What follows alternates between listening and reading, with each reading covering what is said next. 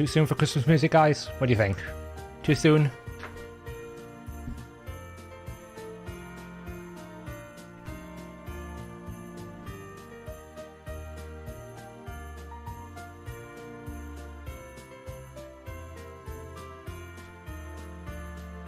Let me just sort my stuff out here. It's all a bit of a mess today.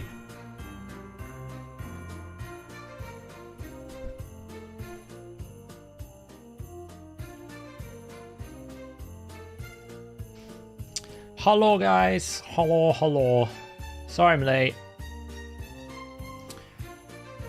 If I didn't go to the shop, I'd have been starving tomorrow, so it was kind of important that I did that.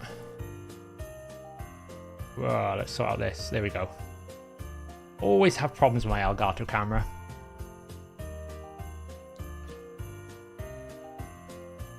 It's still November. I know, do you know what? I don't care because I am struggling this year to get into a Christmas spirit. So if we have to start like a month early, maybe I'll get into the mood by the time we actually get to the damn day. I did not, but I was a very bad person today. I was very bad. Oh no. You remember how we had an entire stream when we were talking about Elva Autumnborn? Well, I was very bad. I was very, very bad.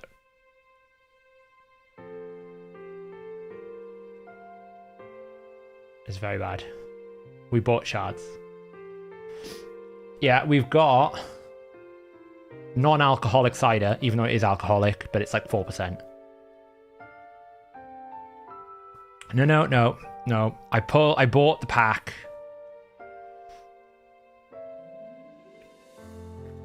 I bought the pack. So I also bought the soul stones. This is like I am invoking a non-spending like quarter after this. But I feel like the packs have been so good. These are going to be the best packs we get for the rest of the year. So I'm like kind of bringing my budget forward a little bit, and I'm not spending any more money after this.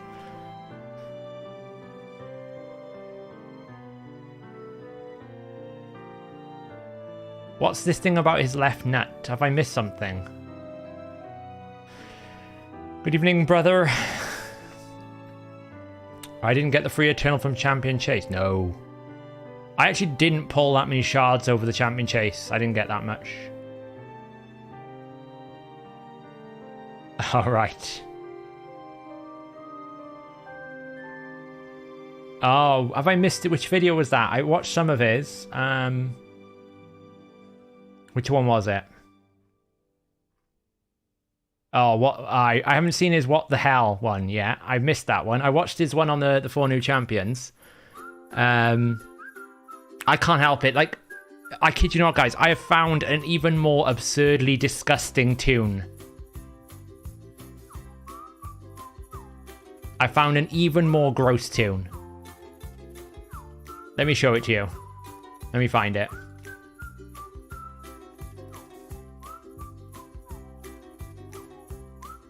It's absolutely disgusting. It's going to blow your mind in terms of how gross it is.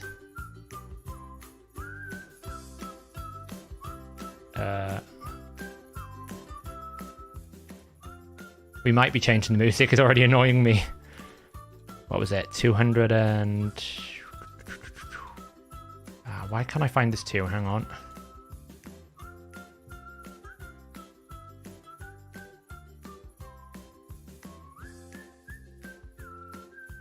Oh, we had it earlier. What have I done with that? So I found an even more gross tune that we can do here. Where was it? I sent it to a link to someone I was messing with the other day. Yeah, it should be 225. Boy. Ah, there we go. So, look at this beast of a tune. Hey Rangan, how's it going? Good, thanks. Do you think the Belnor is going to be all useful? We're going to talk about the new champions before we start the gear cleanse. So I'll answer that question then. Woods. Yeah, okay, hang on. I need to change the music. It's awful, isn't it? I I don't know what it is this year, guys. I'm struggling to like feel at all like it's getting closer to Christmas. It's only like a couple of weeks out, and it's just I'm struggling with it. I find it's just not. I don't even feel like it's coming. Oh, come on. Let's change this horrid Christmas nonsense. If the thing is ever going to load.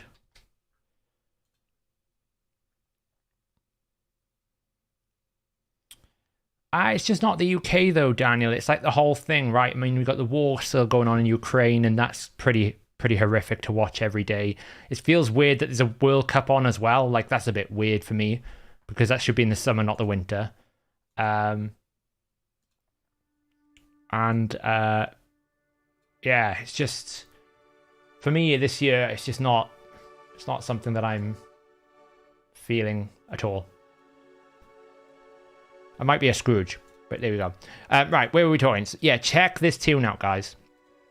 So Elva kind of solves an awful lot of problems that we had in the last speed tune, because, to be honest, I can make Ruella take the stun now. I could probably take... where is it here? We probably just need to make sure that he gets into the rotation at the right point in time. Yeah, so we can basically put Turvold on...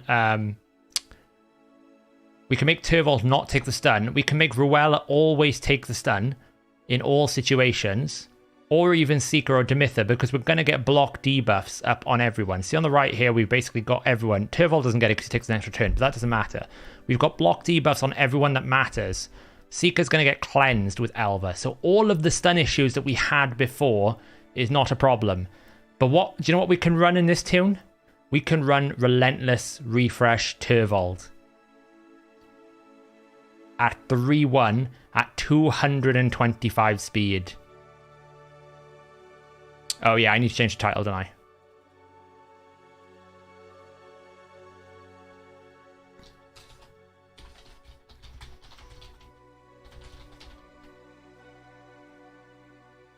I'll change it a bit.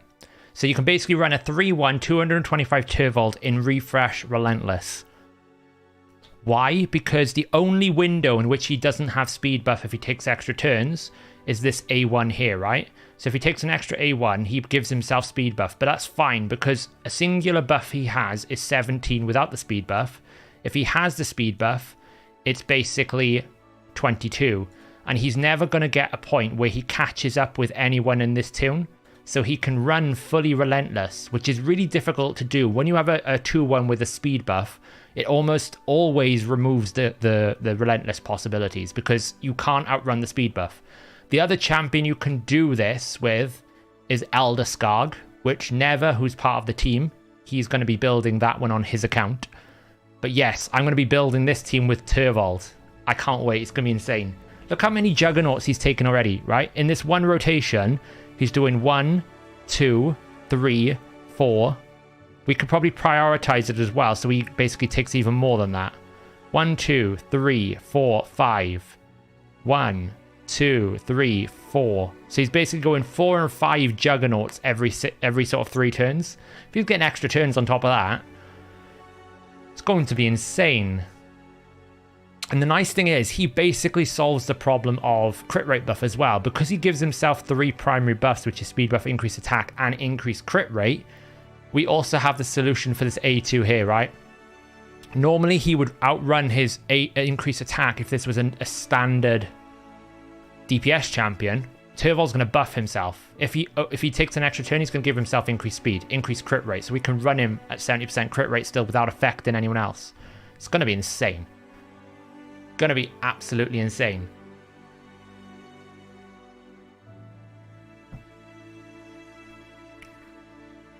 Yeah, I'm going for Elva. The moment I saw it was guaranteed, I was like, I can't, like, there are so many problems with the current clan boss team that I've got without Elva. It's just so fiddly. Like, I have to have different DPS targets, I have to have different stun targets. It's not as efficient. I lose a lot of damage. for me right now, I can't help. I looked in and I was like, I've got to get Elva, because this goes from like, it's a strong team that's doing about 100 million to, oh my god, I'm hitting like maybe 200 million. But like, look at this. It's gross. How many turns he's taken. I actually don't have any refresh, which sucks, unfortunately. So I don't have that, but I mean, look how many like continuous heals that Demitha's gonna have. Like 3. I don't know where she's getting the extra continuous heal from, but she is. That's gonna come from Elva. Oh my god. I've just had a thought there. Wow, Elva A1. You know how Juggernaut increases damage with continuous heals?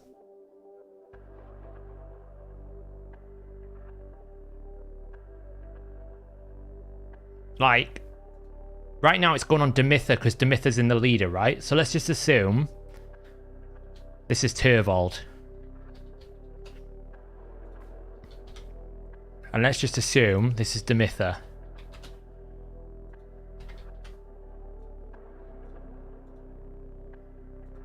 Look at the Turvold buffs. Oh my god. That's going to be disgusting. That's going to be disgusting how much damage he's going to output. It's, oh, sorry. Look at this. It's gross. Imagine him in Blood Shield. I think I have a pretty gross Blood Shield ring on him as well.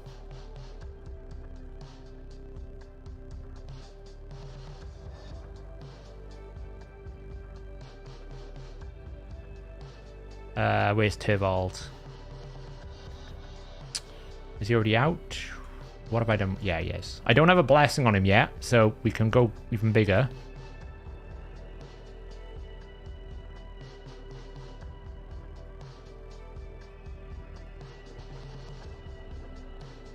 We can get 1 ring, or... Is there a crit damage? No. Amulet. No, I'm having a look on my side. I was leaving up the tune there so you can see how gross it's going to be. Ah, damn it. I was hoping... we'll probably have to use a subpar ring.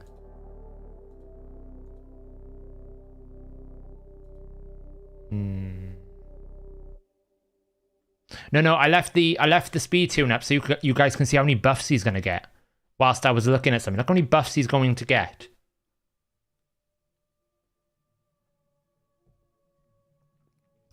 And all affinity when I get time. Oof. Like, he's going to have 1, 2. So for his A3, 1, 2, 3, 4, 5, 6, 7 buffs when I have a Blood Shield on him. That's also potentially 8 if Seeker's passive procs.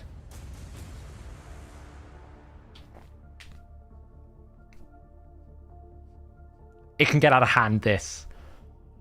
Like, look how many we're going to have down here. It's just... And as I said, I can run him in Relentless. So, like... The Veil from the passive...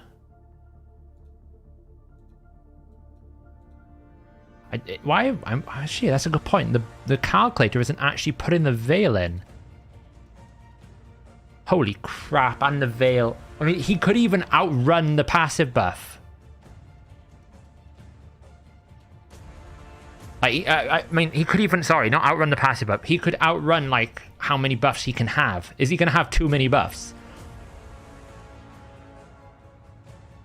Because you're right, he's going to get a passive Veil. So as long as I make him have the lowest HP, he's going to have the passive Veil and the continuous heals on him all the time.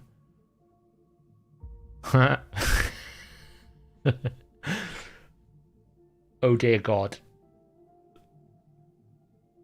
It shouldn't matter because Oxlane, because he's going to run Relentless, he should. It's only one turn, right? Everything's only going to go on one turn. So he should outrun the buffs pretty quickly.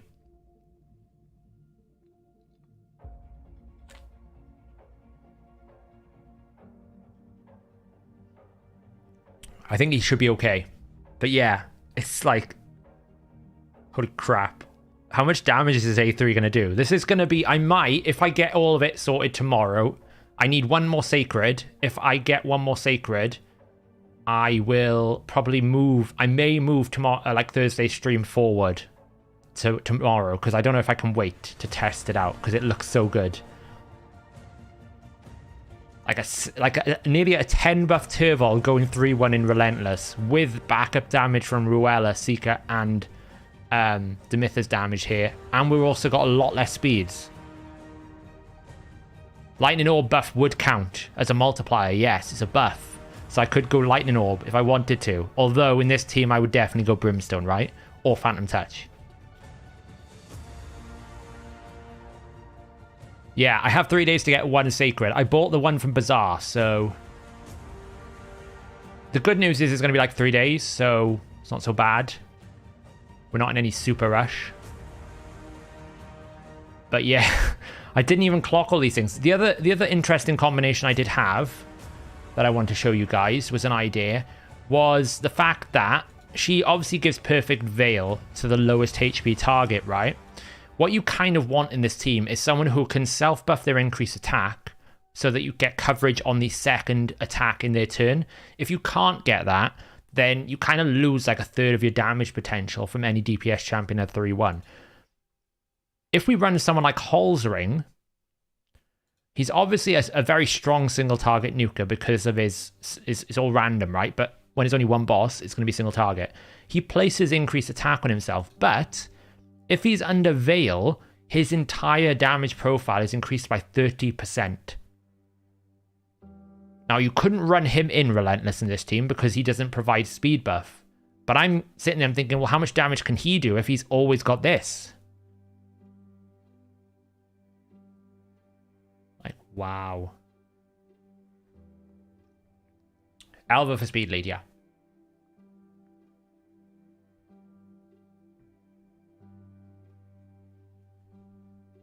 So,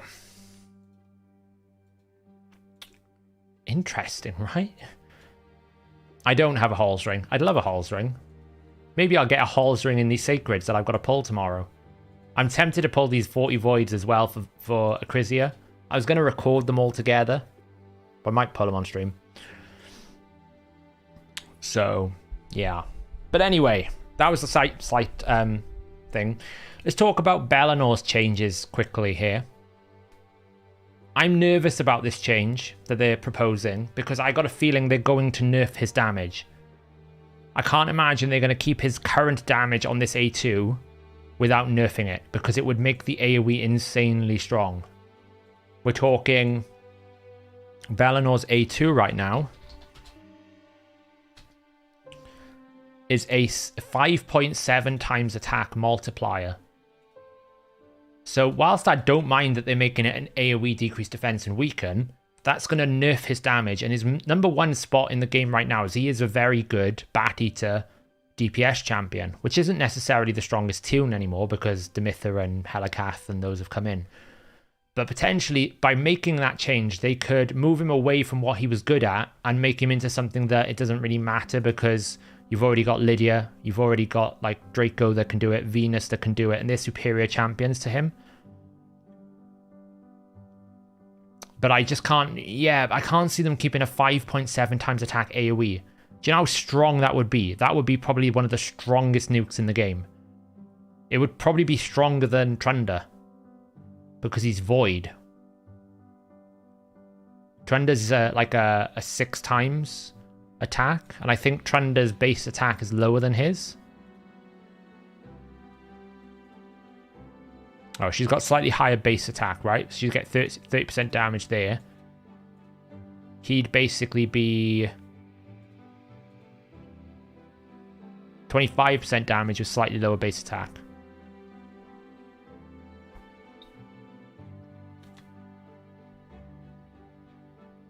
I think it's still strong. I think they're going to nerf it. I do. I think they're going to nerf this damage. I also don't like that it's not doing Sword Leader. The nice thing about this, when he activated that ability, was he gave a crit rate buff. This is kind of useless. It does a decent amount of damage, but I'd have preferred they kept the Sword Leader. So I don't know about the Bellinor. I'll be honest. I don't know. Pixnill's changes is good. I think changing this to 100% freeze is a good idea. Although she loses some niche in the sense that this 5-hit attack used to be one of the hardest hitting abilities because it hit 5 times on a single target. I wish all they would do is decouple this weaken. If we can just AoE weaken or single target weaken without needing to freeze someone, then it's a better champion. Because this ability then becomes really good. 3-turn increased defense, continuous heal, and an AoE weaken. Great. But the fact you need to place it on a freeze target, it's almost like, well, you're reversing the freeze negative damage buff, but I don't really ever find a use for this weaken. So,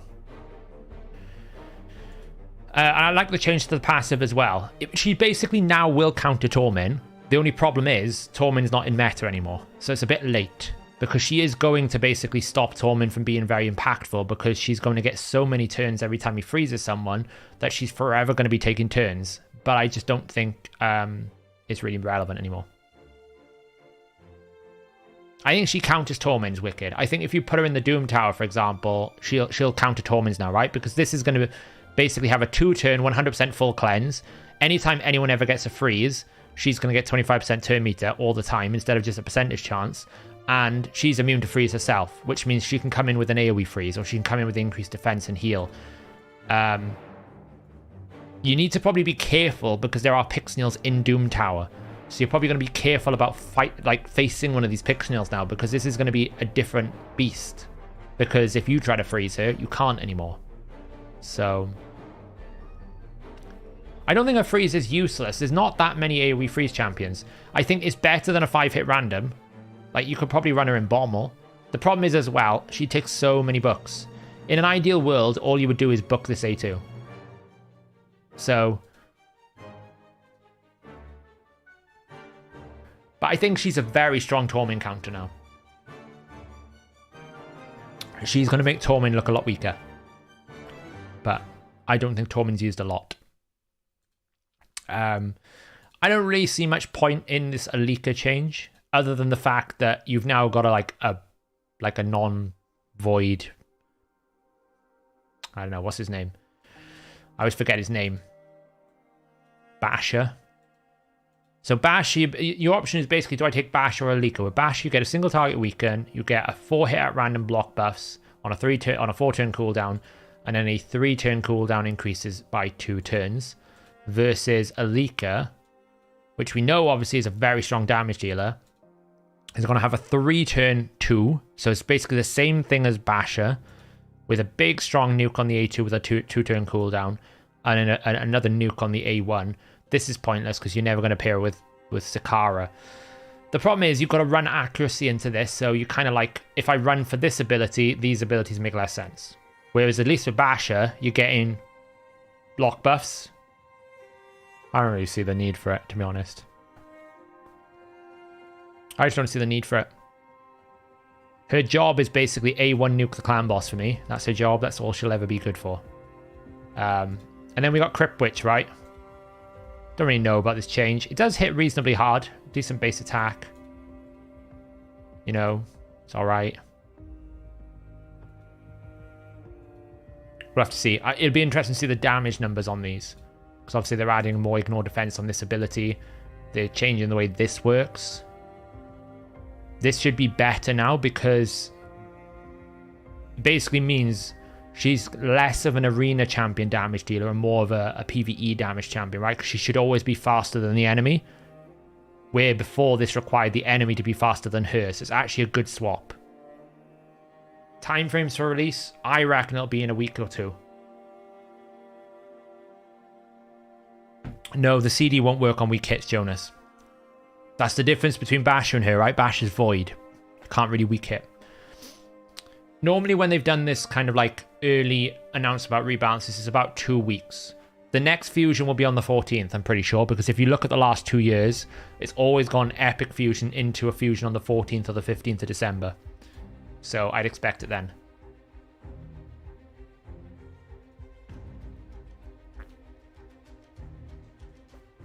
So, yeah. They have been slamming. They haven't, but I think they might fix that in the next patch, potentially.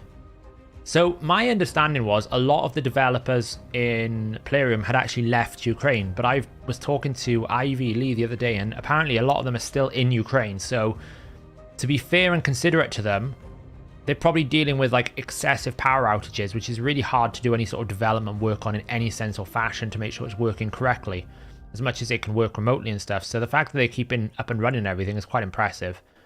Got to give them their dues for that. They're facing horrific things over there. They're getting inconsistent connectivity, so doing their job must be stressful enough on top of actually everything else going along. So just to keep getting content updates out, getting new champions is impressive enough. New to Raid Shadow Legend just got Hefrak. Is he good? Hefrak is one of the, if not the hardest hitting attack-based champions in the game. Which faction is he in? Is he Undead Hordes? Why can't I find Hefrak? Demon. Of course he's Demon. Everything's Demon Slayer. So the way with Hefrak he works is he hits twice if someone is below 50% HP. And he's got this passive ability here where if someone dies on your team, he activates his A2. He also has an increased attack and increased crit rate on himself, so you can choose to run him without someone like an Arbiter. Pretty much, if you're new to this, you're pretty much going to use Hefrak as your main arena nuker now. Yeah, but Harima won't get used on defense. And to be honest, if you're that worried about it, Hefrak will never go into Platinum Arena anymore because he can't do enough damage. I am going for the guaranteed. I'm praying that I don't have to wail anymore and I find a sacred somewhere along the pathways. Maybe Clan Boss will be kind to me. Showcat? She doesn't like getting picked up. Not unless she chooses to. She'll probably make an appearance across the screen in a minute. When she decides she wants to jump up here. There should be an updated one, Jason. I updated it the other day. It should be pretty much relevant apart from the bunch of new champions that just got released. You jumping up here then? Come on in. What are you doing? Don't stare at me. Yeah, if you check, it should be updated as of 6.2, but I don't think the new champions are on there, but none of them are pretty, like, none of them that hard hitting, but I do need to update it for 6.22, so that's something I need to do. I just couldn't help it with Elva. It was a lot of sacreds. To be honest, actually, I probably wouldn't have been able to do it if they didn't release that, the pack that came out, like the Black Friday or Cyber Monday pack with all those sacreds and stuff, like the 70 ancients, 40 things, and like I was at about 9 or 8 sacreds, so I'm one short, but we'll be fine. Cool. So let's just check if I got any free wins. Maybe someone has dropped the defense. No, I demoted down to like gold 1 in 3v3. I took my eye off the ball. It's pretty bad, so I gotta work my way back up now. Heard that when you gear cleanse, you only keep 6 Lego pieces of the triple roll. Alright. I don't know if we're going to be doing that. How would you build him? You build him like any DPS champion, but I think you can obviously build him with 60% less crit, 30% less crit rate because he's going to buff himself. So you can basically build him 70% crit rate, build him for some like Savage or Cruel if you've got it, Savage or Lethal, build him for damage. If you use the GPU optimizer, go into damage mode. That's how I would build him. Build him like any damage dealer in that sense. Around about 180, 190 speed would be ideal if you've got the right boost set up, and he will just one-shot. The thing with Hefrak is he has to get people below 50% HP, otherwise he doesn't do enough damage. The extra hit is what makes him extremely strong. So, what's the situation with my inbox? It's pretty horrific. It is pretty horrific. We actually got to the point where I've had artifacts in storage for 80 days. 80 days. And I would like to add, we didn't build the inbox feature because of this situation. It wasn't my idea. It was a team idea, or more to the case, Dakut's idea, because he missed some things in his inventory and he thought, hey, wouldn't it be a good idea if we added the inbox thing to the optimizer? It wasn't because I asked for it, okay? But I do think it's actually quite nifty that you can see, when you go into the optimizer here, what the actual artifacts are. I think that's quite cool, right? You can see the stats. So if I want to know if I've got anything in here that's like really good, I can scan in it ahead and see what I've got, which is cool. At least that's a feature I think is pretty cool for me. But yeah, it should warn you as well if you're running out of time. I didn't add it for my own habits. Could you test if inbox items show up when you sort in the gear in the champ window? What do you mean by that, Fred? Sorry. Inbox items show up. I'm not sure what you mean. It's cool though, right? I've deliberately not had... I deliberately coded this not to give you a red warning to say, you know, you've got daily items expiring here, because I figured these are always going to be expiring within 24 hours.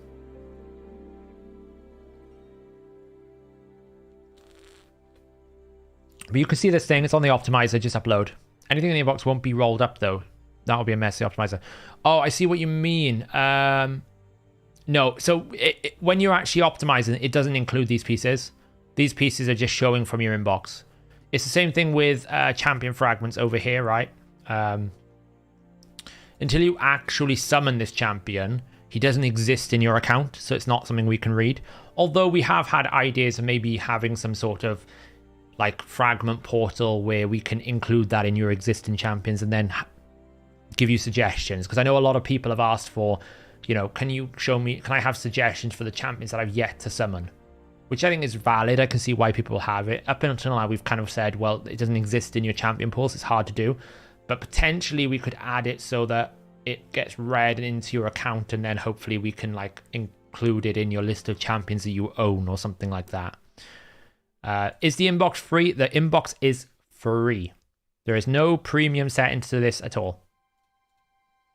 You know, we might add some more features or functionality to it. We might add some like features or functionality that enhances the inbox. Those might become premium. But right now, the use of the inbox is totally free. Obviously, if you're not premium, you won't get the ratings, but you'll be able to see the stats. The free weekend for premium is going to end tomorrow. I do use Cantra, yes.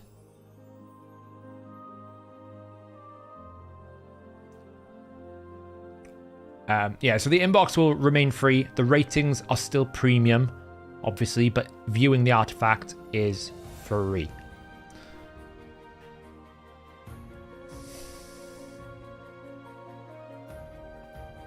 You're right, Kessel. It's not a huge priority, but it's something I think would add value. We always like to have things that add value over the term, you know.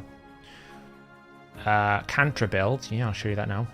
Then we've got to get on with the gear cleanse, I guess. That's why I'm here.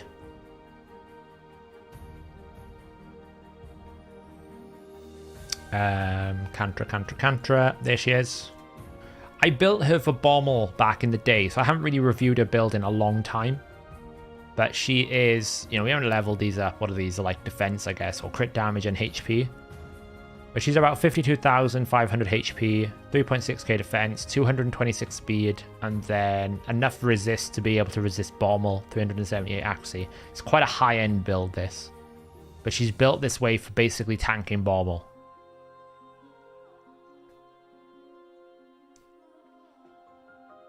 Murdering on the tier list, Fad. What one are we talking about, Kessel? Is this the newest one, or is it like the one back in the day where you said tier lists were terrible? Yeah, I use her in Hydra, Michael. What I'm saying is the reason why she has so much resist is because I built her for Bommel.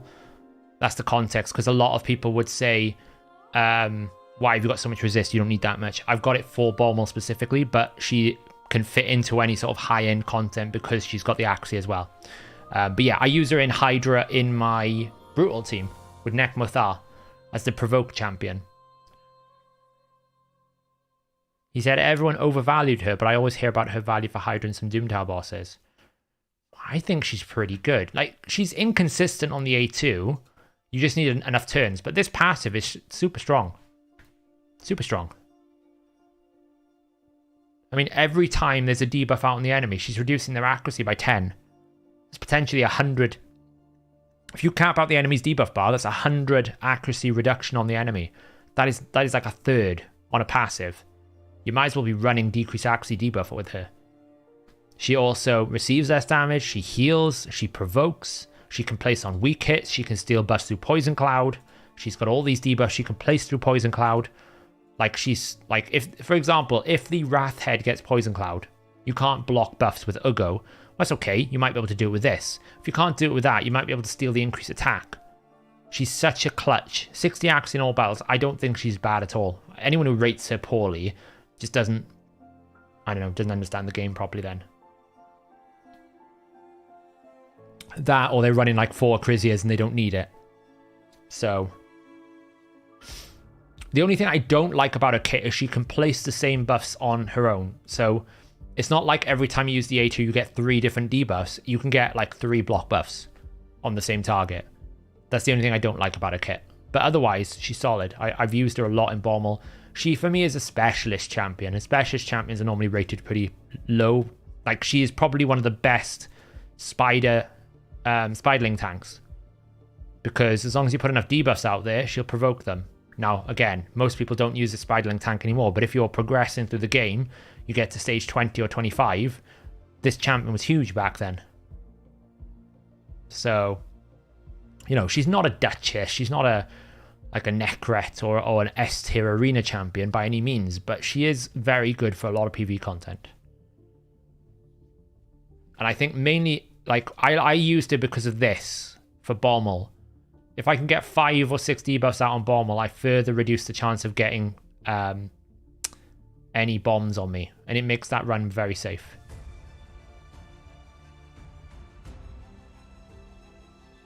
Yeah, I mean, he could be now. If you wanted to use him for that as well. So, but he doesn't have any self-sustain apart from when the enemy heals, right? And the continuous heal. Like, he's not going to heal himself.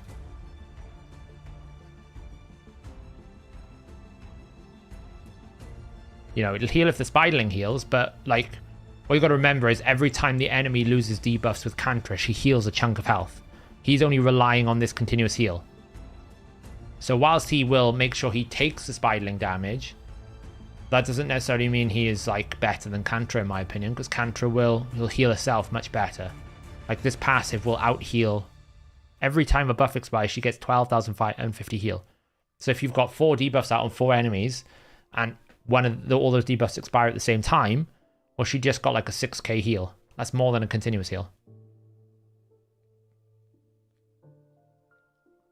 I haven't used Nari too much. I haven't used him too much, to be fair. I know he's quite good, though, and I know who is it that speaks highly of him. I saw a video with Scratch, I think it was, recently. That was, not Scratch, sorry. YST. YST was talking about him, I think, with the collab with someone. He's actually quite solid. He's pretty good. Provoke.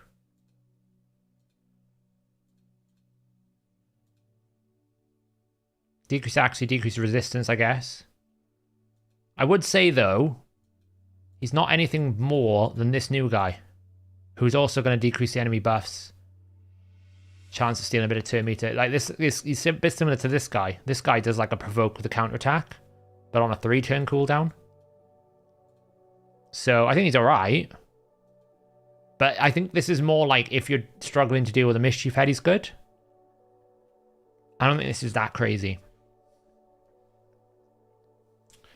20 is a big jump. I was a bit like, ugh, 20 is a lot of sacreds. It is a lot. I think. So do I think she's worth 20 sacreds? Probably. I think, you know, I'm going to be playing her in Clan Boss, but she's basically an alternative to Siphi and Duchess. Like, if you don't have either of those, she's really strong. She's the only champion in the game that will cleanse, block debuffs, and increase speed on a 3-turn cooldown. The only champion. Siphi will do block debuffs and increase speed on a 4-turn cooldown. Duchess will just do block debuffs. Riho on a 3-turn cooldown will cleanse and do a block debuffs, but nobody does it with increased speed and cleanse and block debuffs together. It's a unique ability. I think it's a one-off. I don't think they'll do 20 again. I think it's a one-off. I think they're banking on the fact that people would have bought the full string pack to do it, and they're just banking on it. That, or they've looked at the analytics and gone, everyone's hoarding sacreds because they've been waiting for so long, so we're going to up it by 5. And I think as well, she's new, right? So I think that could be an issue. I think that's it. So I don't know. We'll see. Yeah, the champion training is really good. I think it's worth getting the legendary book here, guys. Even if you don't go for Bad L, the legendary book is worth it. You get some 10 essence on the way, an ancient shard. The rest is pretty naff, but 8,000 for a legendary book. It's pretty good going, I would say.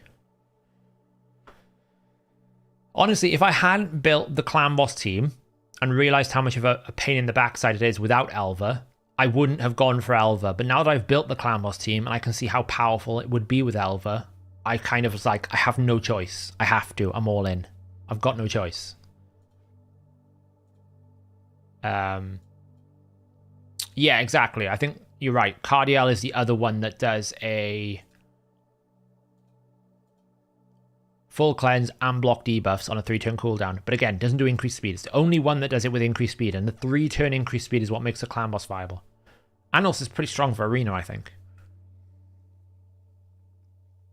It is, but I do think they've been pretty generous this Black Friday. Like, they've offered, like, if you're at all spend any money in this game, which I don't advocate for, I would never recommend anyone to do it. I would never say people should do it. But, like, I don't have a lot of disposable income. Like, I don't have any kids or anything. So for me, it's fine. But we got this pack for free. It's a free legendary book. I'm not going to complain about that. The packs have been pretty reasonable compared to what they were before. Like, some of these are quite insane for what, like, they would never, like, this is a monthly pack. So that's pretty average, that one. But lots of legendary books are being chucked out with different things. Like, that's basically the monthly pack with 5 free legendaries. It's quite same. So, I'm not really fussed about these skins, to be honest. I'll be honest, I'm not so fussed about those. I think generally this weekend, they've been offering some decent packs, so. Who can you replace Turvold with? So anyone can go in Turvold's spot, but only 2 champions can go with Relentless, and that is Turvold and Elder Skarg. Because Elder Skarg on his A1 will basically provide increased speed. So it doesn't particularly matter if he goes again, because he's always going to have increased speed. With Elder Skarg, you can go as low as 207 speed and be in 3-1. And he hits really hard with his A3. This is one of the hardest hitting abilities in the game. Hunt the Marked. Really strong.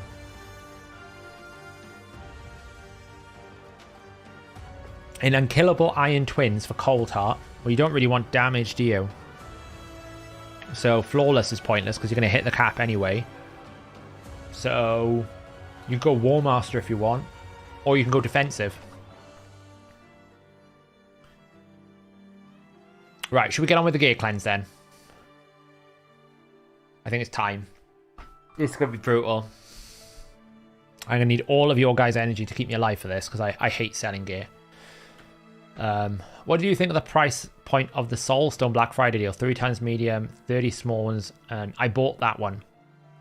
Kessel. I bought the 2 Black Friday Soulstones. The one today for like £15 and the other one for like £17, because I thought they were pretty good.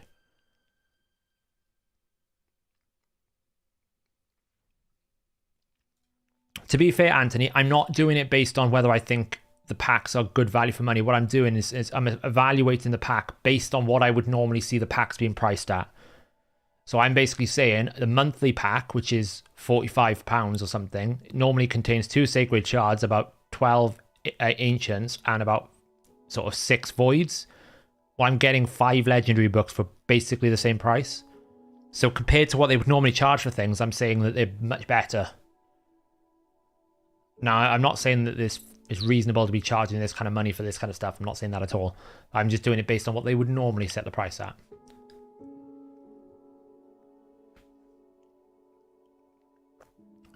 In Clan Boss, probably not. Unless you need him for a speed tune, Jessica, because Tyrell is defensive based. How do you evaluate amulets? Well, we're going to do that. We'll do that today, Dander. Hey, Samuel, how you doing?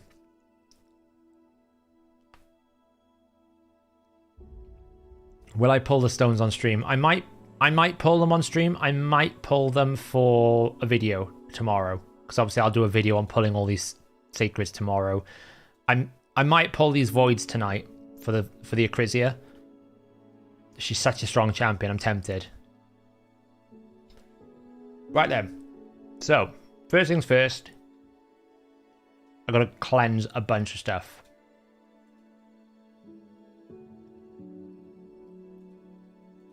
I'll sell that. That's rubbish. Pull them with us and turn that into a video clip. I could do. I don't track my Void Mercy. I'm terrible. I tend to keep all these 5-star like refresh rings because I never know when you're going to need one. I should probably start maybe considering selling some of them if they're not that good, but like I just feel like refresh is one of those things that the artifact doesn't need to be very good, but it's worth keeping. It could be if I've got loads of them. Like, do I really need all of these? Probably not. Like, if there's a HP one here, I could probably sell it. Like that. I've got 2 HP. I don't need a third. I don't open it an awful lot, to be honest, Fred. I only open it when I need to do stuff like champion training, like I've had it open today. I find it's just so buggy and so inconsistent that it crashes my PC a lot, so I just don't have it open a lot of the time. I wish there was a filter in the game to basically go hide anything that is leveled. So I can just find all the gear that is unleveled.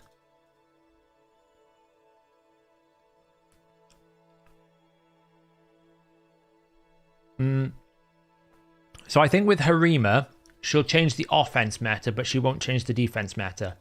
The problem with Harima, I think, which is pointed out to me specifically, is her base HP is quite low at 16,845 to be putting her in defense. I think she'll nullify the Mortu meta a little bit. I don't think she's strong enough to stop the Baron meta. And I think all she'll do is potentially drive people more towards like Rotus teams again.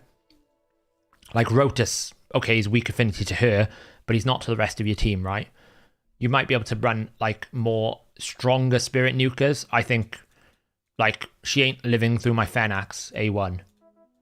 Strong affinity, single hit, double hit, block revive, then she's useless. So not really Karem. I think he likes his own lane. It's not to say that I dislike what he does with the program. I think he does well. I just would take it in a different direction to the way he takes it. And I think he likes his lane for that, which is perfectly fine. Yeah, the problem, Michael, is if you put it with... I think she needs Asuga to stay alive with Necrep. I don't think she can live without Asuga. And most of the time you need a reviver. So then you end up in this position where she has to be the main win condition and the damage threat. And I don't think she's strong enough. I think she's easily counterable.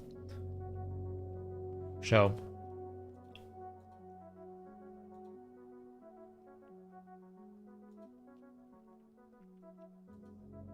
I think you basically would use it offensively into like heavy demon spawn teams, right?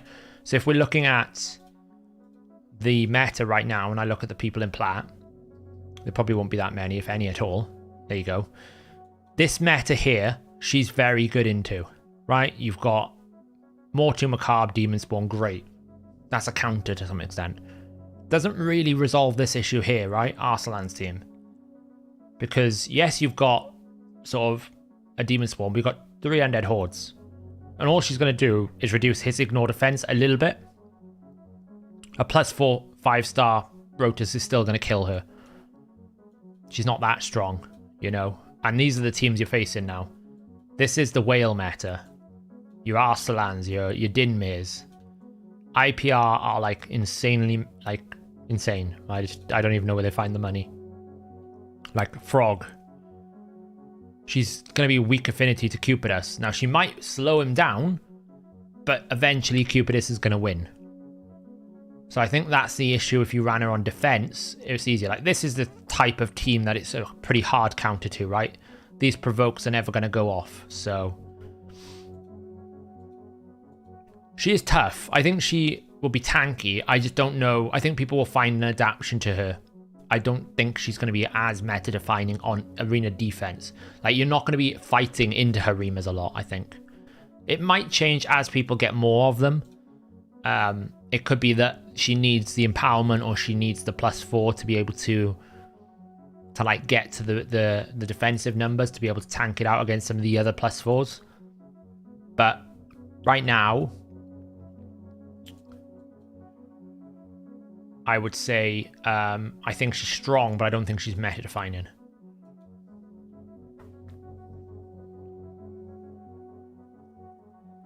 Hey, a Baron is a good pick.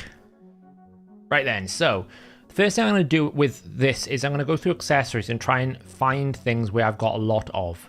So for example, I've got a lot of attack rings here. Do I need as many of them?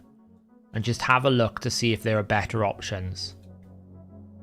Like I'll probably sell that one. I'm always a bit concerned about selling Revenge because there's not a lot of them. Same as like reaction here, you know.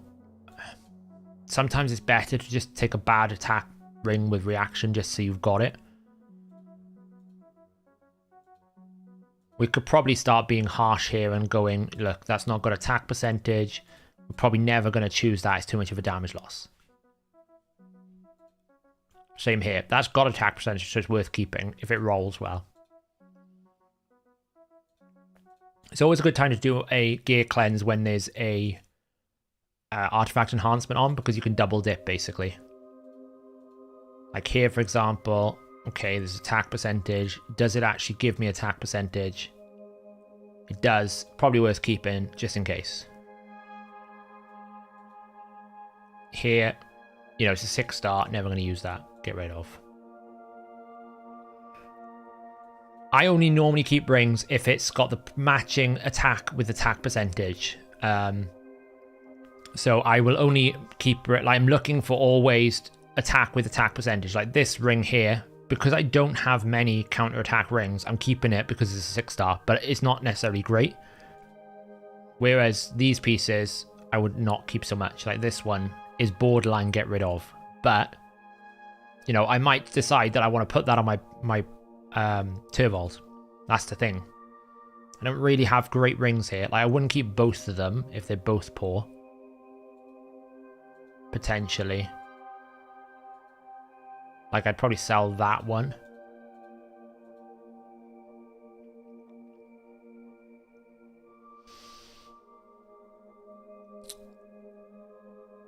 It seems they are trying to change the meta. First Ileal, however, disappointing. He'll get a buff, and now Harima. Yeah, it's always the case, Mr. Lloyd. They'll make champions to counter what's really strong. Hey, Eobad, how you doing? I still need to do Hydra, actually. I haven't done it this week, but I don't know if I'll get to it tonight. If you're all, for example, on defense ring triple attack, would I keep that piece? Depends. Probably not. Defense and attack together is pretty poor, whereas attack with HP is better, generally speaking. Obviously, Sylvan Watches we're keeping a lot of. Rolling it to 8 gives you a good indication of where the stats are going to lie. Like, that's a sell for me because it's dodged both. Normally, if it doesn't roll at least once, a rare will be better for me. Like this one here, you can see I've kind of kept it. I should sell that as well. Because unless I'm going to get one of those rolls on attack, it's not worth it. And I generally don't re-roll accessories unless they're like set accessories. Like that one should be sold. This is the first phase of the cleanse, basically. I'm only keeping that one there because it's 6-star legendary. And it's a refresh. That one's got an attack roll. That one hasn't, so we sell that.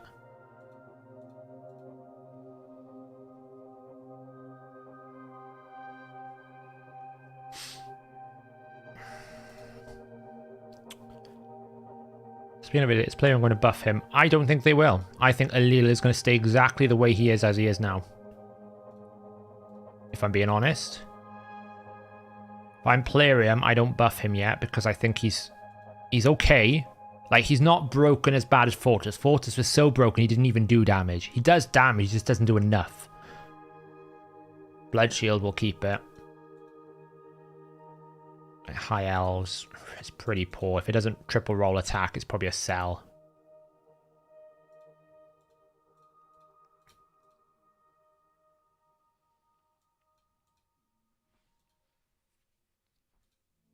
That's a pretty good, nice defense percentage. What have we got here?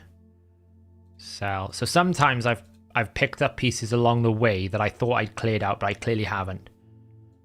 Because, you know, some of these rolled pieces like that, I would never have kept that, but it probably meant I misclicked off the interface, which meant it kept a load of pieces. But I normally never keep any rings that don't have a matching substat. So, for example, I'm looking for attack with attack percentage, like there. Unless I'm really short of that faction, I won't keep it. Like attack there, shouldn't keep that. There's no point. You want matching substats. You want something like this. Attack with attack. Attack with attack. Attack with attack there, see? Right, so that's the rings cleared out. Oh, we've only done attack, sorry. I haven't done the other rings. What am I talking about? HP next. What do we got going on here? A lot more variants. So again, we're looking at probably keeping 1 or 2 refreshes. Not more than that. HP good. It's epic. It's pretty poor. We never keep that. Attack HP. It's rolled 1. It's rolled 1. We'll keep that. I'm deliberately not rolling up beyond 8 because I don't have an awful lot of silver, and I'll burn through it on accessories. So all I'm doing right now is I'm clearing out the bad stuff. The stuff that shouldn't even be on my account. Like this is probably bad stuff.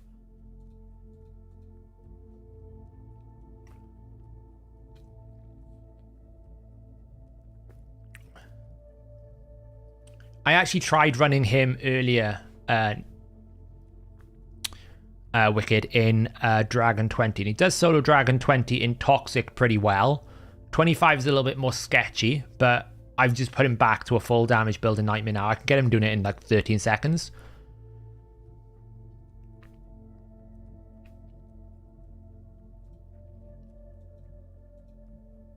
What do we got here? We'll keep all that.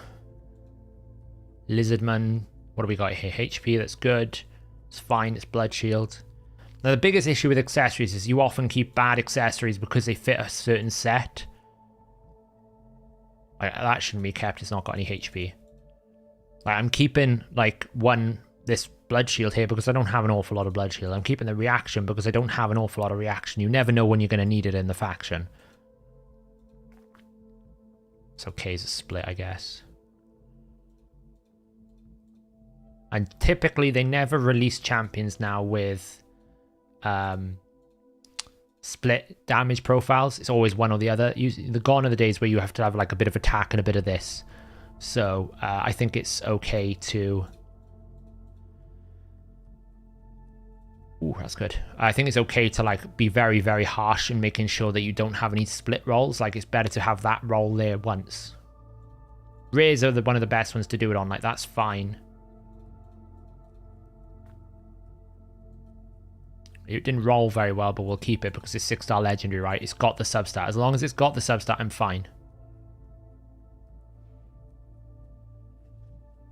I have started now auto-selling 5-star rare. The only thing I've stopped doing that, Michael, is because Sylvan Watchers. So I'm trying to get some Sylvan Watchers gear from the Spider. But generally, I sell all 5-star gear because it's not good for me. I'm too far advanced beyond it, right? It's not to say that 5-star legendary quad rolls aren't good. Some of my fastest pieces are 5-star legendary quad rolls. But generally speaking, I'll roll like a 5-star legendary to 8. If it doesn't quad roll or triple roll, it gets instant sold. It's just not worth it. Like, we'll keep these Ogryn rings because we don't need a third one. Like, if you keep 2 or 3 refreshes, it's normally enough per faction, unless it's a very dominant faction like Night Revenants, which relies on refresh. Like Dwarves, for example, refresh is really good for Geomancer.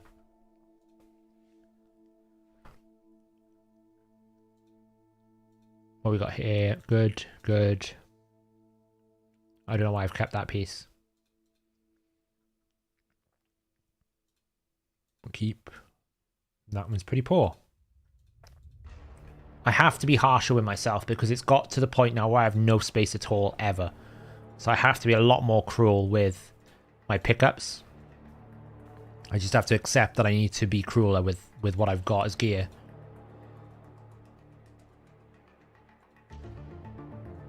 That's okay. It's not got any on there. We'll get rid of both of those. Are we often guilty of putting acceptable gear on faction wars champions, then getting keen to finish the crypt and plowing 2-3 million into a bad piece? Yeah, that's probably something I've done in the past, Nick. That's not like, I'm pretty sure I've upgraded like poor gear back in the day.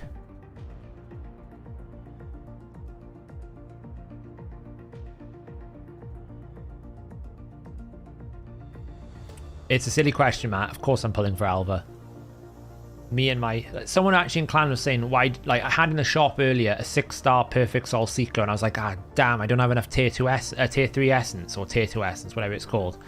And someone in the clan was like, but why does that matter? Because you know, you've already won key in clan boss. And I'm like, for me, the fun part of this game is actually min-maxing my clan boss team. How hard can I push my clan boss team to do more damage?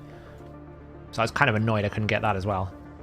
What do we got here? HP, HP, HP, that's good. Again, I'm looking for double rolls. I probably can afford to sell some of these, so I'll sell that one. Because I got loads of them.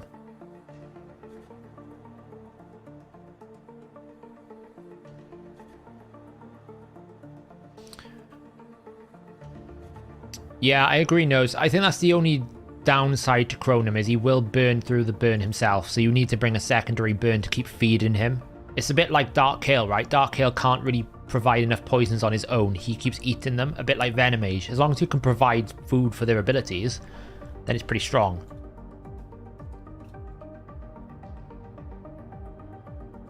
It's a good piece. I don't know why I'm keeping that.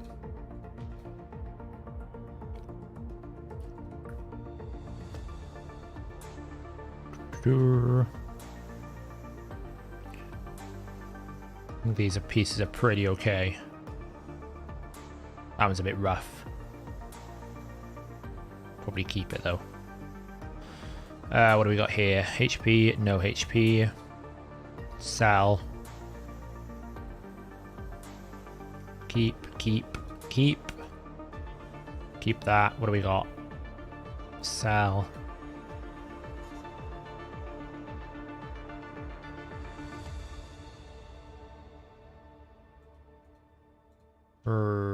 That one is probably the worst one. We will sell that.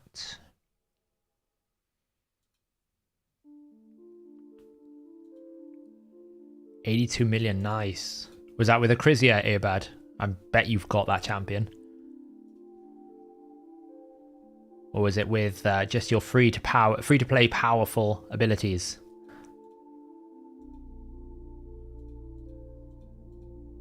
No Acrizia. There you go, guys. So you don't need all the OP champions to win this game.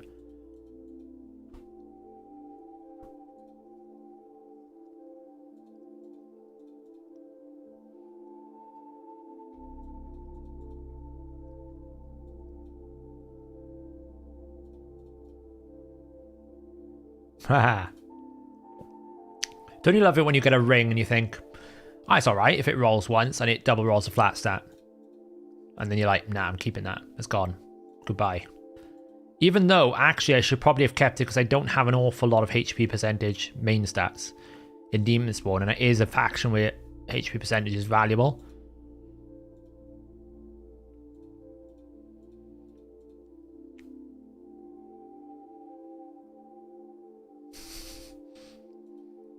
It's because I've been every time I come up with things, Goofy, I always let Hellhades know. I'm like, oh, I found this and I found that. So he knows how much I've been going on about this new clan boss team that I've built and how cool it would be with Elva and what you can probably do with it.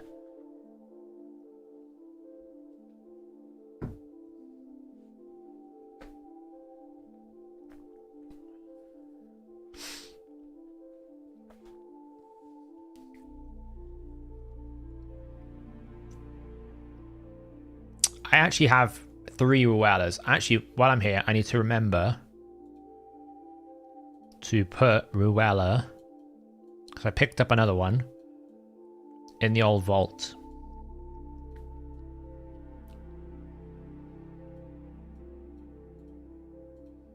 Because there's still, I need to basically get some Faction Guardian dupes for my epics here. 10% more attack, of course we want it. 6 more speed, of course we want it. So I need to build that up a bit more. I could probably get rid of some of these dupe dwarves down here as well now that I don't need the 6-star. I'd have to work on getting some legendary dupes up here as well. It'll take some time. We do have the first faction at 10 speed. It's the only one I've got. Right, where were we? So we've managed to clear like 40 spaces already.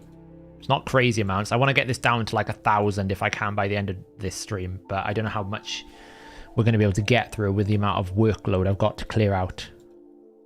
Like, that's pretty much a straight sell. How much damage do you expect to get more with Elva? I think the Elva tune will basically get me to 200 million from 100 million. Like, what you got to realize right now, the Alika Void tune that I have, Alika gets stunned one of her turns. So she's missing 1 A1. Her A1 potential is about 600,000. So I miss 16 A1s. That's 7 million damage that one stun is causing me in a run. So it's actually really influential. It's kind of insane.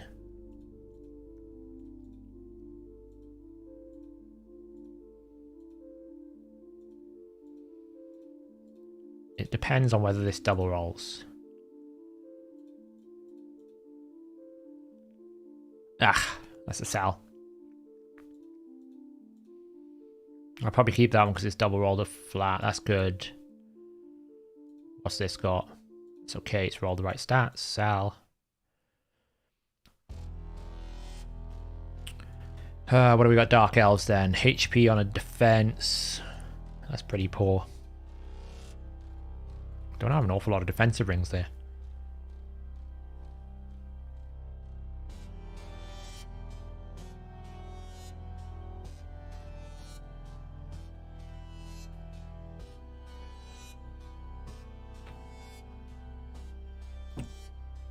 Yeah, Kim, the thing about the fusion has been it's been reasonably easy, but the actual rewards along the way have been worth it. They've been much better. Why am I keeping that piece? See, these are the pieces that you just realize you have in your inventory you don't need. Awful. That one's good. That one's good. That one's good. That one's poor. That one's okay. That one's even poorer.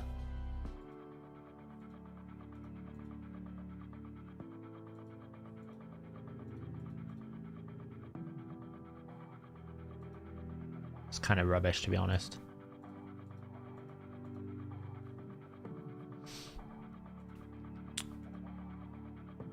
That one's not great either, but it is 6-star. But I do have a lot of 6-stars, so I could probably get rid of that. Okay, defensive rings. Does that roll double roll on defense percent? No, it doesn't. It's a sell. Rares are actually a pretty good opportunity to get good double rolls. You'll find you'll want to keep a lot of double roll rares for a long time because you'll be able to get a lot of stats from it. Whereas you've obviously got less opportunities to get double rolls on an epic. It's much harder. That's worth keeping. What we got here? HP attack, didn't roll the defense. Defense, that's good. Defense, that's good. That's pretty poor, isn't it? It's rolled all of them on attack. You're never going to want a defense ring with attack. We got that, so we've slimmed that right down. High elves. Defense, that's fine. Defense, that's fine. It's okay. It's good. It's good.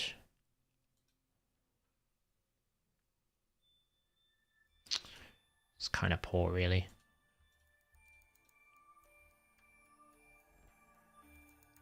I have like one good... The only good thing, Matt, is you don't need accuracy, right? So the banner can be pretty much whatever you want. It can be attack if you want some more damage. It can be HP if you want some more health. It's not as important. Whereas obviously someone like Ruella, you're a bit more dependent on the accuracy. So it's a bit more awkward.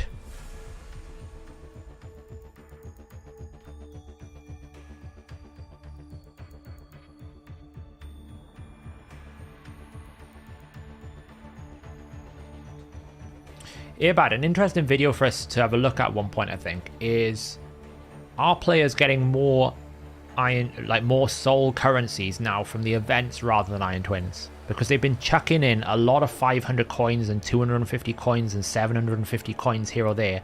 That's like a day's worth of Iron Twins. I wonder if it's just like better just do your events and forget Iron Twins now. I do it daily, but I got like 600 today. 600 to 700 coins. It's just not that good. Double roll. Double roll. Yeah, that's it. I mean, someone did present a pretty good argument for the essences being really strong. Like, you do, like, the essences being a better pathway to getting good stuff. But I don't know, man. I feel like I've been stuck on 73 tier 2 essence for about a month.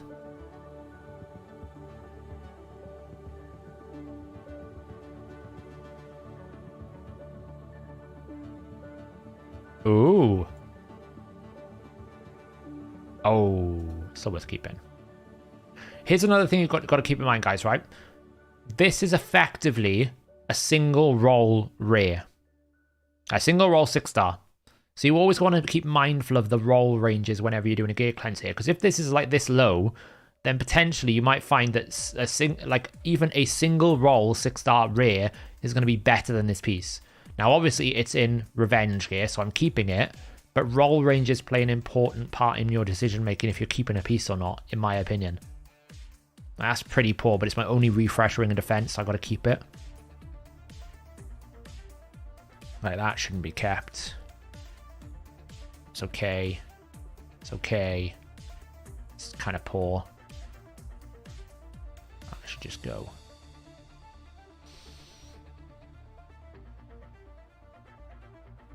No, Joel, it won't work. What it means is if Xavier is on the team, he doesn't need accuracy. And it's his only debuffing ability. So you can run a full damage Bellinor without accuracy with Xavier. That's what it means by can't resist. But it can be blocked.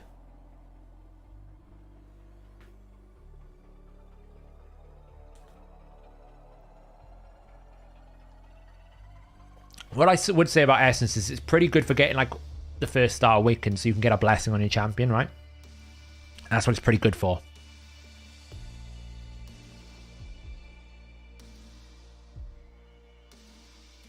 Why have many CCs moved from Twitch to YouTube? So there's three factors. The first factor is it feels like Twitch is not really taking care of their creators that well. Not for someone like me, because I was never really on Twitch, or for someone like Hellhades is borderline. But the bigger creators don't feel like they're being taken care of, or Twitch are not really working to help them. The second thing is Twitch is cutting a lot of the big earners' money, which is a negative for a lot of them.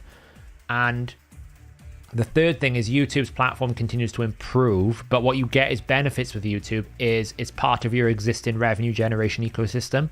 So like for me, for example, when I stream on YouTube, that VOD remains on the channel, which can continue to generate views and viewership, which can generate ad revenue, different things. Whereas on Twitch, you have to be alive to stream, to make money. if you're not live, you're not making money on Twitch, where with YouTube, you don't have to be live to make money. And I think that's a big thing that a lot of creators are getting to now. They're getting to the point in their careers where they're getting a bit burnt out and they can't sit there and stream for 12 hours a day. So they're moving to YouTube, where you don't need to stream as much, but you can still earn as much. And I think that's the difference. And the YouTube platform is getting better. Like, I find that I find that I have a better access to you guys, my community, who are interested in my content, by streaming on YouTube than as if I was trying to force you onto the Twitch platform, because you're not familiar with my content where you are with my YouTube channel.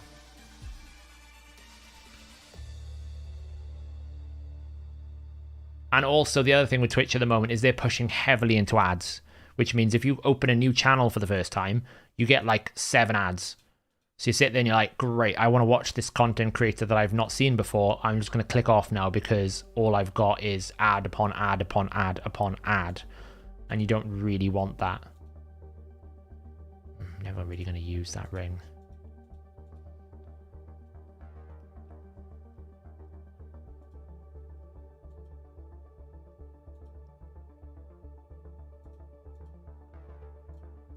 The argument they have is it costs them too much money to stream on Twitch, so they're trying to increase revenue. And I think it's a bit of a false it's a bit of a deceptive argument, because let's face it, they're owned by Amazon, who have one of the biggest server farms in the world. So it can't be that they're not, like, they're getting discounted rates, right? They're not getting the rates that if I opened an Amazon web server that I'd have to pay.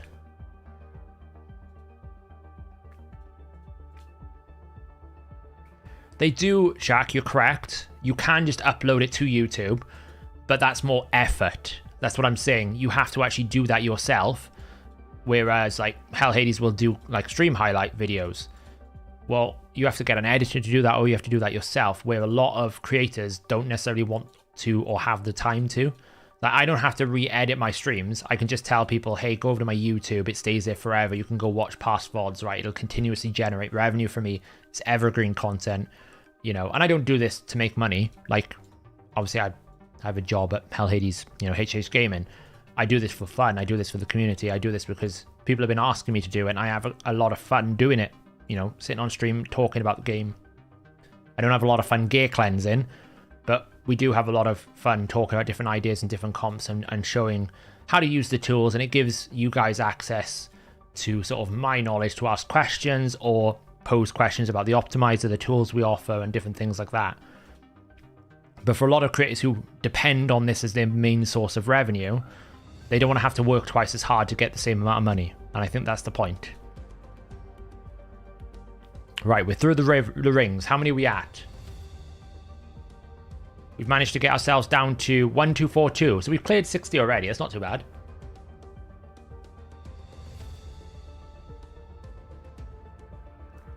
Twitch is becoming very Minecraft kidsy, for a better word.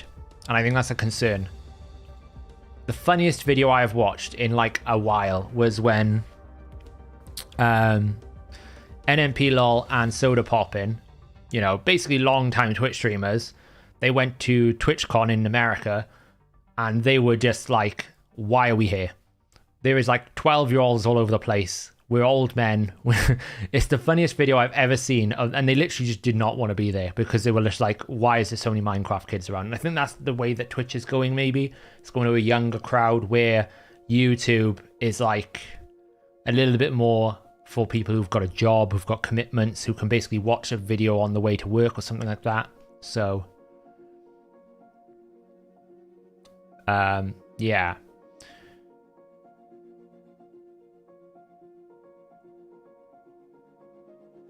If the cat and the Welsh guy, yeah. I mean, to be fair, Sam, it's not really. It's like, it's a Copperberg. It's basically like alcoholic raspberry. Not raspberry, alcoholic Ribena, right? Now,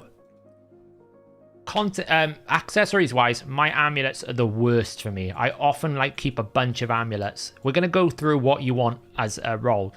Someone asked the question earlier, like, how do you pick stat priorities on like amulets?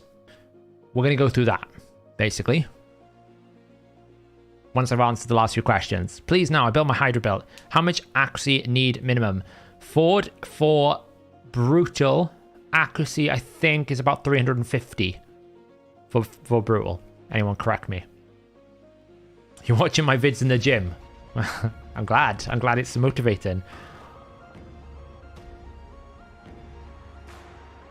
Is the Minecraft age really those that spend for ads? You would be surprised how much audience Twitch has for younger viewers now, which is why it baffles my mind that they allow the hot tub meta still. It's like baffling to me. Like there's kids on YouTube constantly and on Twitch all the time now, and they're just seeing content which is clearly not appropriate. But hey, because we've got this like thing about hot tub meta, it's fine.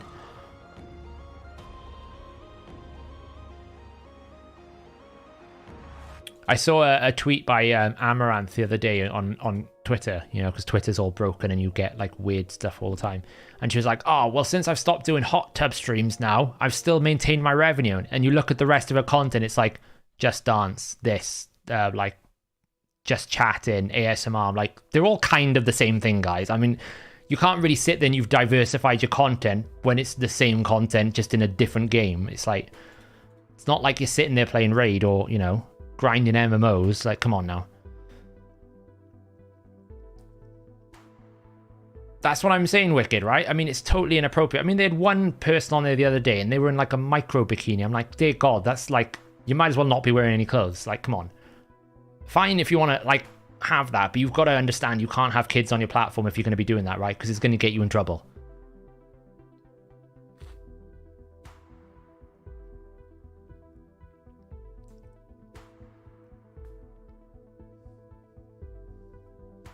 Exactly, Sam. You're right. It's true. And Twitch love that ad revenue, so it is what it is. So, amulets. Now, the artifact the artifact ratings actually needs a bit of a fix with amulets because there is a niche scenario where amulets get rated really poorly in the optimizer at the moment that they shouldn't be. So when you're looking for amulets, there is two main things you want. Either you're going to be looking to index into accuracy or resist on the substats, or you're going to be wanting full damage. So, if I was building a Baron, I obviously don't need to do debuffs. I want full damage. So all I care about is crit damage plus his primary substat. So I'm always looking for the build which can give me as much attack as I can. And there is no better substat than attack for amulets. So that's one of them. The other one then is obviously if you need debuffs, accuracy is a very good source on amulets. Because you can't really get anything that powerful. Like you can get sort of flat stats or you can get accuracy and resistance. So if you need the accuracy, you might as well put it all into your amulet so you can use, say, crit damage on your chest. You can use those substats better in other places and put all of your accuracy in the amulet. So that's kind of where you're looking for in amulets. The primary stat is going to be decision made on, am I trying to do damage, right? So if I'm doing damage, I pick crit damage almost exclusively all the time. Unless I'm bombing. If I'm doing bombs, then I need attack. There is a niche scenario where if you have an attack primary amulet with 3 or more crit damage substats, then for someone like Maneater or Brogni probably, it's better to go attack rather than crit damage. And that is because their primary stat is quite poor, which means that their multiplier has been raised at a higher level, which means that the one singular flat stat attack you get is much more substantial to someone like a Maneater who's got an 8 times attack, or a Brogni which has got like a 6 times attack, than say the crit damage, because you're going to get more damage out of it. But it normally has to be a triple crit damage roll with an attack primary for that to be worth. Otherwise it's always going to be crit damage for damage. And then you're kind of choosing between HP and defense. Normally, if you're trying to make yourself tanky, you're kind of going, either I want to go all in HP for damage or all in defense for damage on the rings, and then I might want to like offset it. If I'm doing it for tankiness, I'm kind of just going, do I need a little bit more HP or do I need a little bit more defense? That's kind of like the decision making you're going with amulets in a bit of a TLDR there.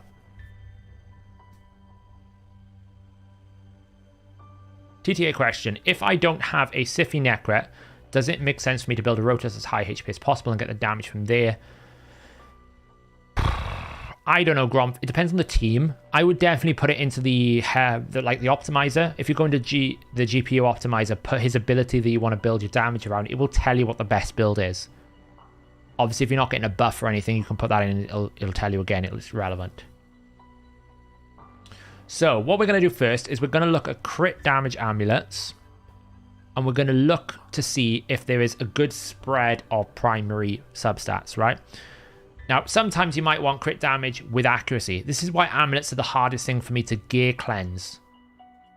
Because, like, this piece here is probably a pretty poor piece. But if they ever release a HP-based nuker in Bannerlords, and it's, say, double roll HP, it'd be pretty good. It's worth keeping. It didn't really do that, but that's still a lot of base HP. It's very difficult to do this. Like, this is great. This piece here looks pretty boring, right? It looks pretty bad. But this is one of the strongest amulets you can get because you've got a double flat attack with crit damage. The only way this gets strong is if you get like an epic piece in the same way with a triple roll.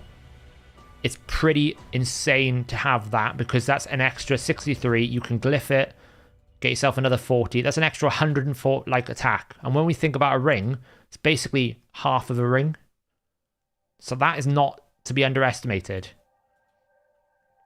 This one's not so great because it's split in resistance and defense with crit damage. Resistance is generally a poor substat to have with crit damage, unless you're going into a really high resist build, which is normal, like there's not that many cases.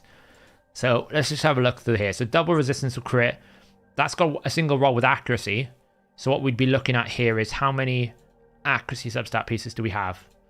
So we got 1, 1, 1,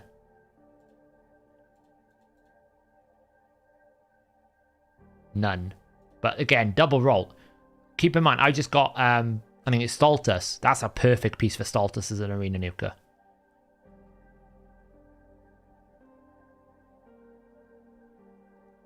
It should do Kessel. If he increases his max HP, it'll increase his damage. Is Coronar with building for damage or should I focus survivability? He's pretty strong damage dealer if you can get his passive with Manaya. Coronar requires Manaya. Yeah, he's a good nuker. So these pieces here, like I've got 3 different options. That's actually really strong for Stultus. This one is probably one I would sell. Because to be honest, I'm never going to need a double roll resistance. So what I'm looking at here is where can I save? I'm probably going to sell that. Where can I save space on things that are less likely? That one I'll keep. That one is borderline as well. I actually think there is no value in crit damage with resistance substat in most scenarios. In almost any scenario, that's the case. This one's good. We've got accuracy. You can see how my amulets are really bad. I'm going to have to roll a lot of these to see where it lands. It's worth keeping, even if it didn't triple roll.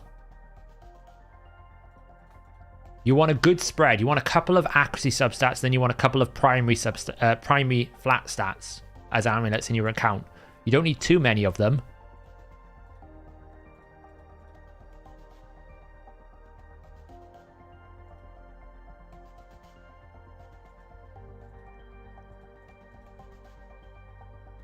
Hey Sheldon, how's it going? How are you doing tonight? Abora is good for damage plus resistance rolls for amulet, one outlier. Potentially, yeah. So what I'm saying is incredibly niche to the extent where I probably wouldn't keep any.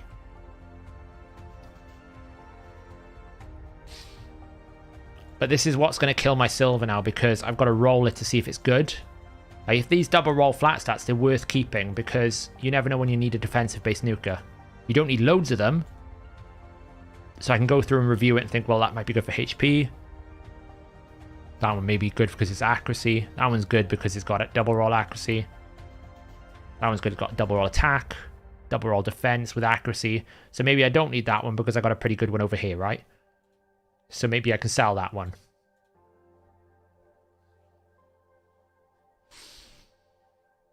Hey Scott, no worries. You can catch you can watch the first part later when it goes live. You know, tomorrow or sometime. It's always going to be live on the channel. Now, the other thing with amulets is you do want to keep certain factions, like that's a sell, it's never going to roll well. You want to keep certain factions with attack amulets that have bombers, like Dark Elves has Astrolith. I think Demon Spawn as a bomber. Night Revenants of Gaius. You want to keep that in mind as well. You want to always have, at least in one faction, at least one really good attack amulet, just in case they add a bomb champion and bombs all of a sudden make a reappearance.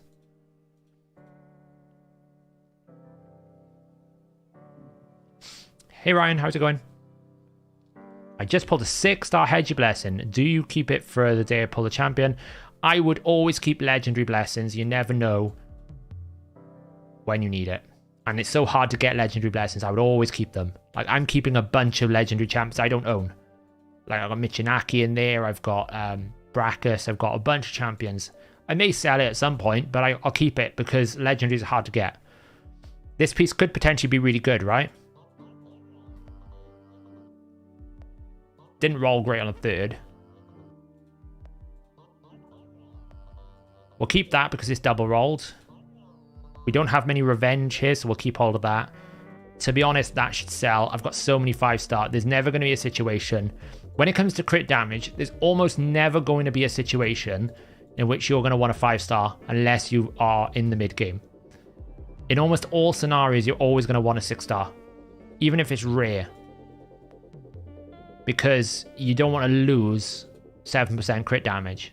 It's just not worth it.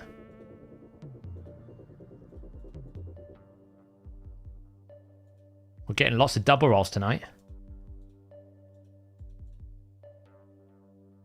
That's the first split roll. That's probably going to be sold.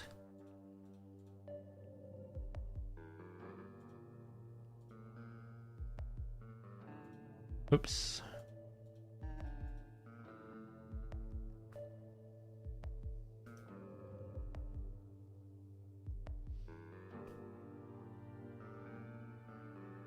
Yeah, exactly. You're right, Jeans. That's the thing. The primary stat on amulets is normally more important than the substats.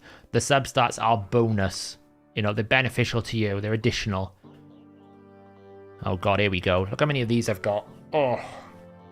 This is where the raid actual web, like, where they're terrible. They have no way to help you find a better filtering for this. So I'm going to have to figure it out myself. Right, so what do we got here? That's kind of split rolls. Accuracy with a bit of HP.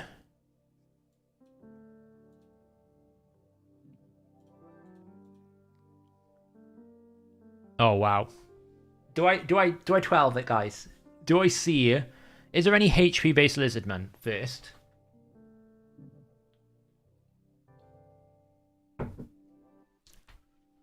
Are there any HP based lizardmen in this game?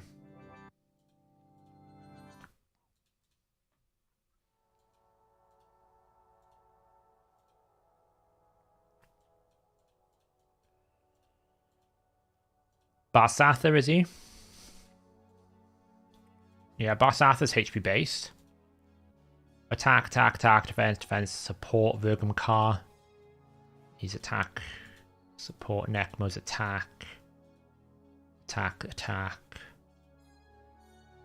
He's the only one, and Jareg. So, I should roll it to 16. Just to see how it goes, right? Look at this. I have 500 amulets. I have way too many amulets. Should we see if we can get a quad? Let's do it. Oh, it cost me 2 million silver. It's fine. Still good. I shouldn't have rolled it though, because it cost me money. I'm trying to keep my silver up. What else we got here? Attack. Let's just see where that rolls on 12. That's a pretty much a sell. That's just all over the place. At least these amulets sell for something, which is good.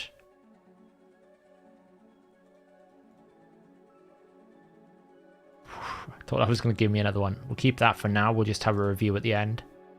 That's an awful piece. We're never going to use that.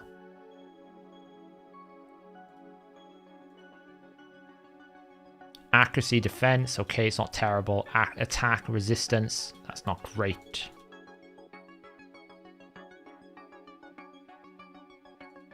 It's actually okay to do it now, Nico, because there's a artifact enhancement on, and to be honest, it's got to the point where I literally cannot cope with the inventory space that I've got. I'm struggling. I've had artifacts in my inventory for over 80 days. Eventually, you've got to like bite the bullet and just get it done. We're getting double rolls, but we're not getting many triple rolls. That's a terrible piece. We'll never keep that. Good evening, Ardis. Hello. What do you think of the RS Helper gear seller? I don't trust that to not sell my entire inventory. It's probably a great tool. I'm not being negative and critical of them. I just don't trust it not to go wrong with my own stupidity and break things. I'll be honest, I'm pretty precious about my account. I don't want to lose all my gear. So if I have to spend an extra 5 hours doing it myself to ensure that reality doesn't happen, so be it.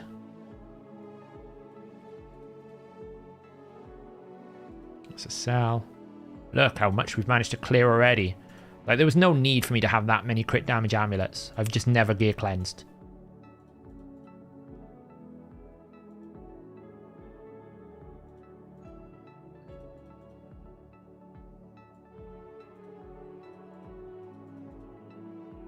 What did we do? Here's a real question. How did we cope before this instant upgrade was in this game? Like, seriously. Imagine how long this would take. That's worth keeping.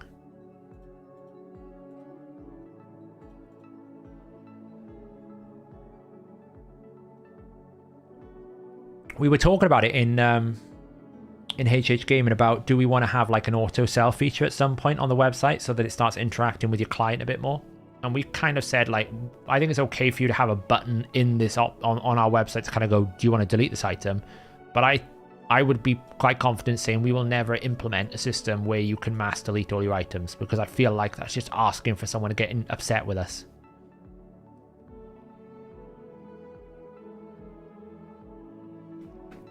See you later, Earbud. Thanks for hanging out. Thanks for bringing your free-to-play friendliness. I think I'll be on a bit of a free-to-play path after this sort of horrific Elva summons. That's the last time I'm buying anything for a while.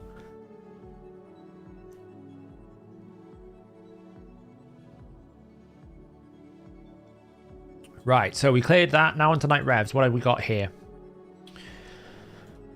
Crit damage, defense. Accuracy resistance is pretty good. Defense, nice. That one's a bit of a mess, but we'll keep it, I guess, for second. Accuracy resistance, okay. HP, crit damage. Which way is that going to go?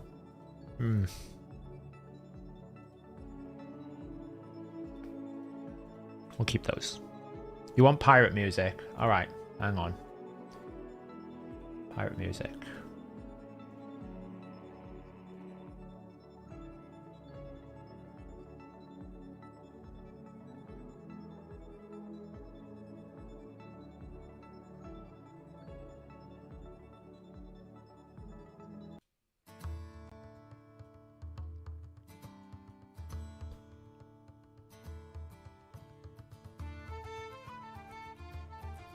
When's the Christmas fusion getting leaked? God knows, but I swear to God, if it's another spirit champion in the fusion, I'm going to lose my mind.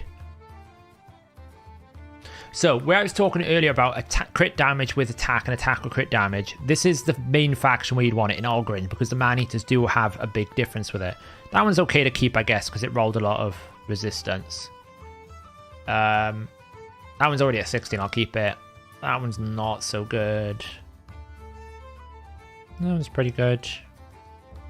That one's really not good. It's normally great for raid. Normally the offers they put in the pack, we get lots of free gifts. The fusion is not always amazing, but I thought Tutora last year was really good. I thought Tutora as a fusion was great because it gave you something immediately what you needed, which was a solution for Hydra.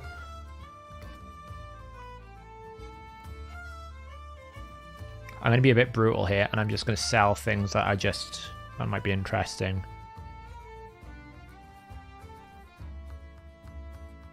And Bommel. We basically had pretty close together Bommel and then Hydra, and he was an answer to all of it. So Tutora is really good. Oh, look how many Skinwalker amulets I've got. Okay.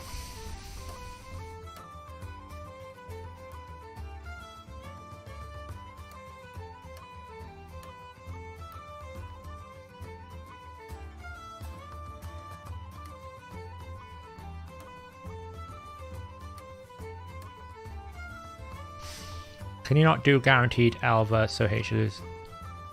Can I not do it? Be honest. My clan boss team is more important than Hellhades' left nut. I apologize, but that is the truth. Big numbers over bodily parts. Let's face it, everyone here wants to see me run and Relentless Turvold with multiple buffs at 7 buffs to see how much damage the Turvold can actually do it. No, I am pulling, Nico. I am pulling. We're getting Elva. Don't you worry. I'm actually surprised the guaranteed one didn't start today. I don't really know why.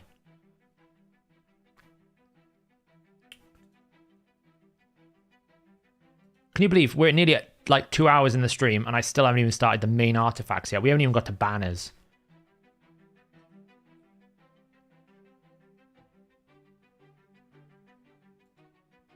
Everyone keeps writing left nut in the chat and YouTube keeps flagging it up. So can we use like a different code name for it? Please. On the average attack based nuka, how much attack is worth how much crit damage? I feel like one could make a point for attack amulets. It's actually a lot more complicated, Jeans, because it depends on the multiplier of that ability, the base stat of that, the base attack of that champion, as to whether or not attack is more valuable. So say, take like someone like Ninja, for example. Unique case, of course. He's going to grow his attack value quite considerably. So maybe having more attack is much better because you're going to get 100% more of the attack. I'm pretty sure the optimizer doesn't do a very good job of scaling his passive. Think of someone like Maneater. Maneater's base attack is really bad, but his multiplier is really high. So it means that flat stat attack is valued more than percentage attack, but sometimes crit damage will be valued less. But sometimes the attack value itself is more important because the damage you're getting per singular attack is substantially higher, which means it can change. It's a really complicated, like it's not something you can just put an all-out flat thing on. It needs to be like contextualized to the champion.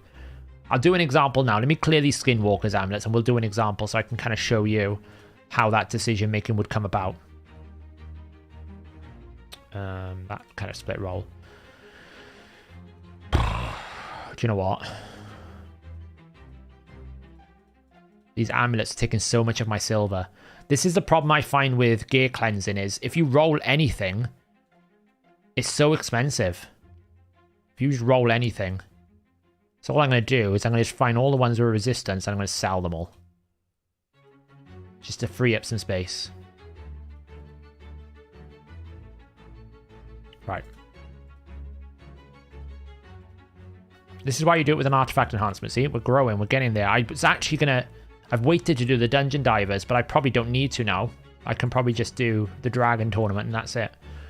Let's pull 10 void, shall we? I need a break. Oh no.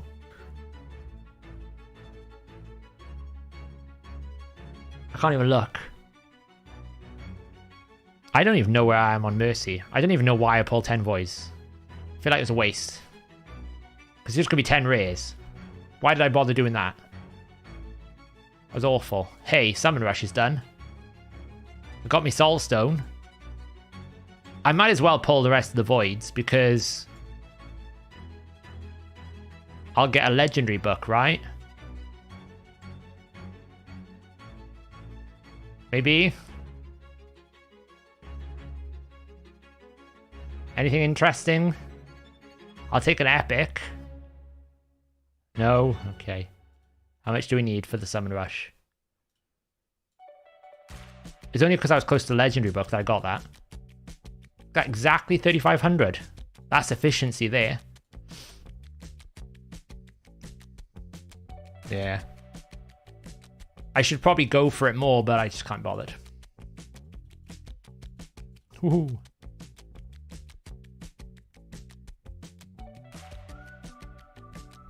Oh yes. Everyone wants a 1-star witness. Already got a 4. Look, I got a 5-star witness. I don't need a 1-star, I got a 5-star.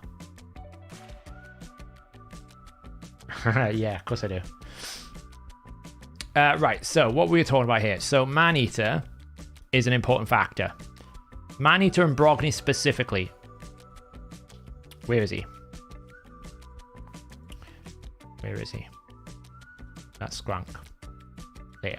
So the thing about Maneater is this ability here hits really, really hard if you can get the attack value up, but he's got really bad at base attack. So this is one of those situations where sometimes flat stat attack is going to do more damage. For example, if we go to my artifacts here, I look for attack with crit damage, and I want to sort by crit damage. I want it to be... This is the example that I'm talking about here. This one piece that you can see here. This is perfect for Maneater, for an attack amulet. Why? Because he's got an 8.2 times multiplier. So the crit damage substat is probably better to have than the flat attack because you can get more primary attack. This will result in more damage than if I had the 40% crit damage, because the difference is about 14%. But because he's got a higher multiplier, and because he doesn't benefit from percentage attack as much as other champions, this is stronger. But in normal cases, you wouldn't have it that way. That's why Brogni is another situation, right? Brogni needs damage to be able to grow his shield. A big part about the unkillable infinity kind of comp is how much you can grow this shield. The more damage you can deal with Brogni, the more you can grow the shield, the more damage Corporal and Cadaver can do. But again, awful base attack. So an attack amulet with a crit damage substat on Brogni is another champion that would benefit heavily because his multiplier and his A2 has been increased to deal with the fact that his base attack is so poor.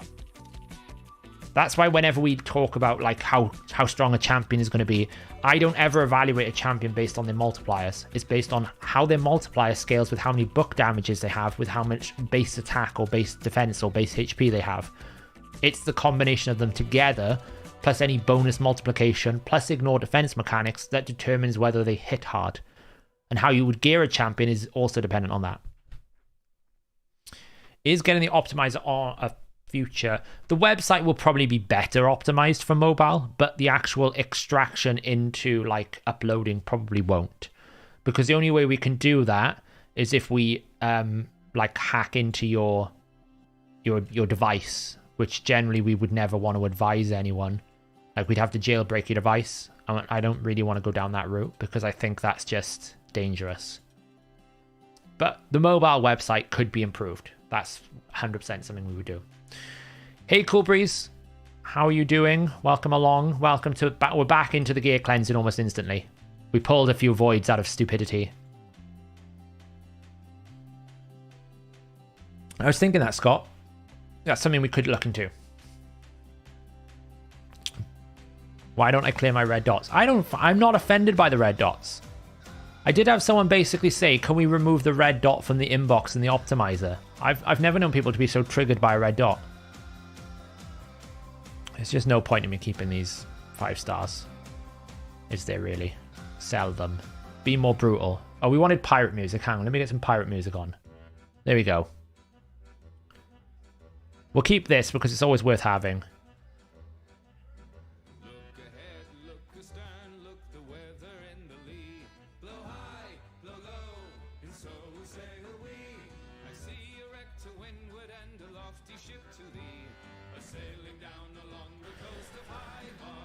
All right, where are we at with this?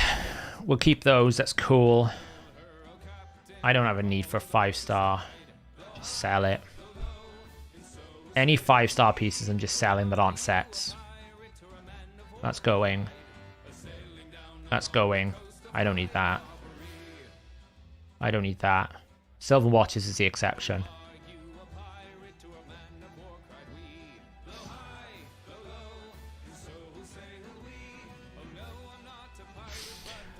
Well, Krem, most of the time, you can't have refresh because it will break your speed tune. Most of the time.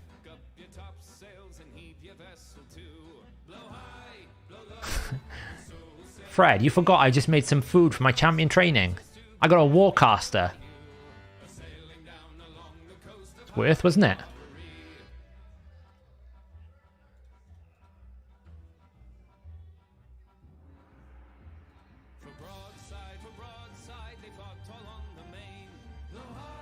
Again, I'm just going to sell anything here that's got resistance because I don't really want... Like, I haven't got the silver to be going so perfectly through this and checking everything. Yeah, I know. I did that with Kyoko. I don't need it for Bad L. Fortis can solo if I need to. I never used a solo. I'm not a big fan of solo champions. And I feel like there are better boss killers than him, so...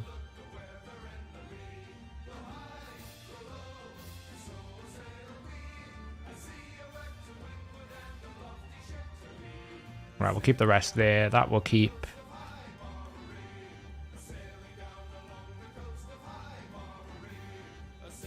Bit messy.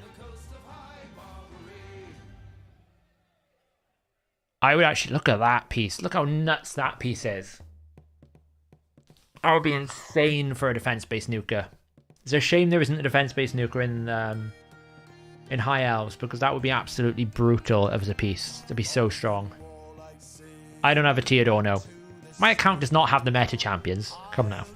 I have good champions, but not the meta champions. Yeah, could go for Tutura. Great point. Yeah, Tutura is a high elf for some crazy reason. I could go for him.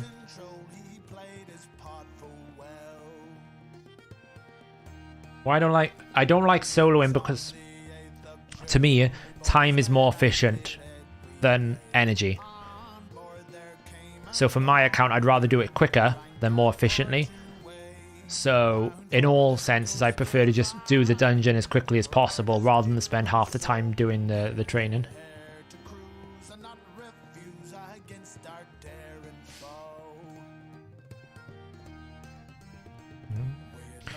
Yeah, it is to catch them all, but I am not going through what I went through with Kyoko again. Thank you. That was hard enough. That was brutal. One does not want to experience that situation again. We can probably get rid of some of these.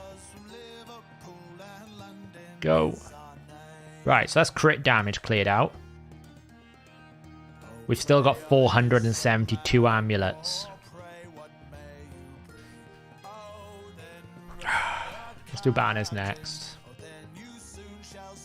How many of these have I got? 481. Oh, look at it. How do people do gate cleanses as a thing? Wait, what happened? I got Kyoko from the champion training tournament, but it was stressful.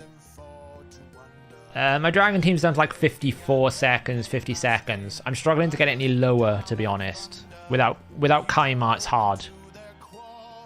Because I always have to take an extra turn on the wave 2, and that's costing me like 5 seconds.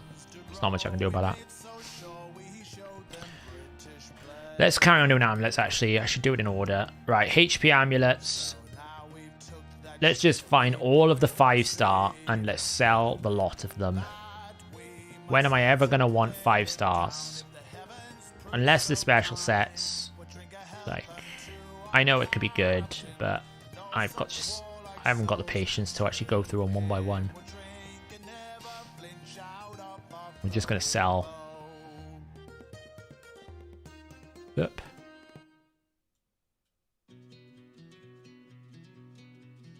Probably don't need that. Probably don't need that. Probably don't need that. That. I should probably keep one of these. When it comes to attack, I'm always looking for does it have accuracy substat. If it doesn't have accuracy substat, we're selling it.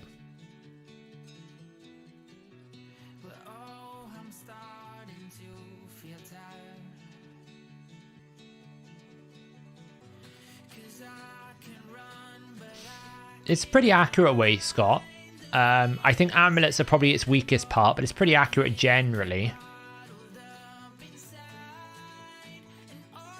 It's the thing is this is This is less about me determining what's good and what's not, and me having to roll through and check if it's going to become good, because the optimizer can only know once you've rolled a little bit.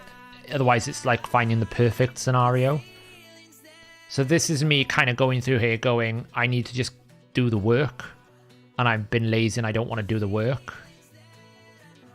This is what this comes down to. So today is we're just doing the work.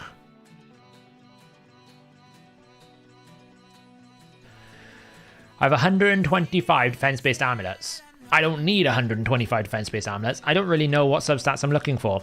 The problem I have with amulets here is I'm normally looking when I'm building a champion. I kind of know what I want for that particular build. So I'm always a bit skeptical about selling stuff in case I need something. So I'm a bit hesitant to sell a lot of it. So I'm probably going to sell based on volume rather than substats. So for example, we've got a lot of Shadowkin defense-based here. I don't need this much.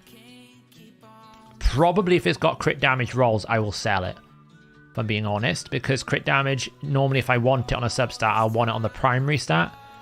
Like that one can go, that one can go. This substat is where you're looking for accuracy and resistance, right? It's fine, it's fine. What have I missed? What are we doing? Let me update the title.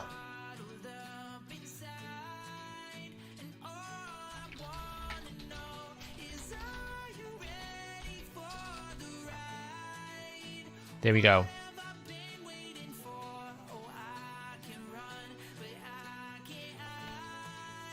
I would drop Ninja Jeans and I would swap it for Dark Hill. And I would drop Siffy and I would swap it for a less low buffer. And you would build the Dark Hill to be a bit tankier. And Dark Hill, the idea is you use Kaimar's A1 to feed poisons to Dark Hill, and Dark Hill A1 nukes it down. It's the idea. Or you can do what I do, which is run Armiger. HP. What I wish we could do is, can we have it so that we can exclude stuff with substats? So I can basically say, I just want to find stuff that don't have, like, show me all the accessories here that don't have accuracy resistance. I can do crit damage, and I can go here and I go, look, most of them have crit damage, but most of them haven't been rolled. So I have to roll them to 8 to figure out whether I'm keeping it. Like that one I'm never going to keep. Potentially there could be a HP-based champion coming in the future where the primary stat's better, but I'm never going to keep things that roll crit damage like this because I'd want the primary stat. It's just wasted. It's inverted. It's the wrong way around.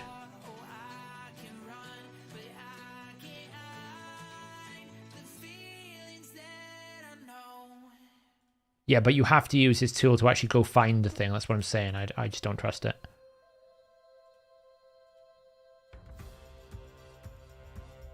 It's unbelievable how many I've just back-to-back, 5 times back-to-back double-rolled crit damage on these amulets. 5 times in a row. On epics. Thank God. I was getting to the point I was thinking, have I hacked the game or something? Good Lord.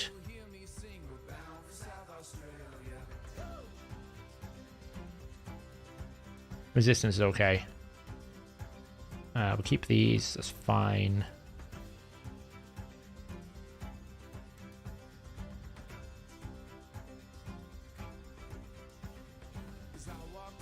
It's alright.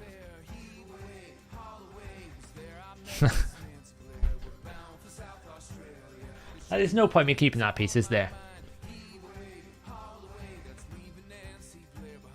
Is there any point in me keeping this piece? Because if I want damage, I'll want crit damage primary. I can't see. I just don't think there's any point.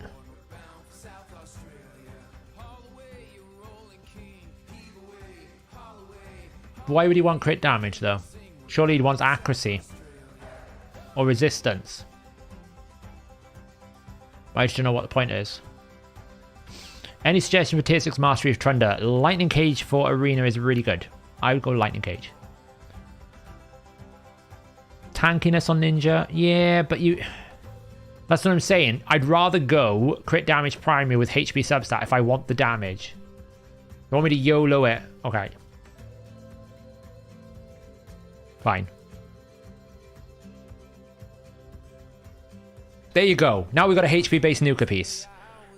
That's what I was saying, like, it doesn't make... It's better to do that because I get just as much flat stat HP there, but now I get more crit damage bonus. Is there even a HP-based damage dealer, though, in Shadowkin? Like...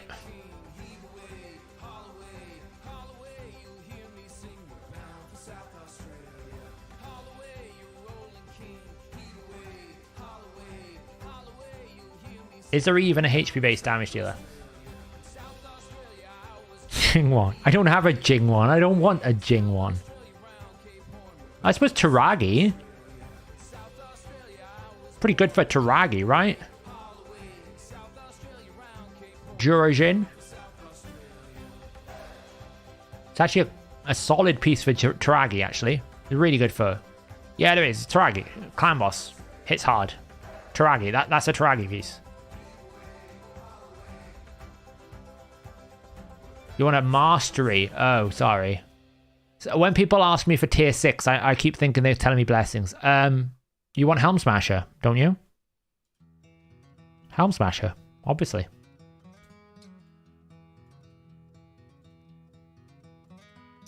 Honestly, the amount of times I get asked the question, what blessing should I use? And I understand it. Why? Because it's actually a complicated question. So, you know. I mean, crit damage is bad for an ally protection champion. Yes, but it's not that bad.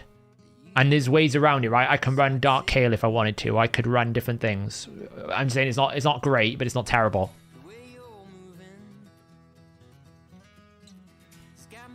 Like, if I'm picking a champion, it's probably going to be him, right? I can't even find it now because it's crit damage primary. I forgot it flipped. He's not a damage dealer, but he's HP based, and he's the only one that I couldn't even... Like, he's the only one I could imagine using it on. There's no one else other than Jingwon. Solid. Anyway, where were we? Nice sidebar there. It really annoys me. It rearranges the order sometimes.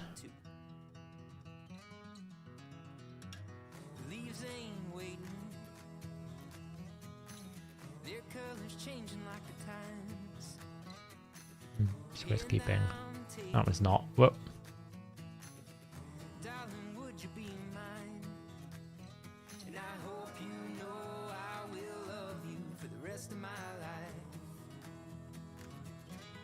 I'm being brutal here because otherwise we're going to be here all night, and I need to get onto the actual main artifacts because that's what I wanted to clear tonight.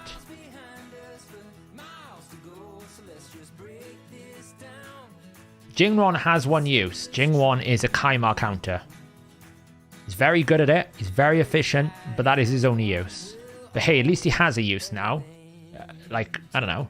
A few months ago, we didn't even know what you used the Jingwon for.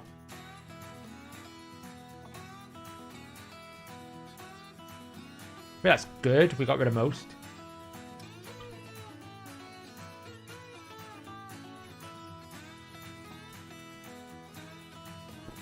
Yeah, Soul Reap is better if you go first. Lightning Cages if you're going to go second. But to be honest, go first is kind of dead in most scenarios. Which is why Lightning Cage is really good. I think, to be honest, when we did the initial batch of blessings, we kind of thought Soul Reap was going to be the way to go. But as things evolved, we've realized that maybe Lightning Cage was stronger than we initially thought. It's just how the meta evolves, right? It's very difficult to be as simple as going, pick this one. We tried to be pretty good coverage of it. We probably need to go through and readjust some of them. But I don't think it's like bad if you go Soul Reap. And if you're not knowledgeable enough, or more to the case, if you're making the decision you're not sure, then you're probably going to lean Soul Reap anyway, right? Because Lightning Cage is more of a technically advanced team build option. It's when you want things to fall in specific patterns that you use in Lightning Cage. Whereas Soul Reap is just like, I want to kill someone, Soul Reap will do that.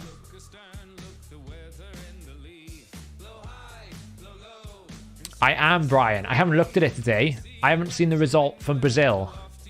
What was the result? Let's have a look. Portugal beat Uruguay.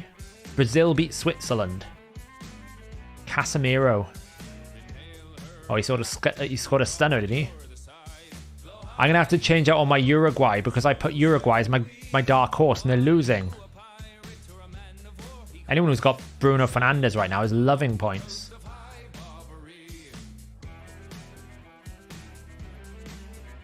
Well, I got 49 points this week. Where am I in the league? Hey, look, I'm position 17. There you go, Brian. I'm position 17 in the league. I'm doing better than I thought. To be fair, all my eggs are in the Mbappe basket. Oxlane's Outcasts are in there.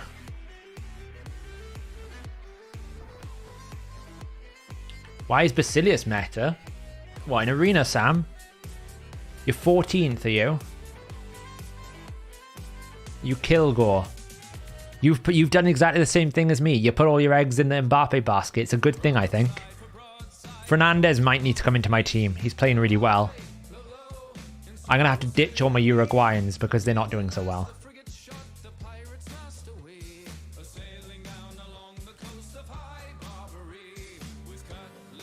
Anyway, sidebar.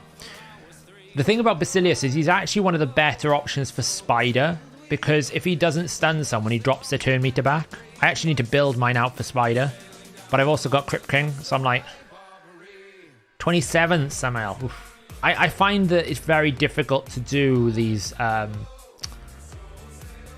like fantasy teams. It's going to be even harder when we lose more teams because you can't pick match winners. It's all about who can win matches, really.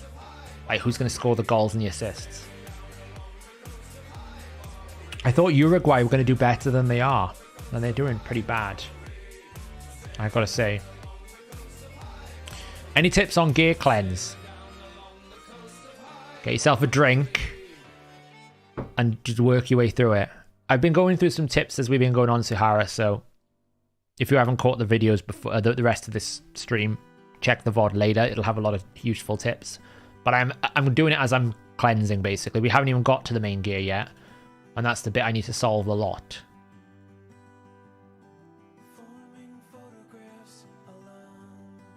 No, we should keep that. Oh, never mind, sell it.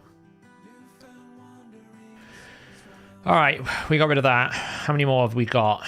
Now we're just going to pick based on volume. That's not so bad, not bad, not bad, not bad. That was pretty hefty. Let's get rid of that. I don't really keep the cleansing stuff. I find it pretty useless. I don't really find much use for it. I'm sure I'm wrong on that and someone will correct me. How selective are you in Revenge? I keep almost all of it unless it's a really bad piece at the moment. Because just having the ability to counterattack normally can surpass some of the issues with the piece. Okay, we're down to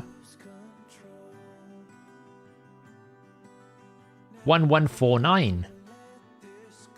It's not bad. We started at 300. We've cleared 150 pieces. It's only taken us 2 hours, like an hour and a half. Banners are going to be hard to do. There's so much primary stat variance. Let's pull some of the inventory out now. Don't think I can collect these pieces yet. Oh, I can. I'm going to collect the accessories out.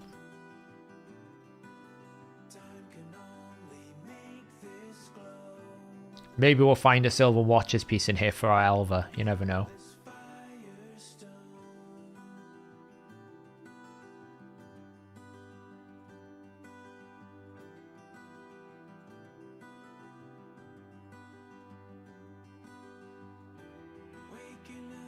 Probably a lot, Ryan.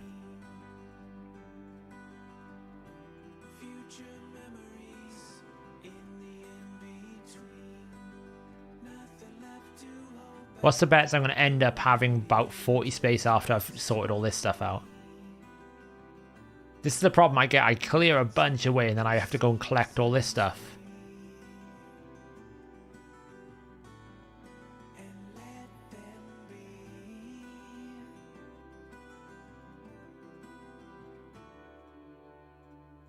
so much of it. And we've got Hydra reset tomorrow. Or the day after, so we'll get even more.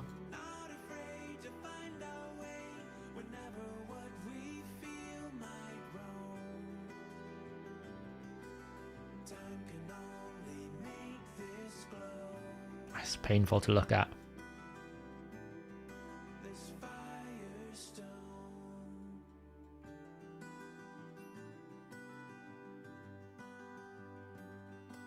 Did you figure out the problem with Stultus on Agreth? Yes. So, someone DM'd me. I can't remember their exact name, but thanks to the person that DM'd me. So, we think what is happening is when the deflection effect happens with Stultus's passive, instead of it reading Stultus's accuracy, it's actually reading Agreth's accuracy, which isn't a problem for floor stage 70 because she's matching her accuracy with her resistance, so she lands the poisons. But for floor 110, where her resistance goes up but her accuracy does not, she therefore can't place poisons on herself. That's what is happening. It's a dumb bug because it doesn't happen with Yumiko and it doesn't happen with everything else that's deflection. It doesn't happen with deflection set, so it must be a Stultus unique thing. So Dutchy, we have been quite good. We have cleared about 150. Now I'm not keeping all of these accessories because a lot of them are going to be like cleansing. Like, instantly that's going to be sold. We're going to be looking at some of these pieces and going, okay, it's a double roll. We might roll it. We might roll that. That's sold. Some of this might be trash that I didn't accidentally sell. That I can get rid of. That one's going to sell. Defense roll. HP. Could be good. Don't really need 2.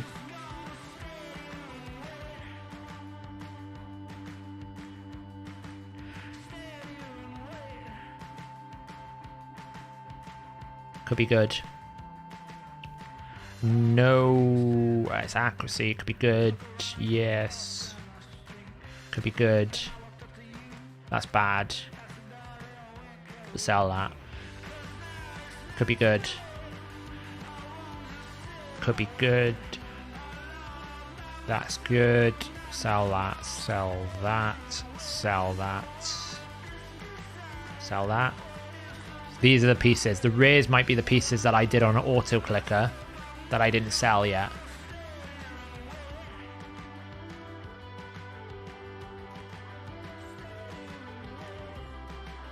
Like this piece here, we'll roll it because if sometimes you want a slow banner that can quad roll. Sometimes.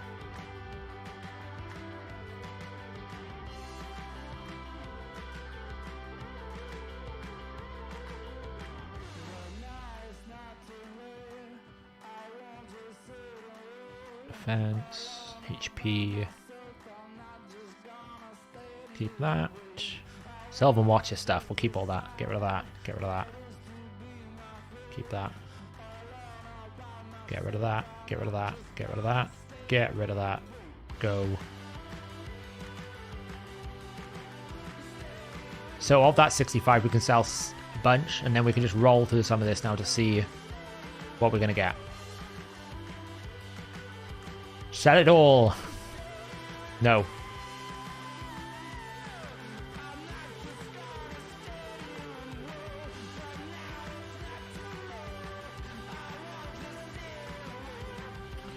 Yeah, I bug reported it, Mon. I don't actually know if they're going to fix it. They might do. It's a pretty annoying bug.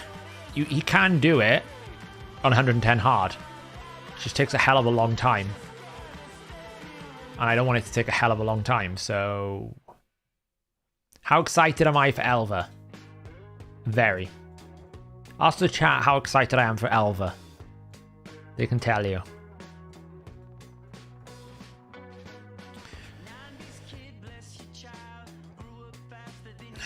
Brian, to be honest, the reason why I thought he'd be picked a lot, because he's been playing really well for Man City. And I thought they'd pick him over Lautaro Martinez. But they seem to be sticking with Martinez. He's been used as a substitute, basically. So I was going to sub him out, but I couldn't really sub him out. And I picked Camavinga as well, because I thought Camavinga would get more of a spot. But it seems to be that they're all going for Rabiot. Which, okay, he's doing well, but still. Play Camavinga. Camavinga's better.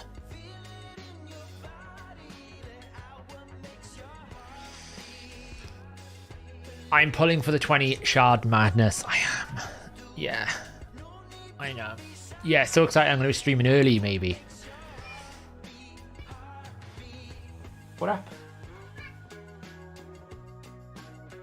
I have a dilemma. I got a Battle Sage 6-star soul.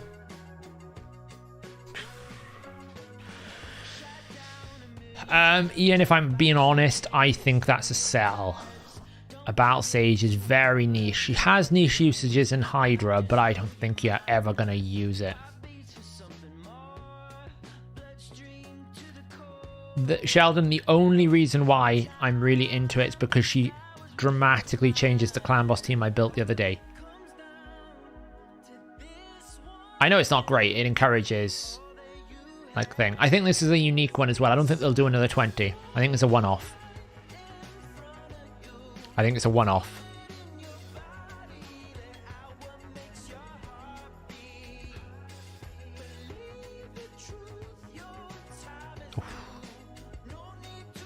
I think it's just because people have had a lot of sacreds for a while holding it, so they probably looked at the analytics and gone, oh, people have got a lot of sacreds. I think it's also the fact it's a brand new legendary, and I also think it's one of our stronger legendaries in the new faction, and I also think it's because it's Black Friday and there's been a lot of offers. I think all of them combined has led to a 20 increase, but I don't think it'll happen I think they'll go back to a 15. If it was something that they would consistently do, we'd have seen more often of it. Now, it might be that they're doing it to see what the appetite is like, and if it's not a lot, then they'll go back to 15, and I think that'll happen. I don't think as many people are going to be pulling it as I am. Unless they've been sitting on Sacred for a while and they really want it. Because I think a lot of people are going to go, it's like a Duchess, it's like a Sify, I already have one, I'm not going to pull my Sacred for something that's a little bit like what I've already got.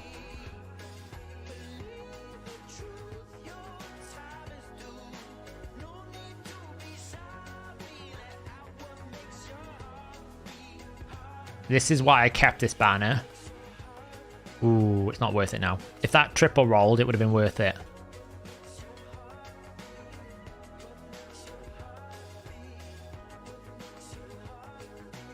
Not good enough. It's low rolled. Honestly, I think they realized people were hoarding shards cool. That's why we haven't had one. I think they legitimately looked at it and were like, a lot of people are hoarding shards here. Let's not do it. Let's give you a longer gap to make you see if you're going to pull for it. And now they've gone, okay, we're going to do it for a new champion, but we're going to make you pull 20 for it. I think that's what they did. That's why we've had a lot of 1+1s, because I think they realized that people were waiting too much for the guaranteed. So they wanted to try and lengthen it, maybe. Now, I'm not just rolling this for artifact points. I'm actually thinking as I go what I'm looking for. And it's not rolling very well, which is why I'm instantly selling it. Either it's not rolling the stat I want, or it's low rolling. So I'm looking for speed rolls here. If I don't get speed rolls and it's 11, I'm selling it because I want 12 or higher. I'm looking for the roll range. That's another thing to keep in mind here. You're always looking for what's the potential.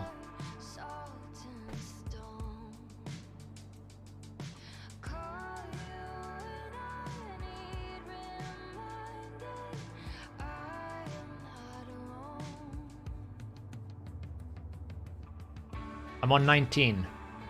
I wasn't on 19 this morning, but I am now. So somewhere between now and the end of the event, hopefully tomorrow I get a sacred on my clan boss. I have faith. I have faith in the system. Right, that's not bad. So we've finished with the accessories here and we've got it down to 1171. That's pretty good going. I'm pretty happy with that. And we've got the inbox down. We have a look now. How much have we got the inbox down by?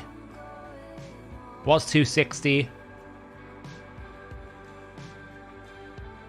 It's now 193. Pretty good going, that.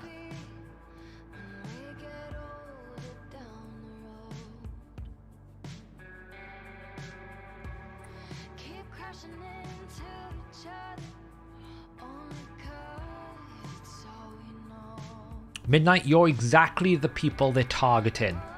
They want people to be pulling a little bit more often. I think they were doing too many guaranteed events, which meant that people were going, I'll wait for the guaranteed.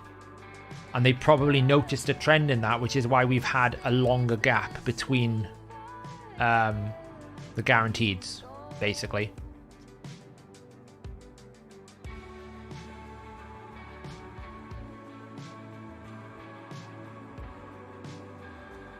Ooh, that rolled badly. It's probably worth keeping still, though. That's a flat. We'll just roll in case it rolls. No, it's not good enough. It's not worth an ore.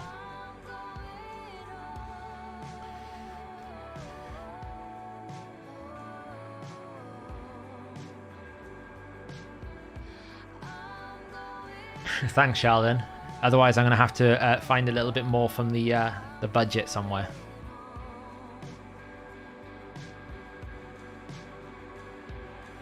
I did when I woke up this morning. I saw the message from in our sort of announcement thing. Oh, it's going to be a guaranteed event, and I opened Clan Boss and I got a sacred, and I was like, that's a sign, that is.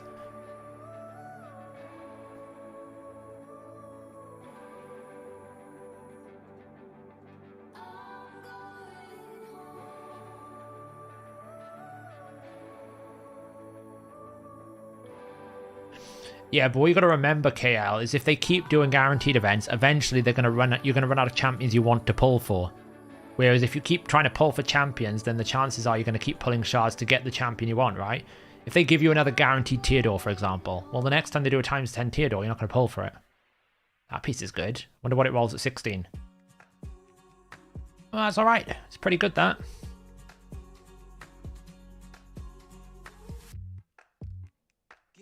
Ooh. Oh. Oh. Oh. Oh. Oh. But that was only like 300,000 silver for that, so.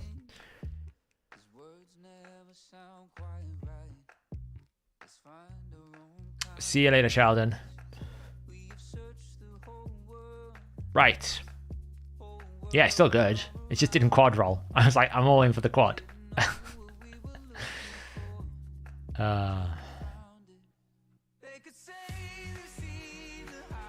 They do, Suharas. They need to go to 15 times, I think. The problem is, if they do 10 times with multiple champions, it's even worse because you're reducing the chance of you getting the singular champion you want by a lot. Singular times 10s are actually quite good. Multiple times 10s are pretty bad. Right, so how are we going to solve this problem?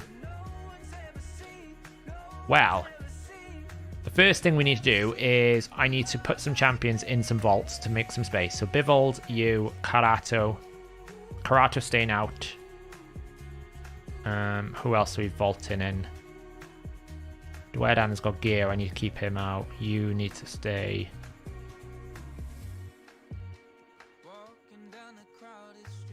I think all these have got gear. You don't. Oh, you've got gear.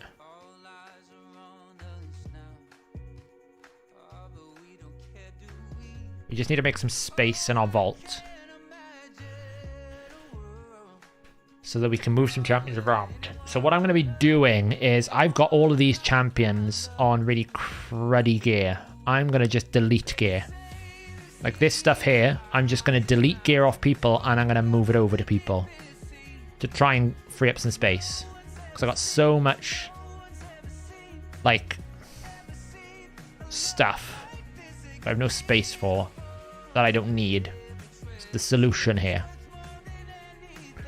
Master Vault. Armijar. Master Vault. Franox, so you can have a piece. Who else is going in the Master Vault?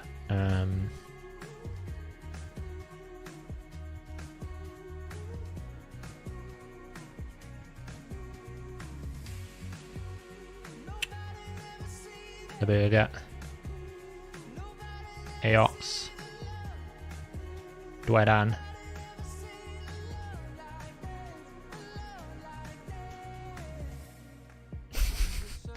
I try.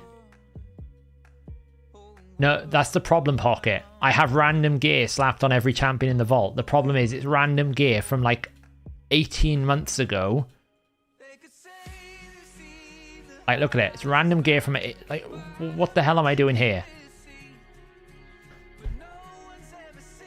It's random gear that I can't get rid of unless I clear some inventory space here. So I'm trying to free up some space over here so that I can pull some champions over, rip the gear off, and then put gear on them, the stuff that's much better quality that I might want in the future.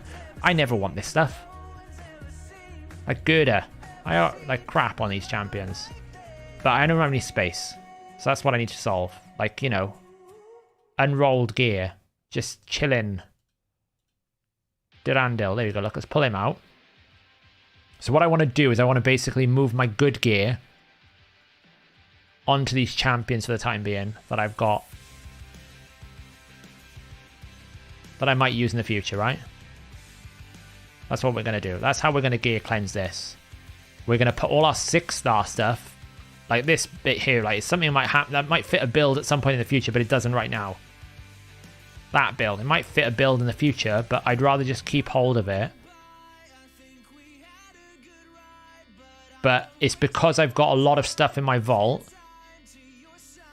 on champions that I probably put gear on like a very long time ago that I can probably just destroy because I don't need it anymore. So there's going to be a bit of a weird gear cleanse because it's kind of gear cleansing, but it's not. Like that, for example. I could remove it for 100,000. It won't sell for 100,000, so I'll just destroy it. It's not a very good way to do this. But it's what we're going to do. That's okay. That's okay. That's okay. Congratulations. Have a few more bits of stone skin.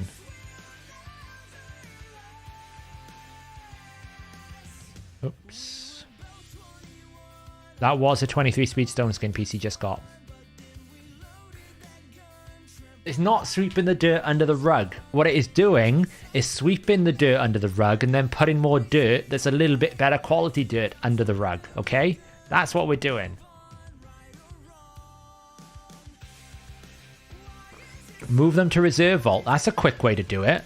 Good idea. I like that. Good thinking. That's why you guys are here, to keep me motivated to do this. That's a great idea. Saf, with Elva, couldn't you build a variation of the Mythbuster team by replacing Lydia with Elva and replace the Cardial? Nico, man. I've got a much better team for that. That's what we're going to be building either tomorrow or Thursday. I've got a way stronger team. Keymaker, don't worry. Calm down, guys. It's fine. We're okay.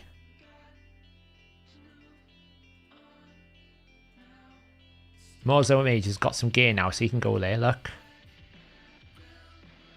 That's okay. I'm looking for basically low quality stuff.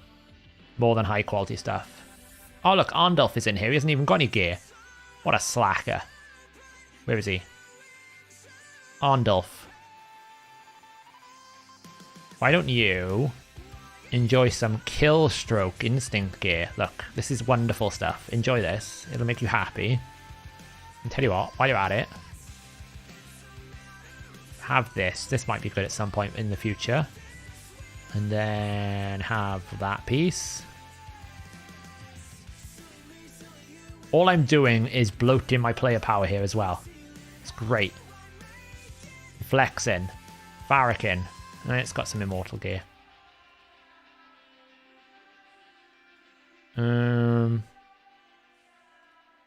It's a shame you can't see. Maybe if I have on another tab here. Let's have a look. I'll have on another tab. Who is this? Fodbar. So I can see what gear they've actually got as to whether or not it's good. Oh, his boots are very good.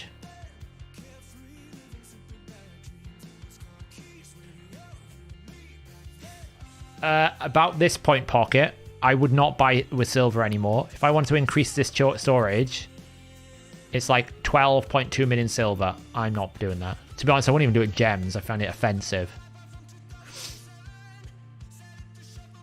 You're doing 200 mil with Mythbuster. I think Mythbuster might still be slightly stronger because of Cardiel, but we'll see when I build it. It depends on how much I can scale the Elva damage. Right, I think that piece is bad. Well, that piece is bad. That's good. That piece is bad. Oops, wrong button. What am I spending clan gold on? I'll show you now. I wonder if that's actually any good. It's kind of a good all-round piece. We'll keep that. The reason why I wanted to keep the boots. So congratulations, Fodbar. You are going to become... Ooh, look at that piece. 21 speed. Untouchable. A little bit. Not much.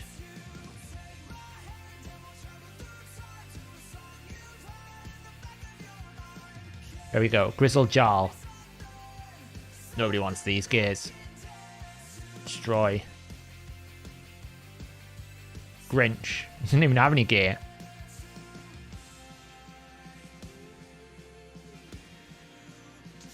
It's actually quite good, crit damage, but, you know, destroy 5-star. Who wants 5-star anymore?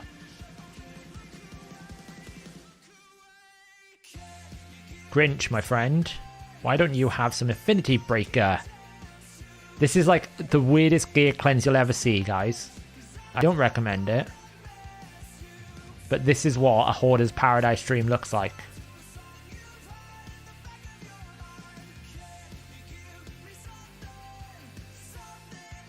Look at this piece. Wow. It's just chilling. This is why I'm so afraid to like get a proper gear cleanse done, because some pieces are just like insane. You just never know if you're going to need it.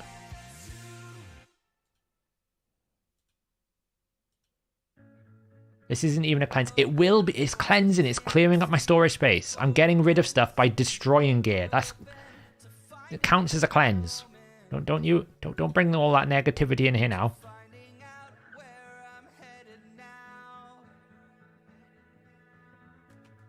What's your egg got?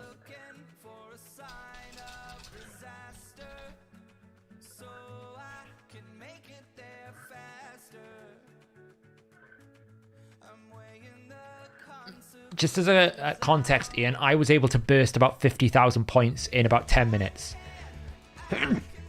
when I did Kyoku. That's what you got to keep in mind. You're never safe unless you're really safe. Oh, that is really bad gear.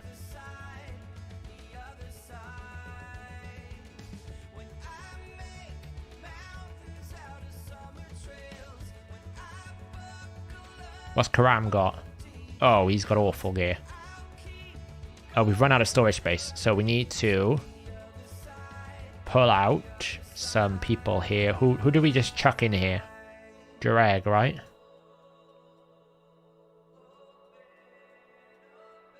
Oh, Folger, look, you're partially ascended.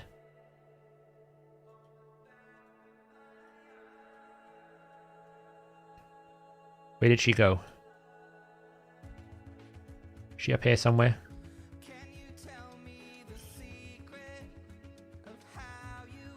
Or did I put it in the I put it in the Master Vault, didn't I?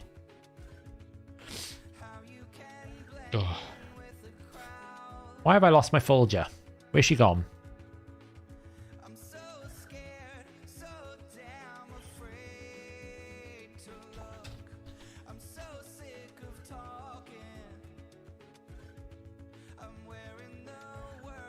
Is she up here somewhere? Wow, I cannot spot this stupid champion anywhere.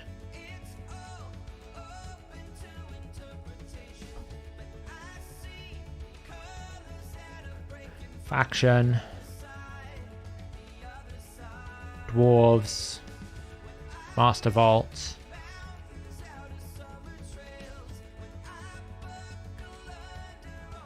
There she is. No, that's one of them. Where's the other one? No. Why can't I find Folger? Ivy.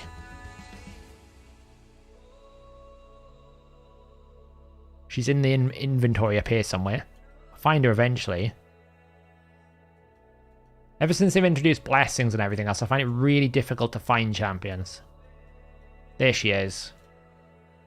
Congratulations, Volger. You're about to experience... Look at that piece. That's pretty cool. Some wonderful resilience pieces to keep you all resilient.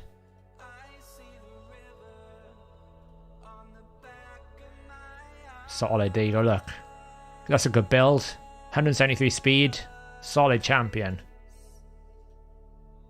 Back into the vault you go.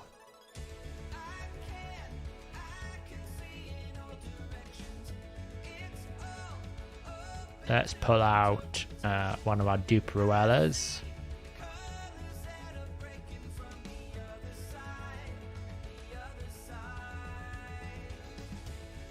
She can have more resilient pieces. Look at this. She can have that. Triple speed. She can enjoy some speed there. What else can she have? Let's give her some deflection boots. She can have, I don't know, a chest piece and divine speed with some new gloves that I picked up. Don't really know whether they're any good or not. 43 accuracy, 12 speed. Could be interesting.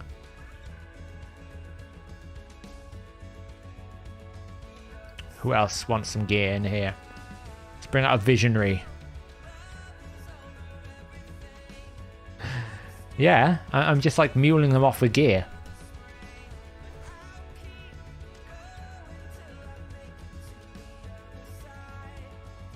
This is technically gear cleansing. I'm removing it from my inventory and I'm freeing up space for more items. Just so happens to be, I'm kicking the can down the road because I can't be bothered to sell anything right now.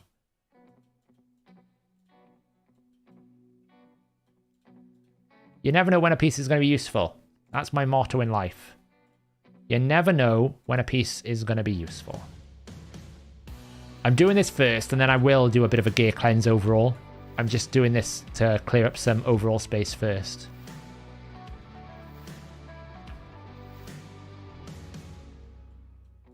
There you go. Godseeker can get some gear. Because I literally have zero like flexibility in my account for like gearing at the moment. No, they don't get a cut, unfortunately. Those mules, they just have to deal with what they got.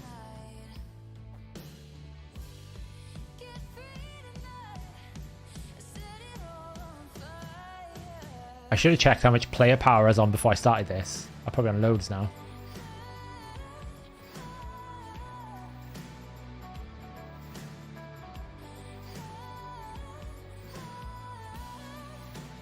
Right then, let's do more trash gear cleansing. What do we got here?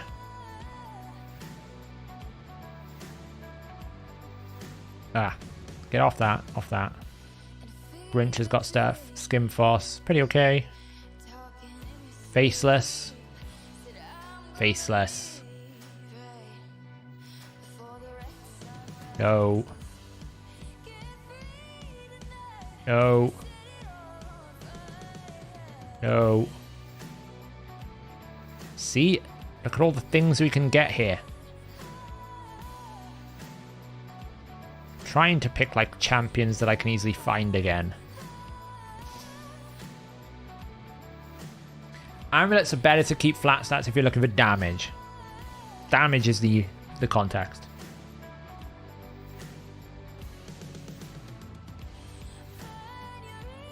Yeah, I know. I've only got like 10 days, so...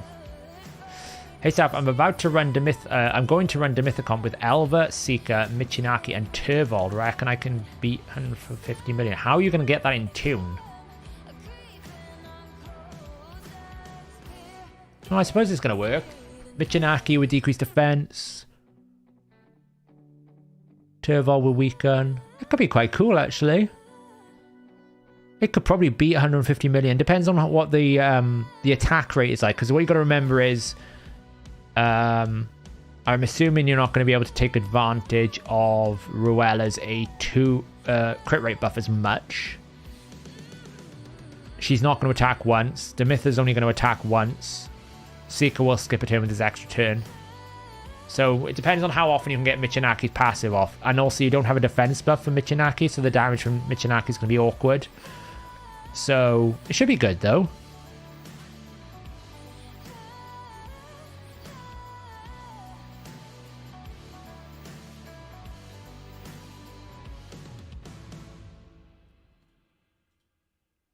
$16.3, cool. We'll have a look at what we're like at the end.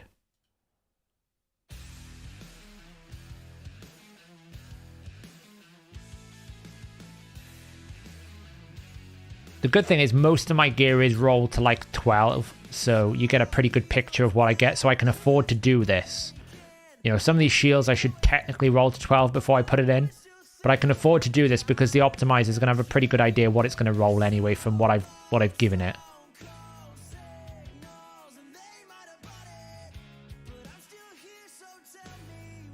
I think these three are the ones I need to do. Have I put Carlinia in my vault? Because she was a new champion. Yes, I have.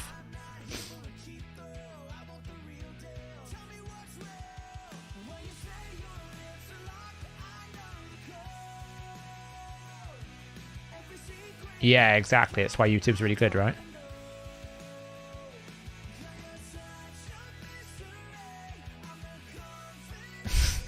It's why I don't do gear cleanses, cool? Because I can't do it on my... How can I legitimately say to people, I can cleanse your account when I can't even cleanse my own account, right? It would just be disrespectful. And I would ask for a refund off myself.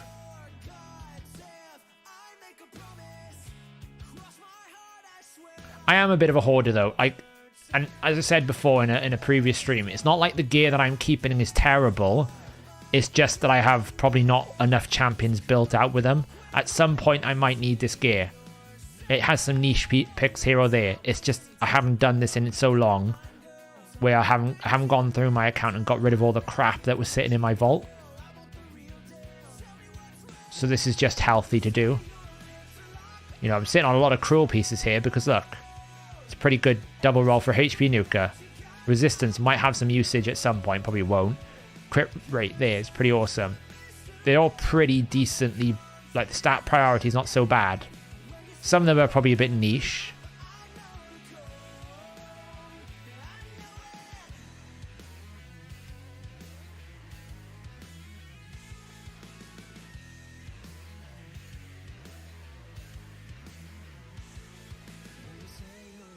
You know, like that piece there is perfect for a bomber. I just don't use bombs. But I might in the future. Maybe they'll do something with bombs that make it worthwhile. It's always what I'm thinking about.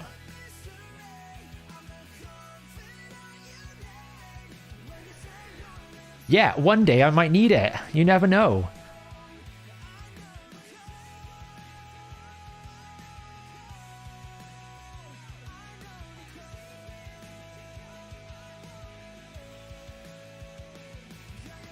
That gear is going to be trash. That gear is going to be trash. That one might be alright. That might be alright. That's alright. What have you got?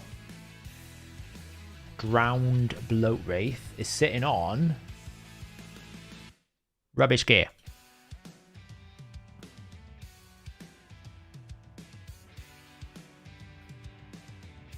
Draconis isn't even wearing any gear. What a disgrace. Neither is he. I use that champion. Neither are you. Look at these champions just like chilling in the vault. Not even like carrying the weight of their responsibilities. So that's awful.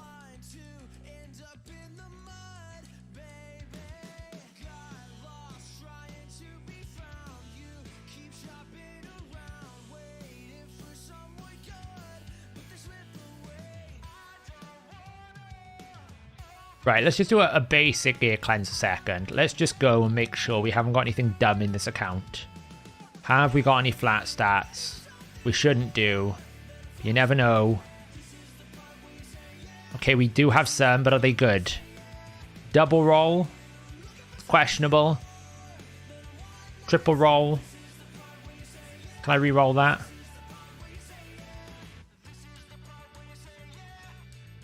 Do we rework? Or do we roll it first? Quick one, you going for the 20 sacred? I am going for the 20 sacred. Do I roll it to 16 first? Cool. Because if it quad rolls, it's pretty good, right? Or do I re-roll it first, and then if it's good, quad roll it? So you think this rework, yeah? Roll it. Cool. That's what I spend my clan gold on, by the way, for the person who asked. Chaos Ore. Ooh.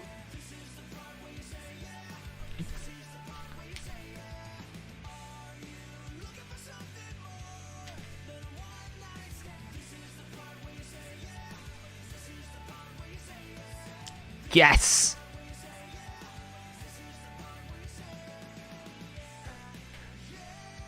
Yes! Yes! Sorry, everyone.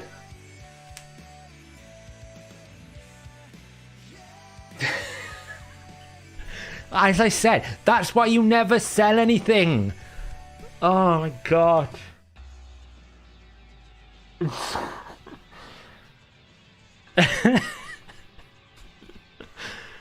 Oh, I need a before and after of that. Wow.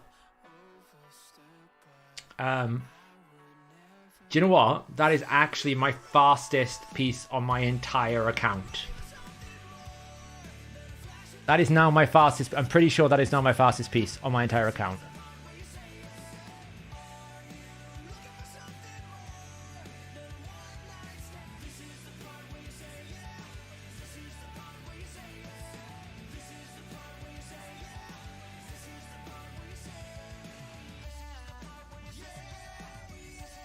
Oh, damn. See.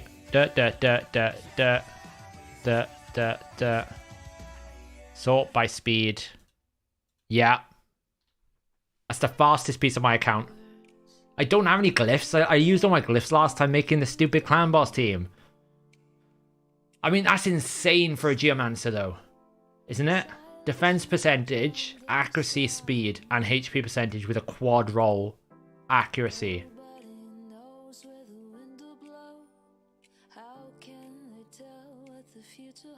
That's insane.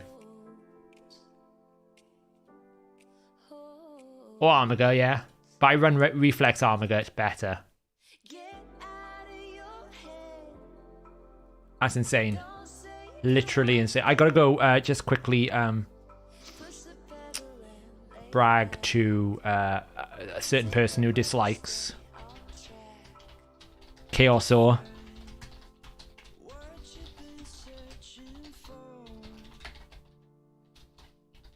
Reforged.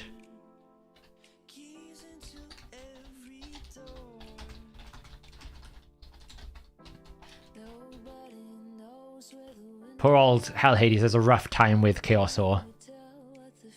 Please use it on someone. I will not put it on anyone. I will just keep it in my inventory and then I will gear it for something. It's a shame it wasn't crit damage because there's a certain Turvold we'll be building in something tomorrow. Like, I don't think that, I think that's pretty much the grossest piece I've ever used on Chaos Ore.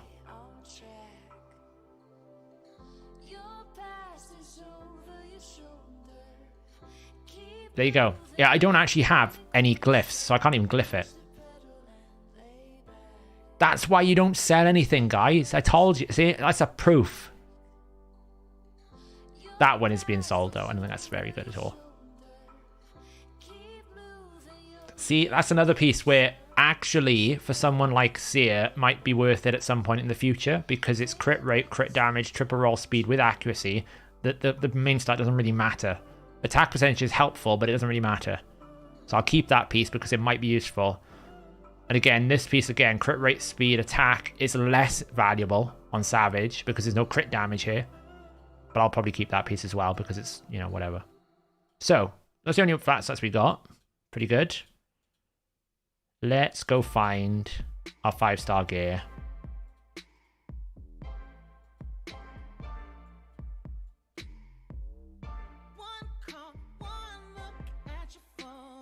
Wild Luck is Bill Hall. How many pieces have you had flat stat with a triple roll that you've reforged into a triple roll speed with primary percentage substat, which you then quad rolled? Until you have one of those pieces, you cannot tell me it's not a valid reason. Earlier, I suggested Dark Elf for Dragon. Doesn't he have the same problem as Draco and Ninja with weak affinity? I mean, he can activate. His A1 activates on weak hits.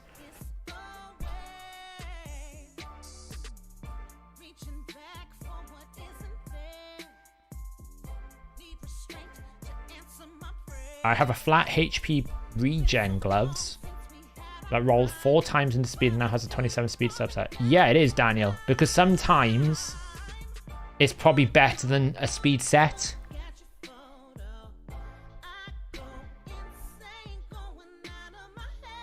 I could well be. I hope not. I mean, I don't know. I hope if I'm related to people, then that means something happened in my family heritage that I'm not aware of. Right, we're selling stuff. This is going to be the hard one. 5-star gear. Going to be brutal. Low rolling. Poor pieces go in the bin. Keep that one because it's got accuracy. Triple rate crit. Triple rate attack percentage. Quad. That's crap. So.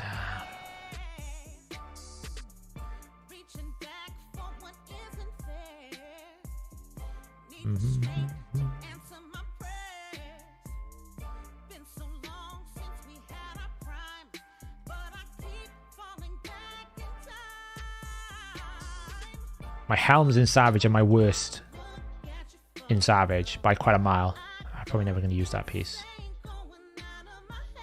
That one's pretty poor.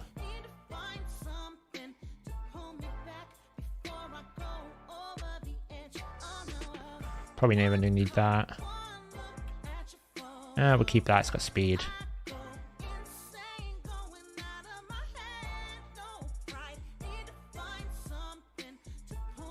Yeah, you might find it's hard at the moment, Daniel, but I would keep it just in your inventory. It's very rare that you get a quad roll. It might be useful. Hey, look, another quad roll speed there. Wahaha. Just keep it, basically, Daniel. Put it on a champ, maybe in your vault, and you never know when sometimes the optimizer will find it. Do you even have a speed arbiter anymore? Yes, I do. But I don't think it's stronger than a speed set, because I think...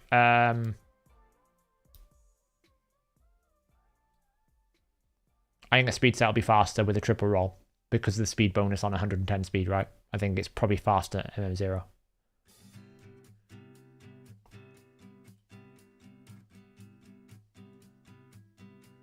He's basically... Hellhades has basically replied to it with, what the fuck? WTF.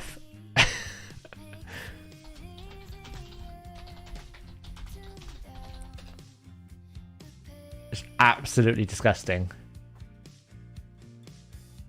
We'll sell that. Sell that.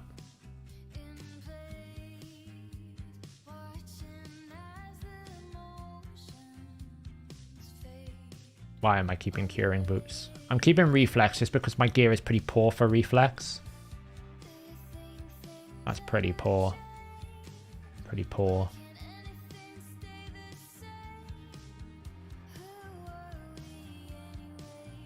Right. Well, so far...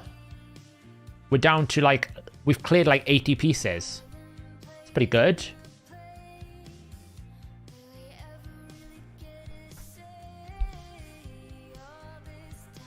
Raid came out and said Fortis is working as a removed his mention on the Discord known bugs. Have they? Let's go have a look. Bug reports, known bugs.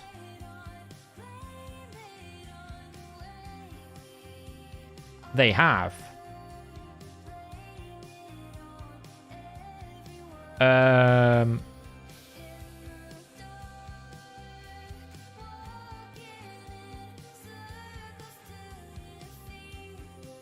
Let me reply to that.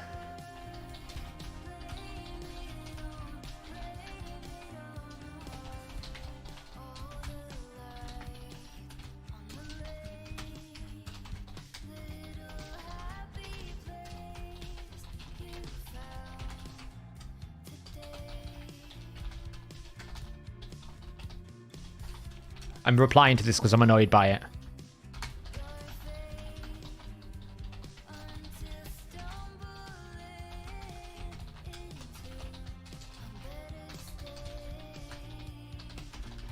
The multiplier for what's his name? Solus, which states the same thing.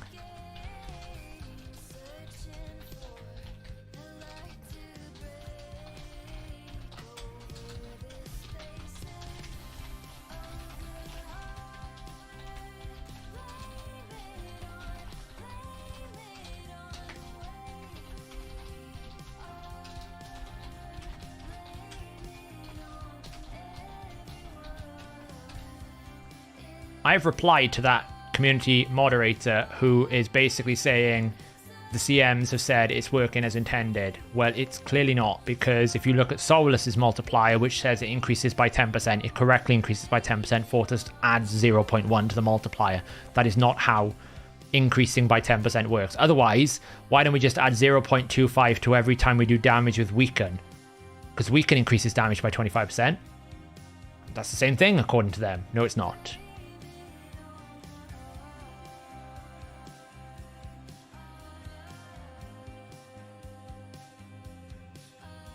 We'll see what that response gets. Probably nothing. I'll just keep pushing the bandwagon because it's not working as intended.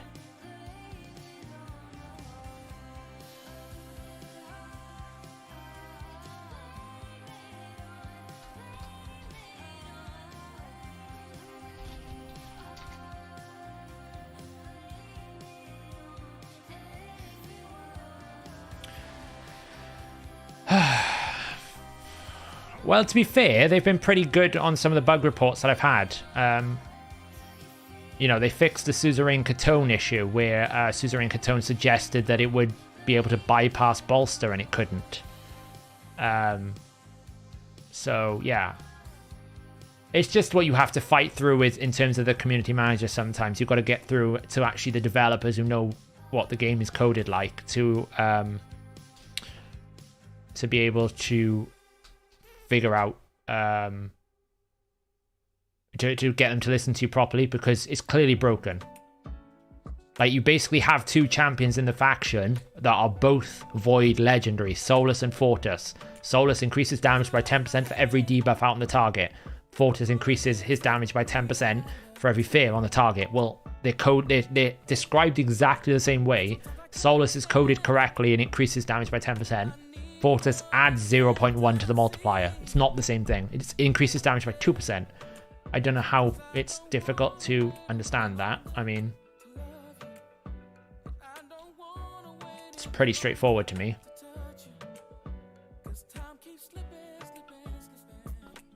This guy's pretty good. We'll keep him. Destroy. What have I missed here? Sorry, I just got to catch up with the chat.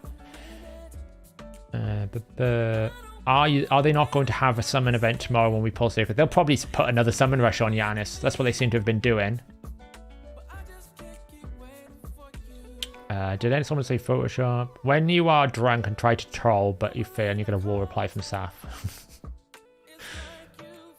I don't like things getting passed with stupidity. I once had a community manager in the official Discord try to explain to me that block debuffs would block the instant effects, things like Warlord. I was like, no, that's not how it works. If you're going to be a community manager, you need to have experience and understand how the game works. If I'm telling you a bug, don't try and give me stupid responses, because that's not going to work with me. Do you know the ballpark attack and crit damage numbers for Ruel to one-shot level 25 waves? The only videos I can find are like 7k attack and 330% crit damage, which is out of my reach, but no seer. I don't think he can one-shot 25 waves without those numbers. He's very difficult to one-shot waves, Matt. Hi, Saf, can you give me any recommendations on my Krisk? I have it on Bolster gear on 63,000 HP, 200 speed, 240 resistance, 200... Oh, should I try to better stats in Bolster? I would go Guardian over Bolster in Hydra, because Bolster's only going to help you at the start. That's what I would suggest you do. The stats points are great. I think the stat break points, maybe a little bit more accuracy. But for Hydra, I think just swapping to Guardian gear instead of Bolster would be better.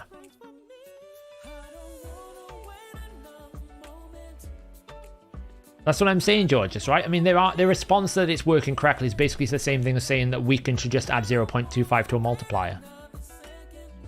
I'm fine, by the way, Cool, if they change the skill description to, say, 2%.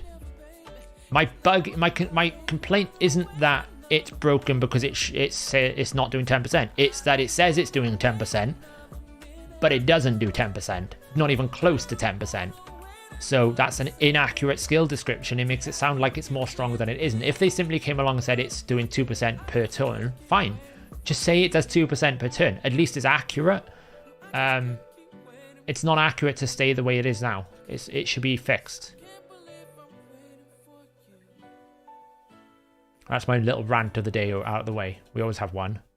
Oh, look at Queen Eva's just chilling here. And look at all these guys just chilling here without even gear. And that's just like terrible behavior.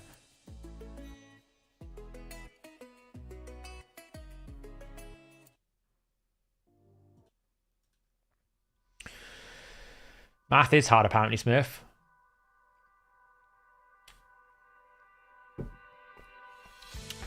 Samael, if you have RSL Helper open, you don't need to reinstall it, just run it as admin. So RSL Helper will block access sometimes, so run the extractor as admin and you shouldn't have a problem. You don't need to reinstall it. It's just sometimes I think if you run it with RSL Helper, it locks it out. You should just always start it as admin anyway, it's probably a good idea.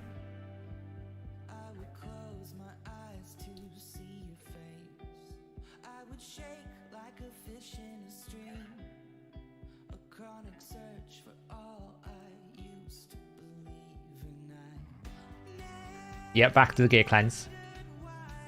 Yeah, so Guardian gear is worth farming. It's worth farming on rotation 2, Carlos. If you haven't got Guardian gear, regen is also good for him. If you haven't got that, you could probably look at something like Defiant or Stalwart.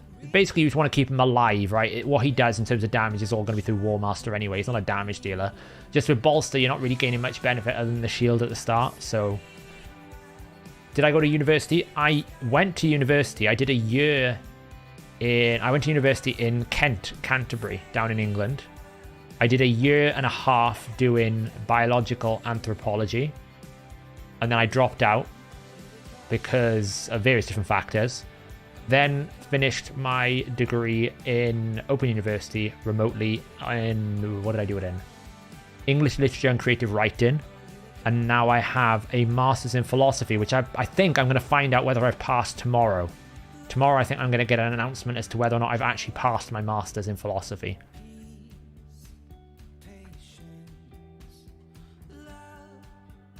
Yes, Madman. So the reason why I'm saying Guardian is better because you get more overall effect throughout the fight. I'd rather have 10% damage from absorbing to the allies to him, considering he's got continuous heals as well, so he can heal himself. You're absorbing less damage. It's not exciting if I fail. That's the fear. Did I actually pass the damn thing, or did I not?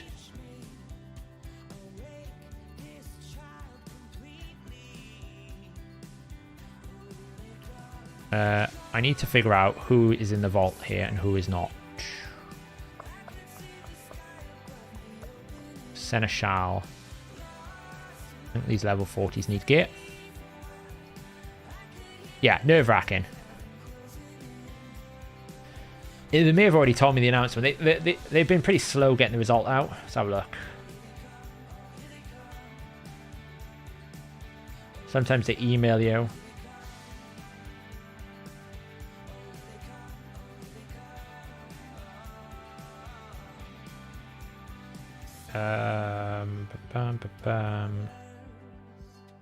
Doesn't look like they've emailed me yet, so I guess I'll wait until tomorrow.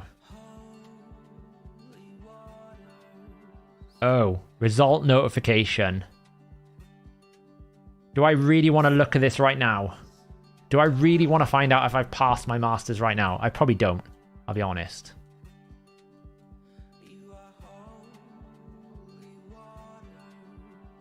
Really don't want to look. I'll be honest, I wasn't exactly confident that I was going to pass. It was a bit of a scrape in the barrel. I don't mind failing. You want me to look? I don't know. Does it help me in anything? No, it's just interesting. To be honest, I did it for various different reasons, and I was gonna do it in like some sort of like IT or stuff, but it just took so long. I didn't really want to do like a 7-year masters, so I thought philosophy is 2 years. It is in topics that was interesting. Did learn a bit about like Nietzsche and the dynamics of power and a bunch of other things.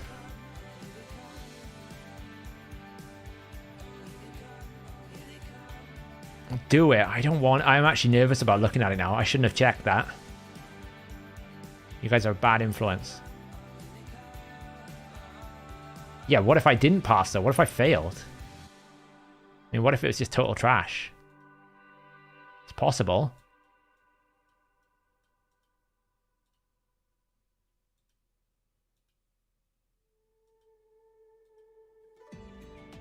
Chat believes in you. Then have another drink. A long one. Put it like this, if I failed, it's about £4,000 to reset. So, yeah, I ain't resetting the damn thing. These things that are generally, I would say, it's very... And I don't mean to sound like big-headed with this. It's quite hard to fail these things. Because as long as you have a basic fundamental grasp of the way that it works, and the way that what you want to talk about, with philosophy, it's opinion-based. So as long as you can, like, back up your opinion with facts, and you have a logical you can basically demonstrate that you have a coherent argument, that's normally enough to get you somewhere close to a pass. It may not get you the biggest pass in the world. You know, you can only really fail if you completely miss the point and just don't write anything of any sense, or you try to basically make claims you have no evidence to back up with, or you have no, like, that you can't make a coherent argument with. As long as you can make an argument for something, normally you're fine.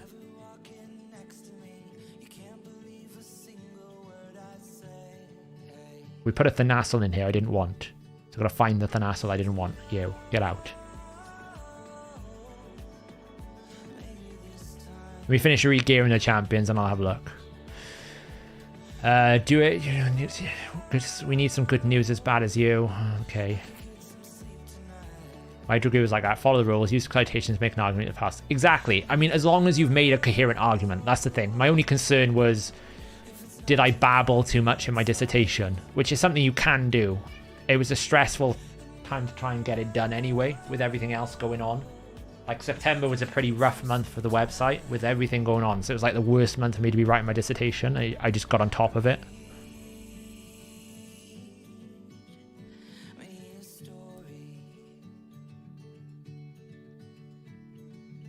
I'll gear these and I'll open it and I'll have a look.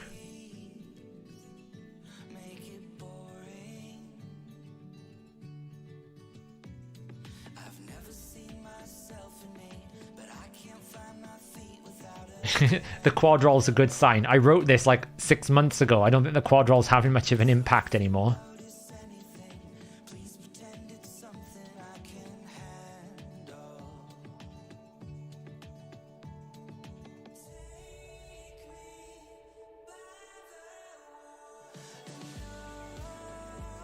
We need a chess piece.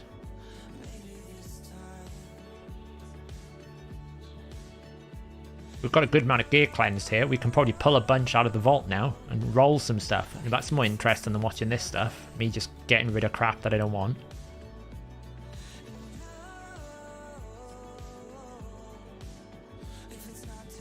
I probably should cleanse the Guardian gear at some point. It's a bit much. It's good gear though. Not all of it's good, but some of it's good.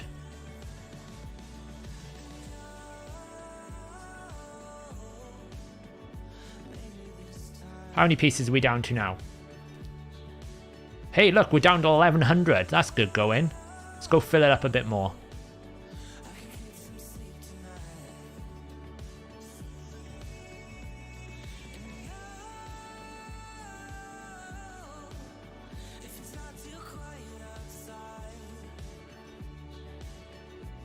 All the stuff that's due to expire.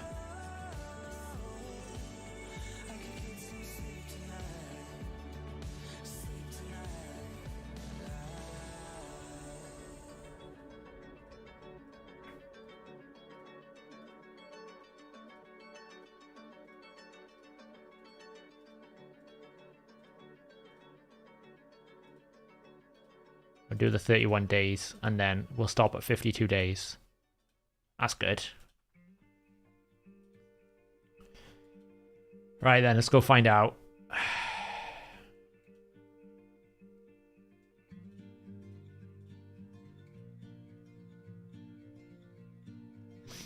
Yeah, education is not always important.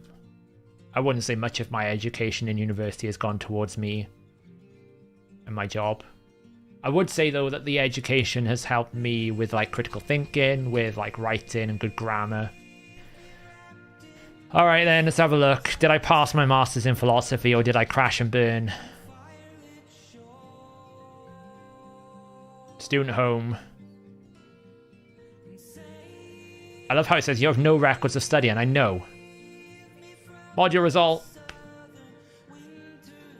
Holy crap! I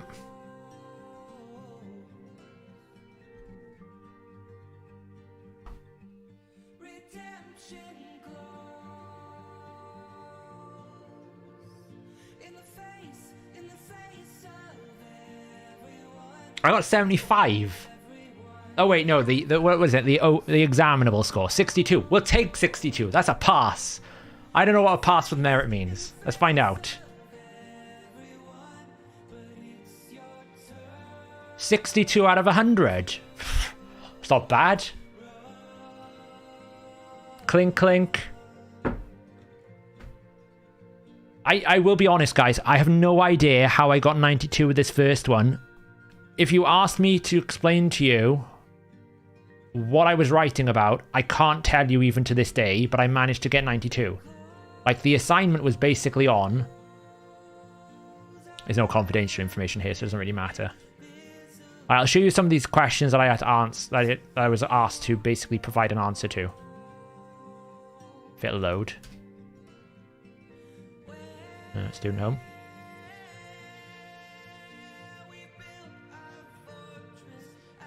Where was it? Where was it? Here. Read-only access. Let me in.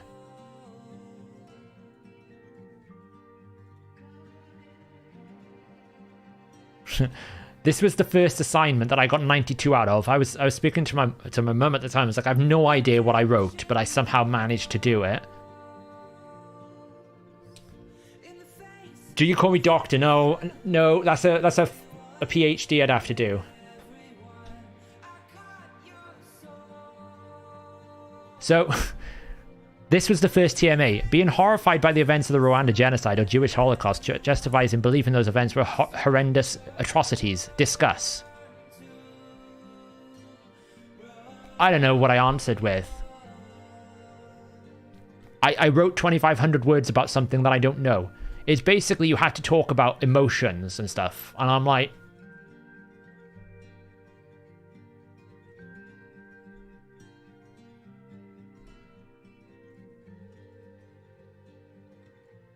What does a pass with merit actually mean then? Should we have a look?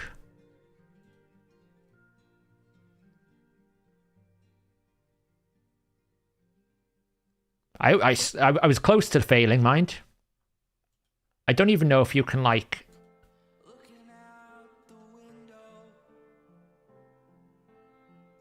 We just get a result letter. I love this. We no longer publish notes to accompany a module, as we've done a lot of work to improve the help centers. Like, you haven't even told me how well I did. You just, like... Please read the explanatory notes. Where? Where are my explanatory notes?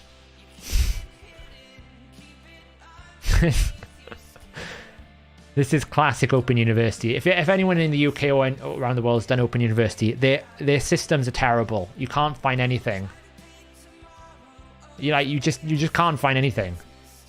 So it says go look at the explanatory notes, and it's like, where are they? So I got a result. I have no idea what pass with merit means. Let's find out. I'm curious now.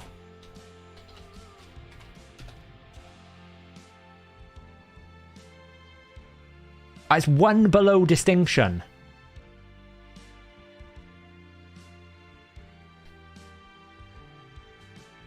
Phew.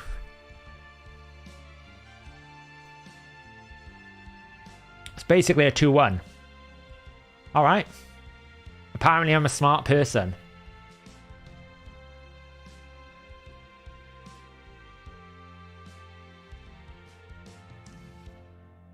There you go.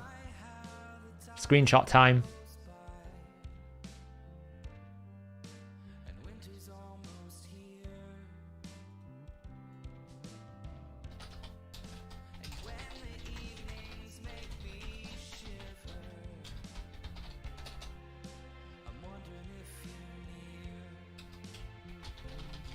Well then guys, you convinced me to open it. Oh, Raider responded to me, hang on. According to the dev behind Fortis, he is currently working as intended. I would like to shift this out of this channel by now. We've done what we can on Discord, but feel free to open a ticket with them, including the calculations that he is not working as in... Oh, it's like, why am I talking to a brick wall?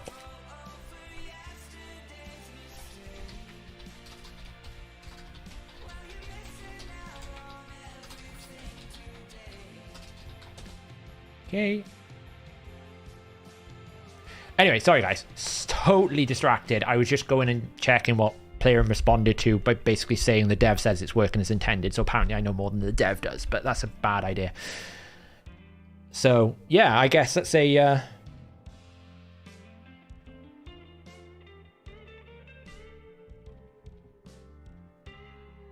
Should I reply back to them and say, guys, do you not realize I got a master's in philosophy now? Like, sort it out.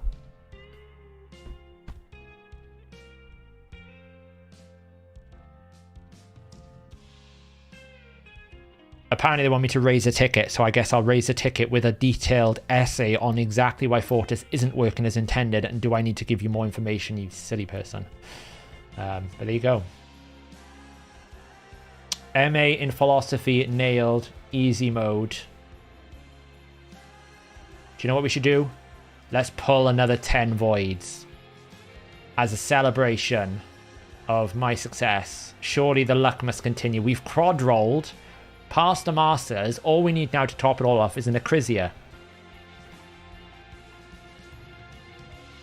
I sent them the link to the video in the bug report, Dander. I literally sent them the video. I explained. I even snippeted the video. Oh, we got another White Dryad Nia. That's actually quite solid. That's really good. Why? Because guess what Ruella just got? Ruella just got an extra 10% more attack. Hello. Plus the second White Dryad Nia is actually quite solid. I'll keep her. Vault. White Dryad Nia. I actually want a Guardian White Dryad Nia as well as a Bolster White Dryad Nia. Guardian. Probably want speed boots. We'll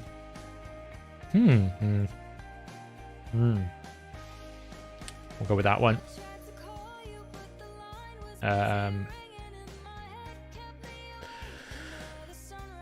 Did they watch the video? Apparently not, Pocket, because if they'd watched the video, they'd quite clearly see that it's not working as intended.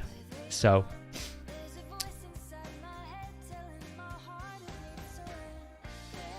I really am on a roll tonight. It's been a great night. I am pulling shards for Elva tomorrow. I will be getting it. I'm going to be pulling those last two now, Fred. Don't worry. I was probably going to be pulling it tonight anyway.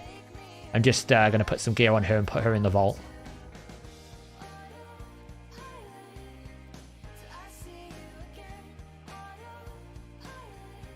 What we need as a celebration...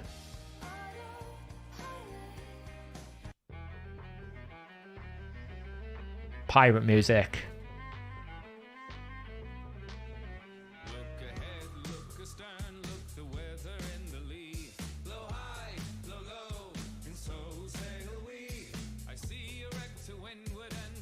I would imagine they're going to do a summon rush.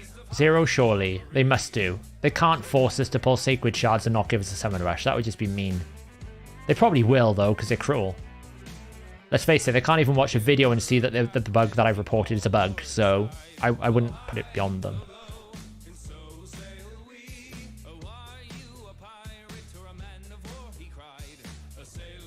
The problem with Fortis is it's not so much that it's bugged, that it's inaccurate. I think that's the biggest difference. It's bugged in the sense that what is being described is not what is happening in the fight. But he's not like he's bugged as in he's not working.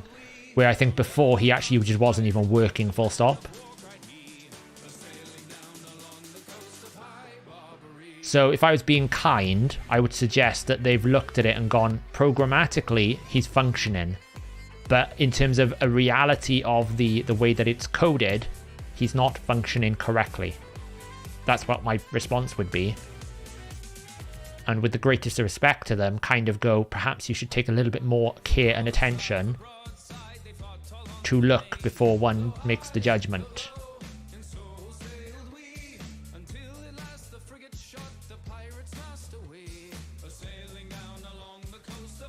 I'm looking for HP percentage.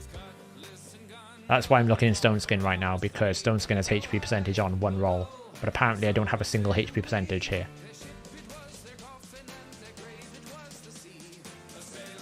Oh, we'll just pick.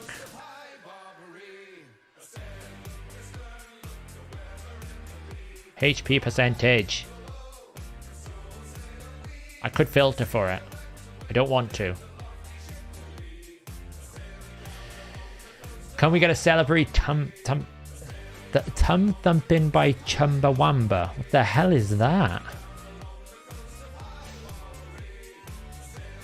Should I YOLO avoid pull with you, lol?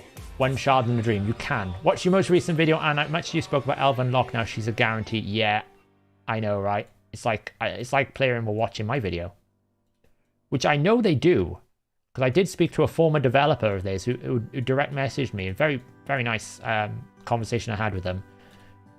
Kind of got a bit of an understanding of how it works a little bit more. And they did say that they do listen and watch my videos and my take on different things. So that was nice to hear.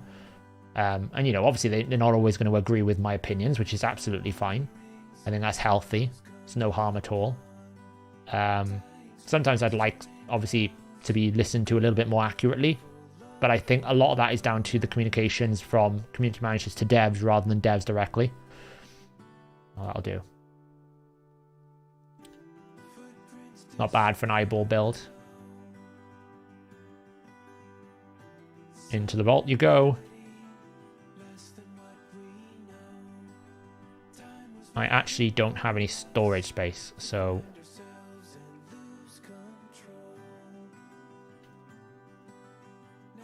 That's the problem with champion training at the moment. I actually don't have any space to even pull champions. Catch you tomorrow, Ken. Bet they do another set of 24-hour ones. I think they might do like a 24-hour summon rush, potentially. Oh, look, I've got some level 40 champions I was putting gear on. Draconis. Have some gear. You say my strategy is not working, but I'm down 100 pieces and I've cleared about 100 in my vault. It's working great to me. I think you guys have missed a trick here.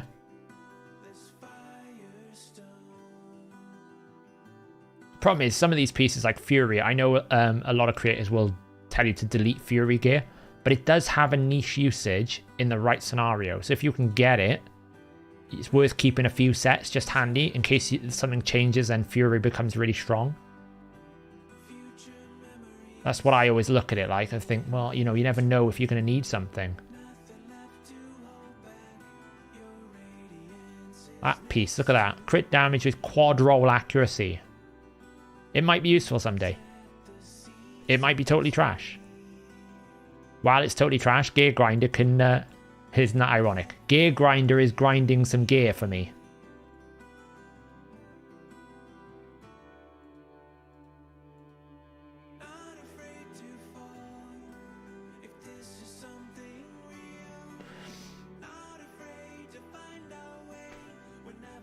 Yeah, Danda, that is probably what it is. The code is working functionally. The problem is when they probably haven't just done the math on the way back. That, or they actually expect it to do that much damage, but they haven't figured out that the description isn't relevant or accurate. I don't think they hate players per se. I think they're very, very aware of players' perceptions of the game. I think they get a bad rep from a lot of people saying that they don't care about us. They do, but they've also got to meet their own, shareholders, right? They've got to meet their own targets. They've got to meet their own, like, probably monthly targets for different engagement viewerships and stuff. All that will cost money and time. So as much as we want them to give us more things, that doesn't necessarily mean that it's worth it. So, like, for example, one question I had with the former developer I was talking with, was like, oh, it'd be great if we had more Doom Tower bosses. And the response that I got to that was, it's a very expensive thing to create for the developers, because it's not necessarily expensive in terms of will it make them money. It's more how much time and development cost goes into actually making the boss. So for them to make a new set of bosses is a very expensive development for them to do. It's not to say that they don't want to make more bosses, but is that something that fits within their current targets for what they need to do? So I think that's what it comes down to for a lot of the player base is trying to find a balance for them where they can deliver to the player base what the player base wants, but also still meet their targets. So I don't think they hate the players. Sometimes I think they're probably a bit too far and they need to go back a little bit closer to what the player base needs. But I think I think they probably get a bit more like bad rep than they deserve for some things. End of my long rant there.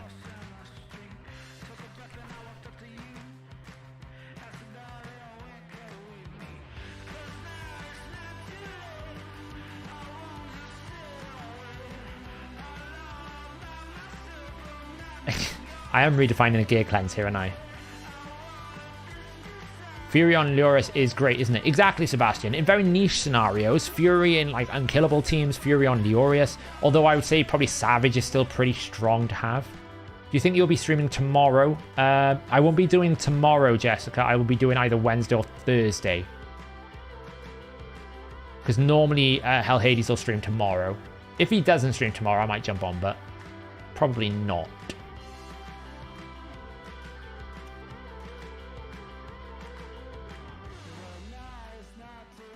Do you worry about copyright infringement on YouTube streams and your music? So Kessel, we actually have Soundstripe. So we pay a license of like 20 quid and it links to the YouTube. So I can play any of their music and we don't have a problem. The first stream that I did on YouTube, we had to delete the VOD because I found a Spotify playlist that I thought was royalty free because it said royalty free and everything. What it didn't tell you is you actually had to put into the description of your video all of the music you used. And we got like 20 different copyright infringements. But with Soundstripe, I can play any sort of music off their library and it's royalty free and I don't have a problem, so it's pretty good. I tried to like keep my playlist a bit like different. I don't like some of the standard ones. I need to rebuild a different one now because it's got a bit samey.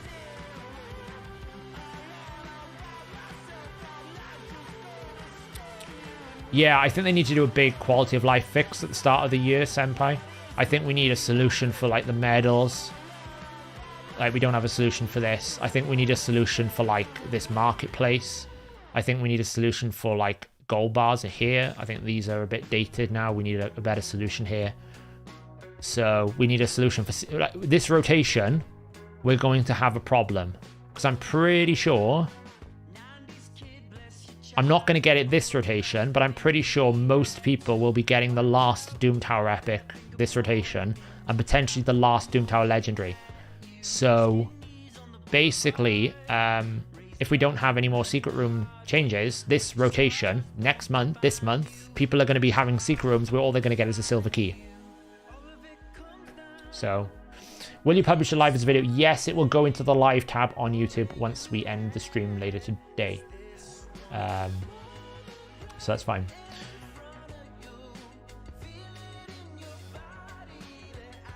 Any Dwarven Metal music? I don't think there's any Dwarven Metal music on Soundstripe, unfortunately. Have you thought about members-only content? Yes, Smith. I was thinking about this week. Now that we're up to like 10 members, I'll probably put a goal on the thing here because the thing I've been thinking about members-only content is I want to do it, But what I don't want to do is, one, make it feel like people who aren't members don't get content, but two, also make the content relevant enough that members will get benefit from it.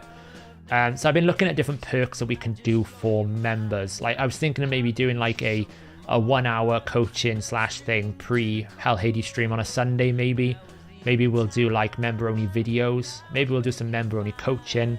But I think it's also dependent on like how many members we have, right? I don't want to be doing a video for just like 5 people. So it's like I'm trying to figure out the right balance. Like the memberships we added, but we didn't really plan any sort of direction with it. So it's something I probably need to do now that YouTube has become a proper thing for this channel and for everything else. So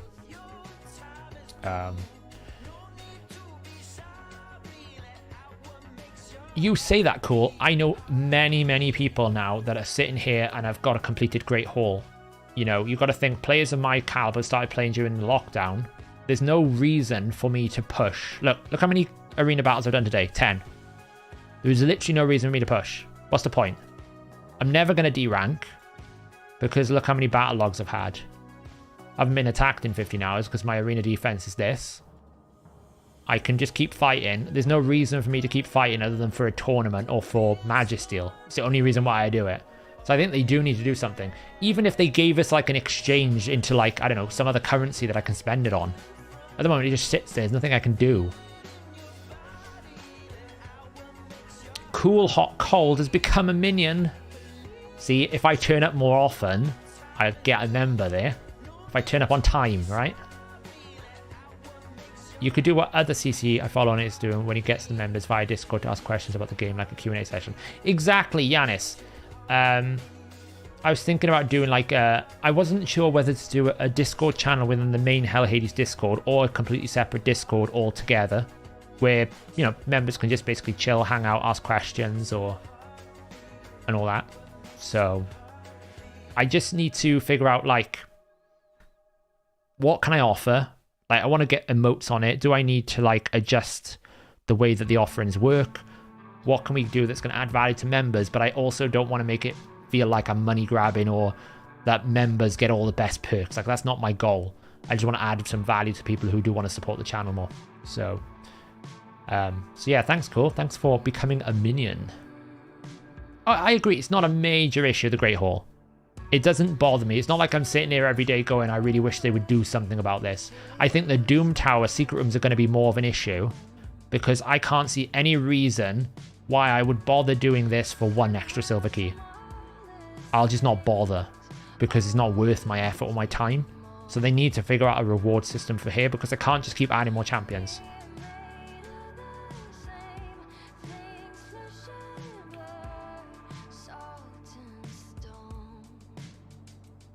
Thank you, Yanis. I'm glad you see it that way. That's the way we work. What would be your solution to the Doom Tower here problem and goal if you're in charge? What I would do is I would get rid of medals completely. And I would basically make a single currency up here called Tellurian Dust. Okay? And then I would make the upgradable cost based on the volume of Tellurian Dust. So no longer would you be in bronze, only be able to get bronze and you can't go any further. We'll just scale it based on the cost of the element. So it might be like we have to change it to like, I don't know, 10,000 dust, depending on how it sits, right? And how much we acquire. But I would basically get rid of all the tiered medals and create Delirium Dust. I would go into the 3v3 here. I would get rid of all of the tiered stages here. And I would just replace the gold bars with Tellurian Dust. And I would basically set the price of this to the Tellurian Dust. What I would actually do is delete this bazaar. And I would actually make a black market. They call all the premium items black markets in the game. I would actually call this the bazaar. Or something of that nature. I would have 3 tabs here. I'd have champions. That could be fragments. So if I wanted the Doom Tower champions, I'd stop having the chained Doom Tower champions. I would literally just have them as fragments that I could pick which fragment I want to exchange the dust for. Maybe you have like a separate currency from the Doom Tower here that you have to acquire a certain amount as well as the dust. That could be done as well for the Doom Tower specific champions. I would also have fragments for previous fusions. that could be exchanged with dust. I would also have new fragment champions potentially added to the pool. I would add skins in there. So the first tab would be all skins and champions and different things related to that. The second tab would be currency driven. Gems, brews. It would be things like energy exchanges. It could be silver exchanges. It could be feast, barrels, whatever you want as currency.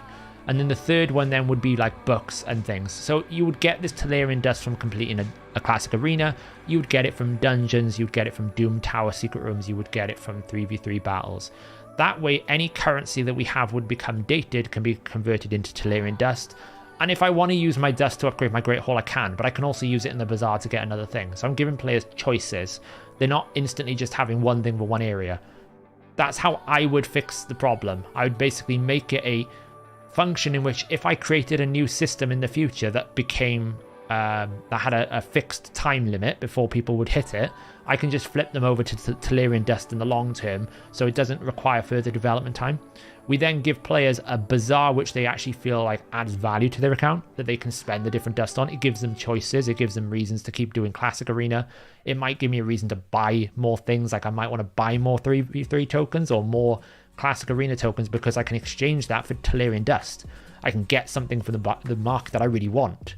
Whereas right now, like if I'm looking at this mini mix pack for me as a player, where's this mini? In my current situation, 3 ancient shards is pointless. I don't need rank 4 chickens. I've got about 50 of them. Demon Lord keys are useless. 2.5k silver, I'll spend that in 5 seconds. Brews I have enough of, Clan Boss gives it to me. I have no use for this Clan Boss, this arena tokens, and the XP boost I have 24 weeks. So actually, the only thing of any value in this pack to me is, where's it gone? Is the energy. So immediately this pack is not desirable for a player in my position. Whereas if we had the option for Tolarian dust, well, those 10 tokens might become more interesting for me now. Perhaps I can, you know, do something with the Demon Lord that means that these keys are worth more. That's how I would do it. Yeah, she did say that, Samael, you're correct. That they would be, they won't be adding champions, they'd be adding resources of some sort. Which I don't mind if the secret rooms just give you soul coins, right? It's not the end of the world. But what I'm saying is if all we're getting silver keys, nobody's going to be doing the secret rooms. Yes, currency bloat pocket would be what I would challenge them with. I would basically say, you know, this clan gold is good and all. I don't want clan gold. Give me Tolarian dust. Take this clan shop and give me a bazaar with a clan thing here that unlocks for my clan level. Stop segmenting all my currencies away and all my rewards into all the different platforms. Let me spend my things on what I want, but gate me based on how much of that currency I can earn, right? I've never quite understood why we have to have the gating in this bazaar, because it's already quite difficult to farm 30,000 gold bars. I've been in gold for this entire time and I can never keep my gold bars up because I buy the energy, I buy the ancient shard, and I'll buy this accessory. So gate me based on how many gold bars I can earn, not the fact I'm not in gold, because if you're not in even silver, you have nothing to spend your gold bars on. That's worthless. Worthless. I got 100 rare tome books, don't want that. Type charms are useless, substat charms are useless. Rank 3 chicken, I can make a rank 3 chicken in about 5 minutes with bros. So I'm sitting there and thinking, well, the energy is good, the ancient shard is good, the rest of it's trash, and then I can't spend anything because I'm locked. Doesn't make any sense to me. Gate me based on my gold bars, not based on my tier. And you'll get more engagement with the system overnight. The system doesn't need an overhaul if you do that. That'll give you a couple of months time because people will at least feel like there's a reason to keep fighting. Whereas most people are probably sitting in bronze or silver going, well, there's no point because I can't get to gold, I can't get any rewards. There's no point.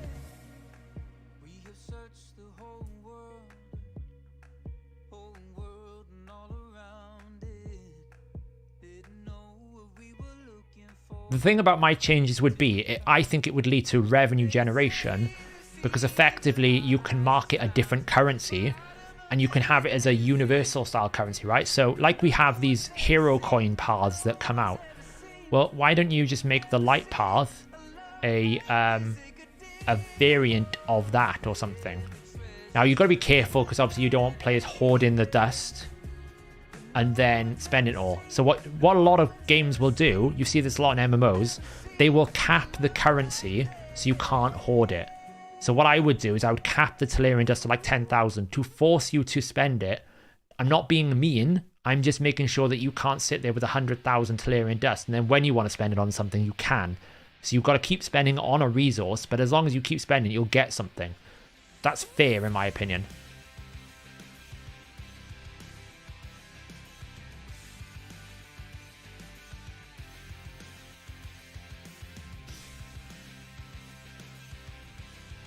I think that's not a problem, Cool, as long as the reward in the new system is a reasonable way to get it, right? I would rather more consistency and more control over the reward paths I get. Like, for example, with this artifact enhancement, if I'm being honest, I don't really care for things like the rare tome, but I wouldn't mind the epic chaos source. If all I got out of this one event, I didn't get the energy, or the brew, the type charm, the gems, nothing else. If all I got was the chaos ore, then I'm not upset. But I'm just getting rewards I don't really want. So if they give us more choice and control, I think players will be more engaged and they'll spend more money. Exactly. It's not hard. What they have right now is classic MMO mentality. Release content, get to the end game, release gear for the end game, release expansion, forget about the system we just built, make a new system. Get to the end of that, make a new system for the next expansion so people buy the game, forget about the last one. 4 expansion packs later, now we've got like 12 systems that nobody touches anymore because they were from previous expansions that might get revisited at some point, but they just kind of sit there and bloat the game up and they make it more complicated. That's what we've got with Raid a little bit. You've got the Great Hall mechanic where you need to grow your Great Hall. You've got Clan Gold, you've got 3v3, you've got Doom Tower Secret Room keys, you've got Hero Path coins, you've got Hydra keys, you've got Clan Boss keys. All these different things confuse the whole system, which is not bad to have lots of things in the game modes.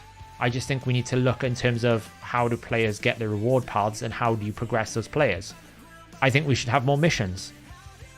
I think they're a good idea. You don't have to give a champion at the end of it. Just make more missions. Don't do stupid things like upgrade glyphs. That's dumb. Just give us more missions. You know, here's another one. What's the point of this stupid thing?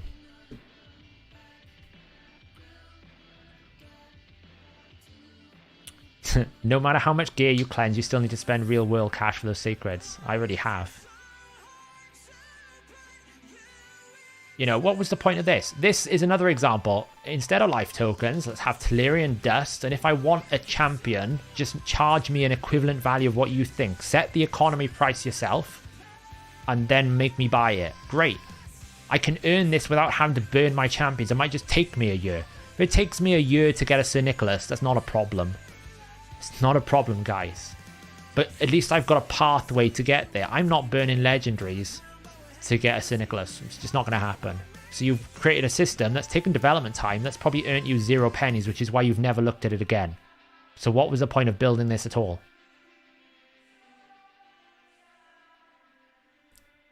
Anyway. 10 more voids. Will we get an Acrisia? That's not an Acrisia. It's not going to happen. We're not that lucky tonight. It's going to be another rare. Oof. Oh, well. It's fine. It's fine. Should we pull the souls? I was going to pull the souls in tomorrow's video when I was pulling the sacreds. Yes, there you go. I should update my wish list, actually. I need an Elva. Oh, he is interesting. Wish list. Val is out. Gintoro is out. Oh, we want Cupidus. He's pretty good. Val is out. We want an Elva. Where is she? Oh, wait, I can't pick her because I don't have her yet. Ah. Okay, one champion we do have.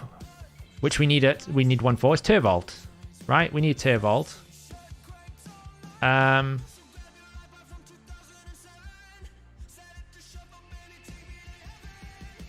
Who else do we add?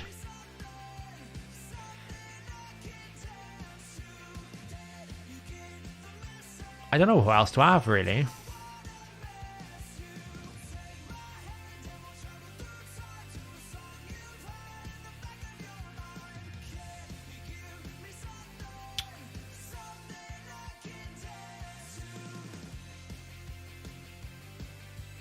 I suppose I gotta put Krisk in there. I could put Fortis, Nightmare Campaign Farmer. She's not. I've been checking, Jesper. I already have like a 2-star Riho Karem, which is why I'm not. Yeah, I'm thinking Turvold is well worth a pick. It's going to go up a lot.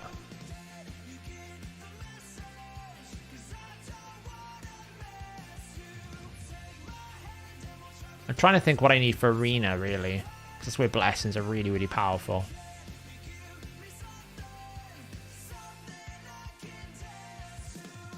We could pick Stultus. Not really useful, though. Uko? Yeah, it's a good shout, isn't it? Mighty Uko. Ruella's in here. Of course. Of course she is. Alright.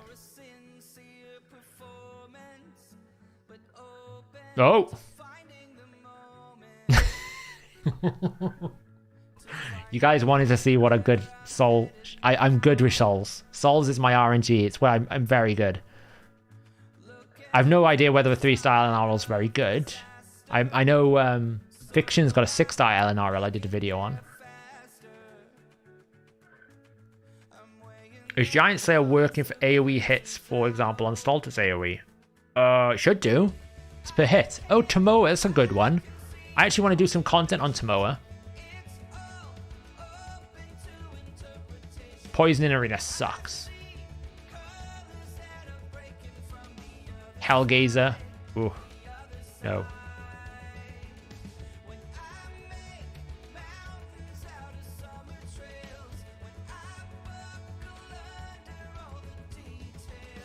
We're getting rares.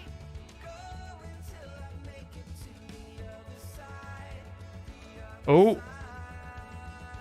I don't have a card yet. Why are you giving me legendary souls I do not have?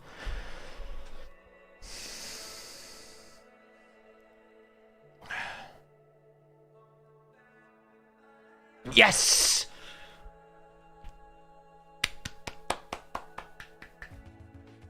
God, my luck tonight, honestly, in one stream, I kid you not, has been insane.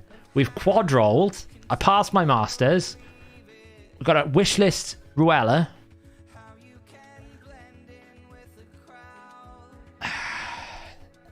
Boom.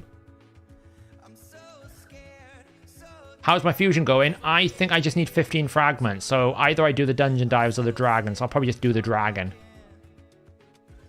Is that going to be cruelty or phantom touch? Probably phantom touch because Seeker is 5-star pocket. I already have a 5-star Seeker.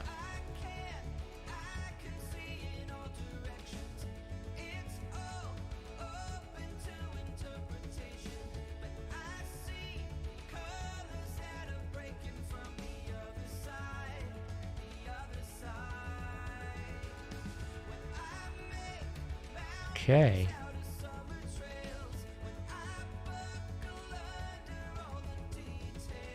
Wow, first things first.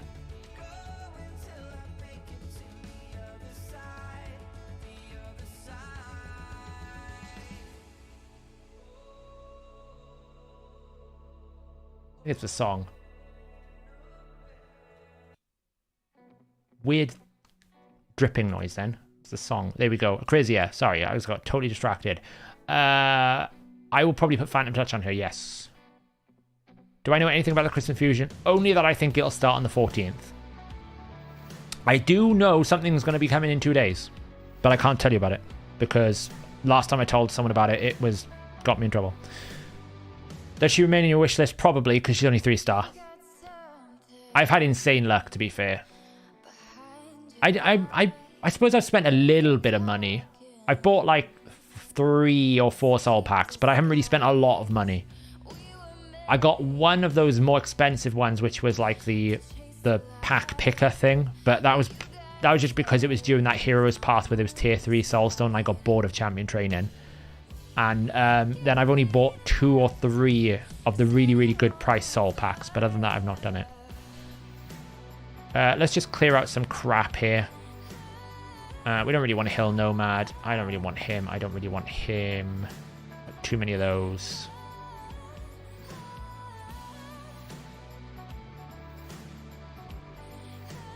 Never know when you might need a scrapper.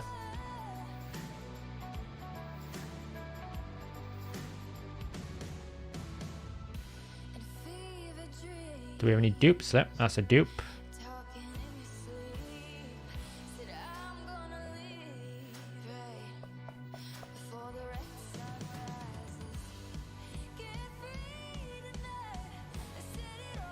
Need to clean my mouse pointer out. There's a bit of dust in there. I think we've got too many of those. Yeah, I'm soul. See, it's a cleanse stream, guys. We're soul cleansing now.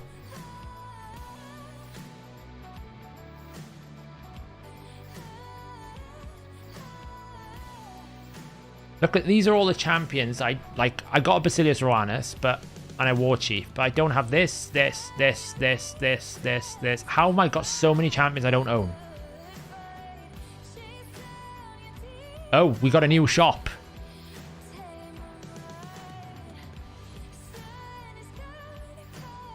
That's not helpful. I forgot to use my Hydra key tonight, so we've missed a advanced quest. Whoops. No, no, no, no. Hell no. It's nice, but no. No. I already have a 6-star Seer. No. Rip.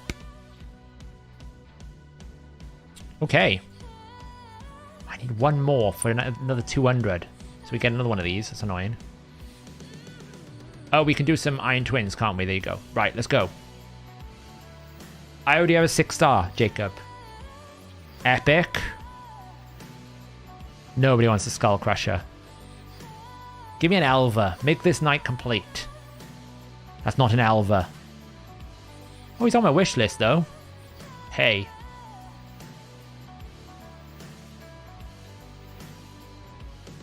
She's not going very well so far. These are brutal.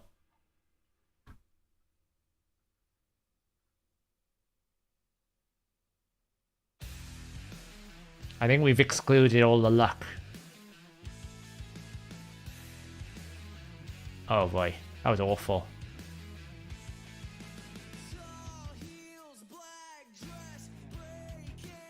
That was brutal. Those 5, weren't they? They were pretty poor. I don't really want you. You're useless.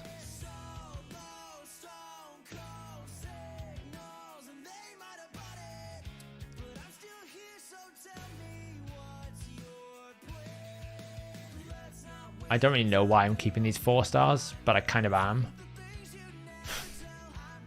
I can awaken the judge, though. We'll get a little refund. Gets a bit more crit damage. Why do I keep so many raids? Because I might have use for them at some point. Have you not watched anything from this stream tonight, Karem? We've established that I am an ultimate hoarder, so at some point I might have a use for a 5-star steel bowyer. I might do. I probably won't, but you never know. Welcome to the life of me. Like, I have a 5-star man-eater. I don't really need a man-eater anymore, but you never know when I might make a man-eater team for content and I need it, so I'm keeping it. And often or not, having 1 star is better than no stars. Like, having 2-star Fenchi is like 400 attack. Why wouldn't I take that? It's good. That's probably why my luck is so good, because I'm not so, like, extreme with my selling. Most people just sell anything they don't want, and then they exchange it for a tier 3 and they say they've got nothing. Whereas I'm a little bit more cautious, I guess.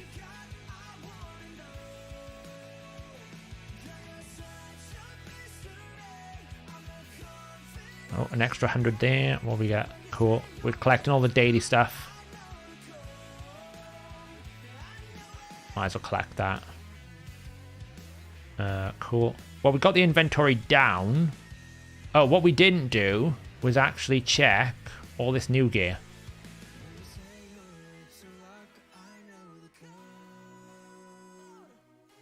And it's actually, like...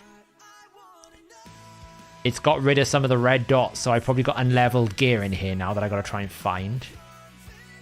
That's pretty... Well, let's just see how it rolls.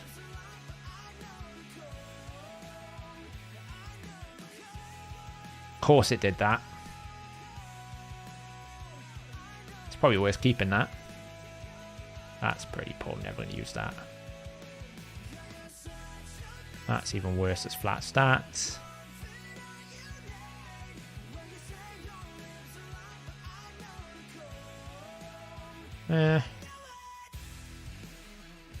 Meh.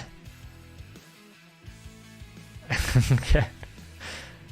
Yeah, if you want.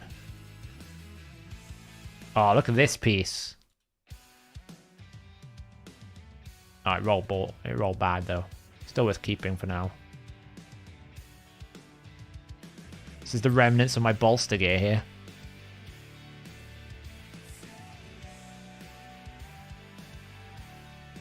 Pretty good, 20% crit damage.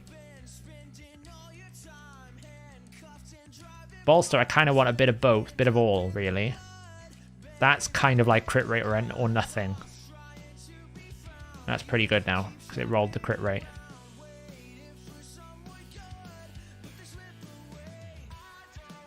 Don't roll defense. Roll defense, that's a sell.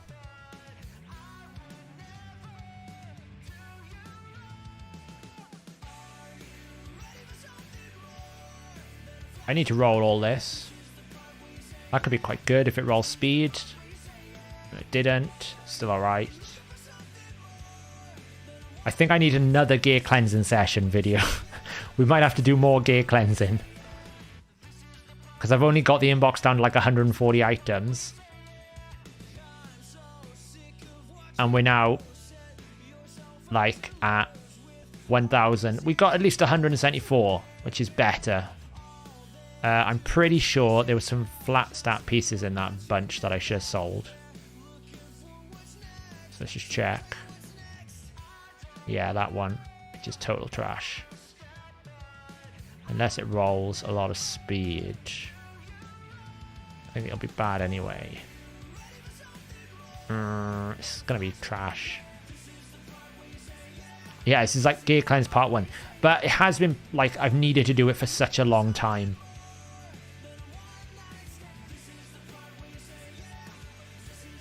Do I go any further on this? Quick question on Bolster. I'm out of 5 to 6 minute sales, but I have 100 plus for 4 to 5. Would you still use chance on them? I might roll that for the Ancient Shard. I've not. But you could roll these if you wanted to. I would maybe keep like 500 of the Epic, just in case something changes in the future with the Forge Pass. Like, you can probably roll all that crap once you've got to the 500. But I haven't rolled it. I've got a lot to roll here as well. Same thing, I didn't roll that. I'm looking forward to farming Lethal this rotation. Have I tried it in Minotaur? No. What's special about it in Minotaur?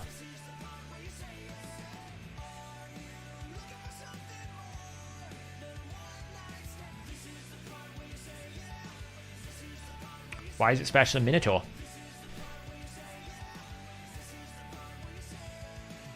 "30 seconds solo."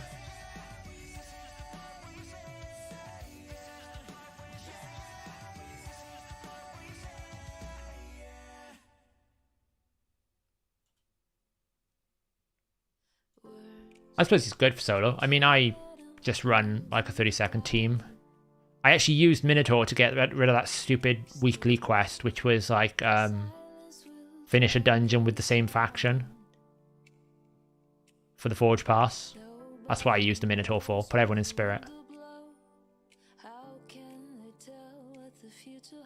I think he's insane for Nether Spider. He's so much faster. He's the fastest Nether Spider champion. I know a lot of people use like Geomancer teams and everything, but just like building one champion at a reasonably basic gear and you can just solo it all is great.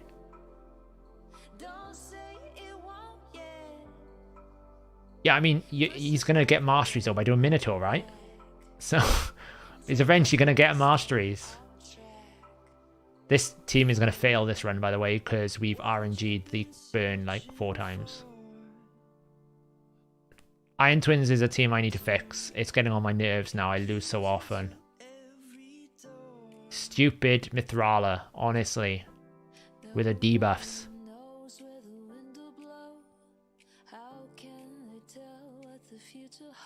Tell you which champion I'll put in here. Elva. Instantly. Get that healing going.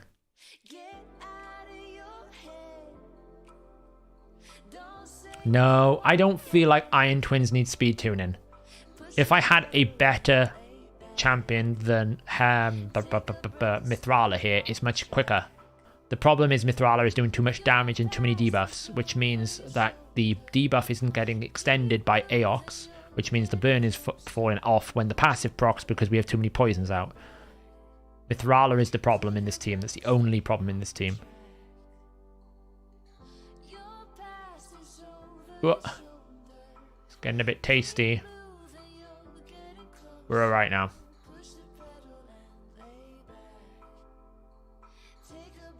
What? Demitha to the rescue.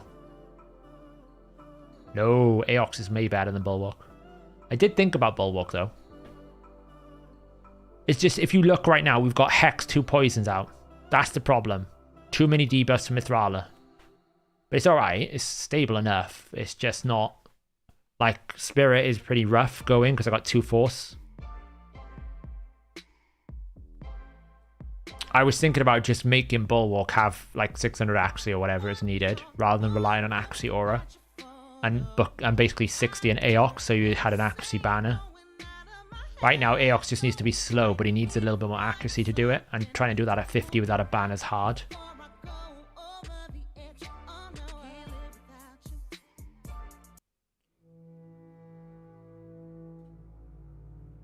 So the only problem with this team is basically that Mithrala does too many debuffs. It's basically the only problem. You see now, we've got too many. If she didn't poison there, we're okay, because Aox will always extend the burn. We don't have any external damage. Like, none of these champions really does much damage apart from Demitha. But she's not, like, built that crazy damage. And then the idea is, between Mithrala and Demitha, they're just meant to push the buffs constantly, so we're getting lots of turns, so we get through it quick. I'm not going to kill the accuracy on my Mithrala, come on now. If I had a Narma, the whatever the name is, Narma's a good option. Archbishop is a good option. I might try a Black Knight with a Vogoth.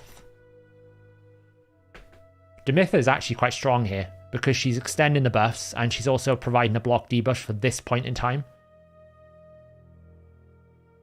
So it means it can keep my team alive a little bit longer. Yeah, it's the aura that she needs. But that's why I said Narma's really good. Because Narma's got an 80 accuracy aura.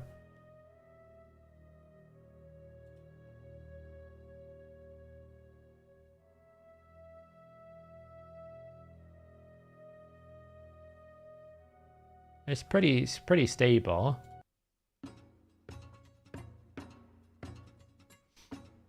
I say most of the time, my team is about an 80% success rate. If I get unlucky with some of this, like, passive procking, it can be nasty. And if the buffs get out, like, that's where Demitha is really good. Full heal, basically. Because I got so many buffs and debuffs out, she'll full heal. Yeah, so what you do with Narma is you put her in the lead, you disable the A2 and the A3, you basically give her enough accuracy, and all you do with Narma's A1 is keep extending. If you need the healing, Narma's A2 can come in handy. Build her super tanky, don't build her with any damage, and just extend the burn on the A1. She'll keep extending the burn. Really, really strong. I think I had Scent tested once, and he got to like 80 turns on the HP burn in one run. It's quite nuts. With is a good option, but you need you lose the Axiora, right? That's the only thing you've got to remember is you need the Axiora if you take Mithrala away, unless you can get your champions up to enough enough accuracy. So, doing a long stream. I'll probably be finishing soon. I'm just trying to get enough for one more Soulstone, which will give me enough for one more tier 2. I think Demitha's actually a legendary champion. I would put Demitha above half of the legendary champions in the game in terms of quality. Because she has the Deacon usage, and she has the Archmage usage. These champions that can basically be played in multiple different ways. I can run Demitha as a clan boss champion, unkillable. I can run her as a healer if I need to. I can run her as a buff extender if I need to. I can run her as a protector if I need to. I can run a high resistance. I could run a high speed. She is so flexible in terms of what she can do. Like, there's not many people that can compete with her heal there. She's healing everyone for 46,000 HP. There's not many champions that can compete with that. I think Riho can, but she's a Void Legendary. Do I think it's worth going for Beck in the training tournament? It depends on your team. What I would suggest, Connor, is get to 8,000 and make a call when you get to your 8,000.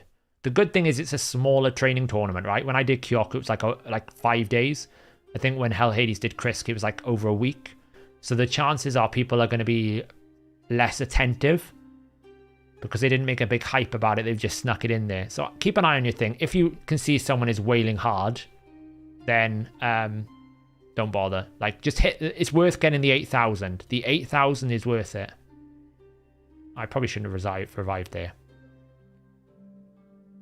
This might be a fail unless the poisons can get me a down.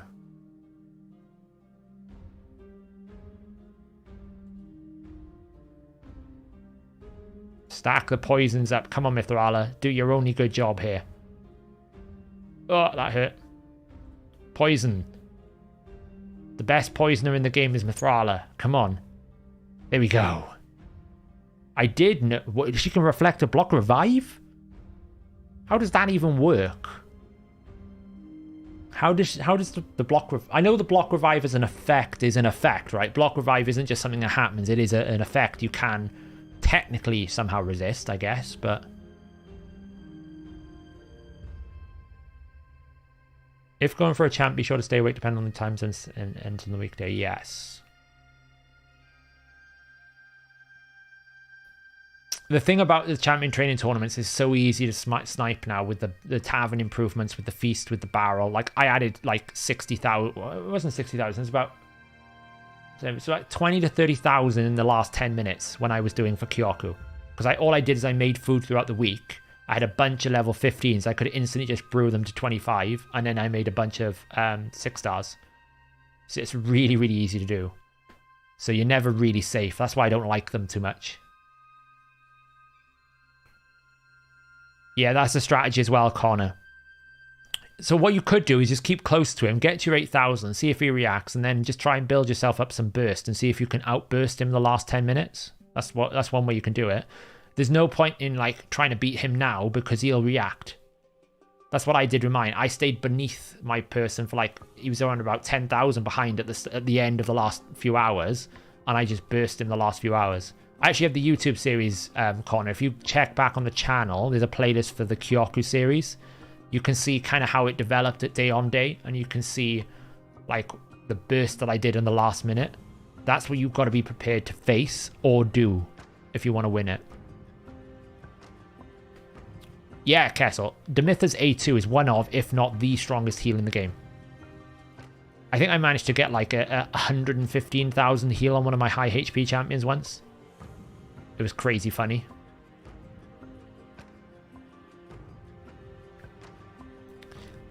Demitha is the only champion that has actually made me not do a fusion. Because I deliberately, I looked at the Sigmund fusion, I was like, Demitha is the legendary, not Sigmund. And I skipped Sigmund, the high shield. It's the only fusion I skipped, I think, since I started playing this game. It's the only one.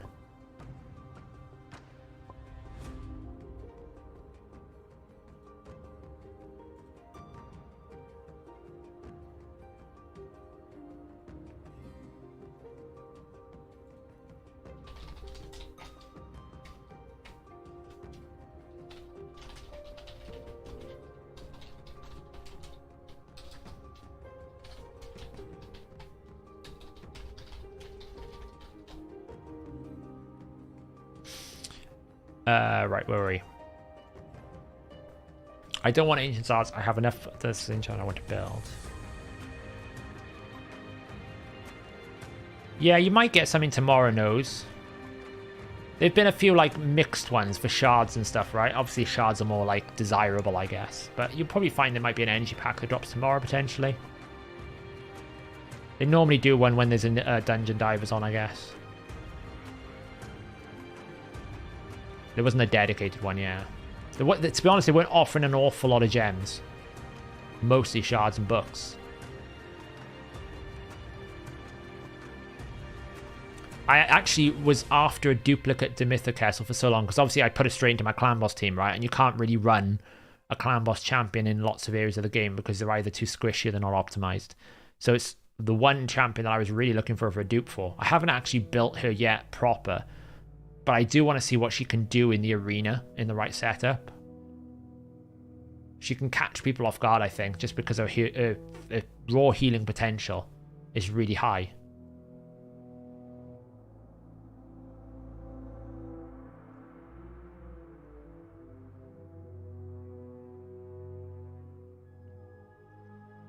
No, this team is not a tune.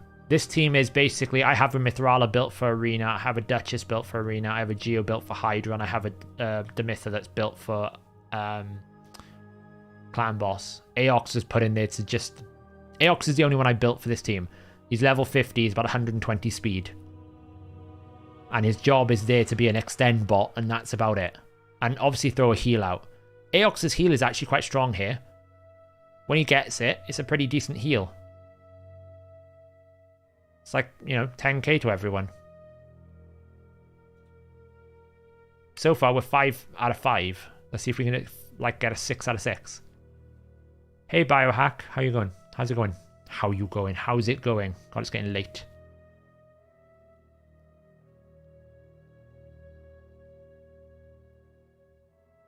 Yeah, Aox is solid for this. He's a really good champion. The only thing I don't like about Aox is, if you want the decreased crit rate, you have to decrease the turn meter. If they didn't have to decrease the turn meter, he's even stronger for clan boss. He's like crazy good for clan boss then.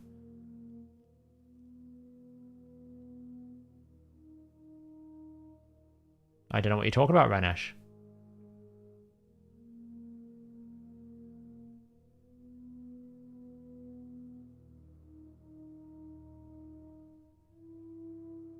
I can confirm nor deny anything.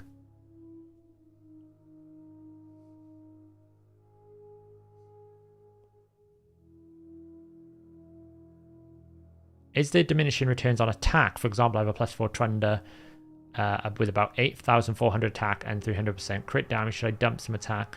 So there isn't necessarily a diminishing return, Samuel, but there will be a optimal, like, kind of golden window to get better damage. The best way to do it is to use the optimizer, because it automatically calculates it based on the skill that you're looking to deal damage with. That will give you a correct damage assessment. That's the best way to do it. So it could be that you will end up finding that less attack or more crit damage is better. You also got to take into consideration the sets, the ignore defense, the target you're attacking. There's lots of different factors to take into it, but there's not so much a diminishing returns as more of there is a balance. The more attack you have, there'll be a balance between the two stats. It's not really embargoed. So basically, when you go into the static data, in the static data, there's an object for the daily login, right? The 7-day one. We're not talking about like the 21-day one. You know, we're not talking about C's or Says or whatever the guy's name is, right? We're not talking about this new guy. Where is he? This guy's on a different reward path, right? These reward paths that happen on a daily basis are on a different reward path. But when you log in, there is a different array for the daily 7-day login champions. And they have added a new one. But I don't know any details. Like, there's no champion information. There's no, like, there's an ID. I know it's a new champion because it's not a champion that exists in the game. But people are probably data mined that out. That's why. I don't like to make a big thing about it because I did a big thing about it with Deliano and I upset a lot of the content creators because they felt like I was giving information out that should have come out from content creator, which I agree with a little bit. I was probably a little bit preemptive. So I tend to not tell people at all, but 2 days time, something might be happening. Maybe. Right, so we can buy one more of this Mortal Soul Stone, which will give us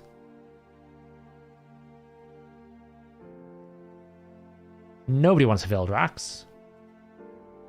I think I already have a Vildrax 2-star. Well, that's a waste. Well done, Fred. One more stars down. That's important. Which means we can now get, because I don't bother buying essence anymore. It's just it takes too long. Soulstone. Come on. Final luck of the night. Epic.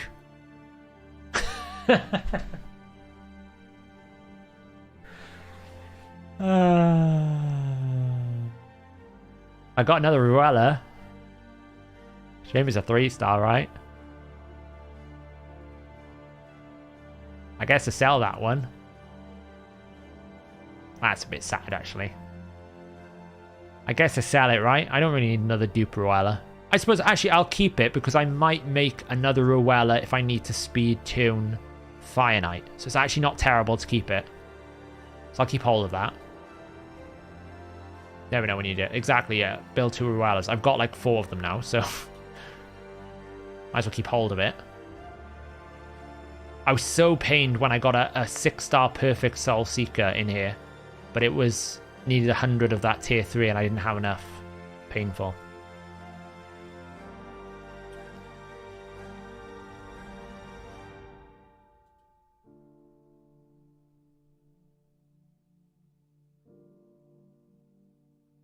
Yeah, I think saving is bad. Like, I got a 4-star Vlad the last time I pulled stuff. I don't know what I'm going to put on him. I got a 3-star Gurgo. 6-star Cantra. I actually have a 3-star Bellinor, believe it or not. And a 4-star Abyss. So, I mean, we could do something with Bellinor for content, I guess. I don't really know what they're going to do with him. Cruelty for Seeker. That's what I've got mine. Where is he? Cruelty. Cruelty. He stacks it up really quickly. You're sitting on 184 gold essence because that's all I get from IT. I mean, that's amazing. Honestly, gold essence is really, really good. Don't spend it if you're that high up. It's really good. It's the actual best way to get high ranking awakenings. The problem is it's just so hard to get any of it. So if you've managed to get lucky, that's actually kind of what you want from Iron Twins, is the essence. Right, so here, as we've already got Cruelty, and we've already got the Aura, it's actually quite annoying. I had Demitha 3-star in the shop the other day, so I could have got an extra 5% speed Aura. I'm kind of annoyed I didn't get it, because it would have given me some time. I wouldn't have had to re-gear. So we already have Cruelty on the team. We already have an Aura.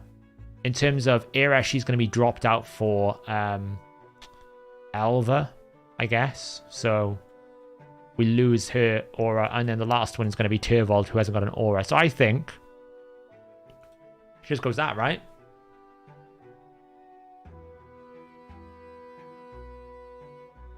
It's the best thing for her. 40% chance to inflict extra damage. It's really, actually, it's kind of insane. Because I'm pretty sure the proc chance happens per hit. Let me check that. I'm pretty sure. Phantom Torch. I'm pretty sure it's per hit. Like 99% certain.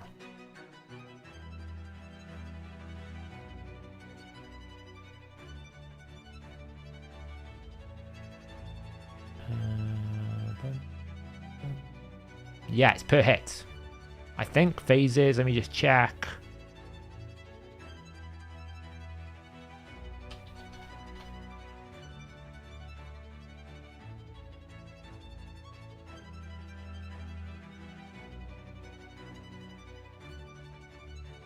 After damage dealt. Yes. So I'm pretty sure per hit, she has a 40% chance of inflicting bonus damage.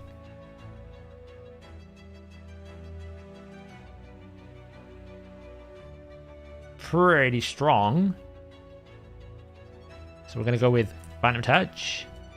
We get nice 400 extra attack, so we're now up to 5.1k attack. Obviously, this can all be fully rebuilt tomorrow. If we have the Sacred Shard tomorrow. So, you know, that was 272. The Clan Boss team is now going to be 242. Would you consider Aura if you haven't built the team yet? I would be considering the Aura, yeah.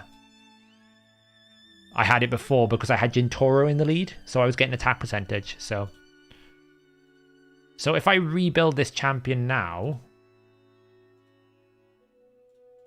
what could I get? Let's have a look. Ruella.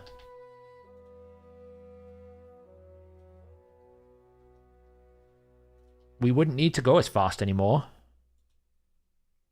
We would go down to 243 or 42.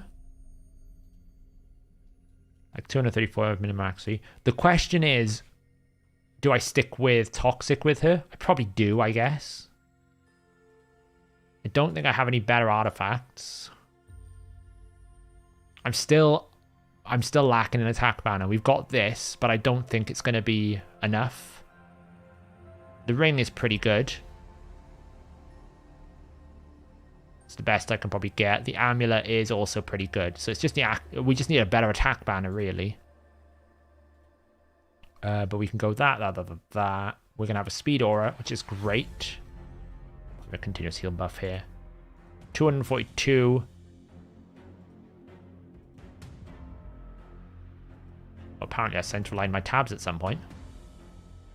I have no glyphs anymore, so I'm going to have to go back down to here. Wonder what we're going to get. Does the cooldown not activate on a bonus damage hit? Yes, it does. But what I'm saying, Dutch, is if the first hit of a triple hitter fails, I think it keeps trying on each subsequent hit. So it means that even though she's on 40%, it's basically assume it's like Giant Slayer, right? Each hit has a chance to proc it, then it goes on cooldown. I know, I don't make silver, that's the problem. This is one of the issues I've been having with clearing my gear. I always end up with less silver than I start. Like, I've cleared my inventory though, and I have got a lot of space that I can put stuff in now. So it's good. We've got progress. I'm not at 1300 cap. I've got like 140 space, right? And I've got a bit of gear to cleanse.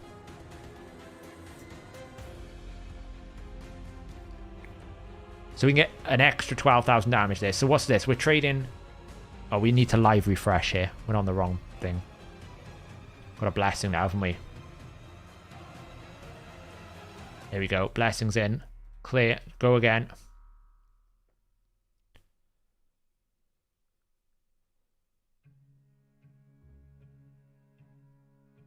So we can gain an extra... This build here would basically take that out there, I guess, if I just configure and do that.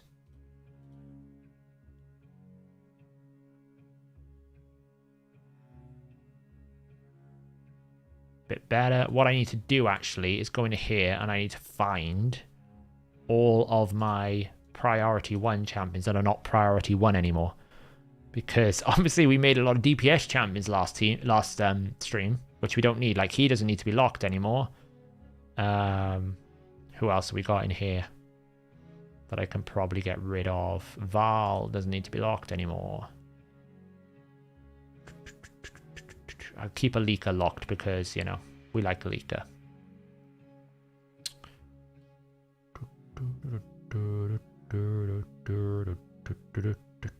Heiress could be taken out. But we'll probably need her gear for Elva.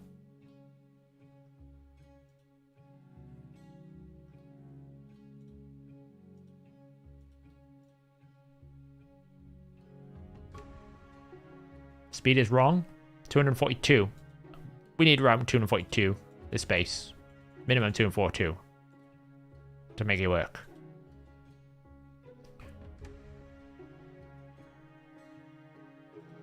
So that would increase our damage by a fair chunk. I really need to add like a percentage here, don't I? When I do the change. I need to do that. Does anyone know if Michinaki's passive can proc on a counterattack hit? No, it can't. You have to actually attack. So we can run this build, which takes a bit off Seeker, but we could re-gear Seeker a little bit. Or we can run without Toxic and see how much extra damage. We'll gain like 15 to 20,000 damage per ability. Let's have a look at what it's like without Toxic. This might just take too long. Yeah, let's just... It's always going to pick the banner that she's got anyway, so...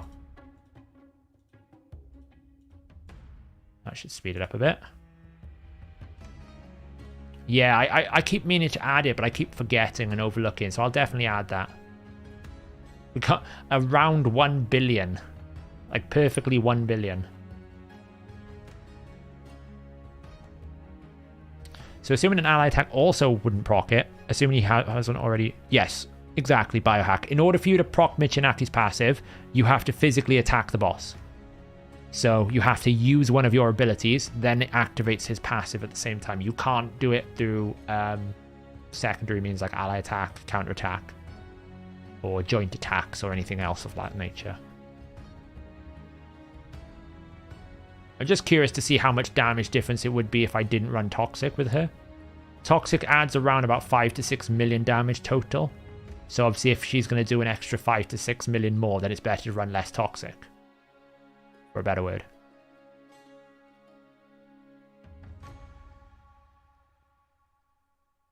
I think it's found the top build, to be honest. It's not going to find much better there. So that's the top build. So that would basically... That's a fair chunk more. It's like 60,000 versus 24. So it's an extra 40,000 damage per hit. I don't know if it's enough, though. Like, I'm not sure it's enough damage. No, actually, she was struggling a lot with the last team. The thing with Ares is even though Ares is technically not attacking one turn with the A2, she is counter-attacking all the time. So she was getting a lot of procs up. So going from Ares to Rowella actually reduced the amount of toxics I could put out there. One thing I don't know is if Michi's passive proc is 0.5 times 4 AoEs or not. It's per individual champion ability. So he has a 50% chance per attack to do it. So it's an attack, not like... It's not how many times I hit a target. It's every time I attack, I have a 50% chance I will join the attack. So if you have 10 attacks in your team, then on average, you'll get 5 of those passive procs. It doesn't matter how many times a champion attack hits, whether it's AoE, whether it's random, whether it's single target. It's only per initiation of a skill. So I could go like purely non-toxic, but I feel like I want double toxic. The interesting one will be seeing how much we can get Turvol's damage. Obviously, we have not got a blessing for him, which kind of sucks. Let's reset him. What do we need him to be? 225.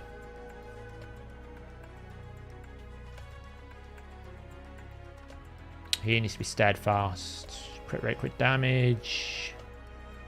Everyone but locked. We need to be battle mode. Juggernaut. Boss. It's going to be 250, 1292, 00. Have decreased defense and weaken. We're going to have speed aura. It doesn't really matter. He will have increased attack speed. Now, the cool thing about premium, for like, obviously it's going to be going away tomorrow at some point. We can actually see the buff changes here. Or it should be able to with Juggernaut.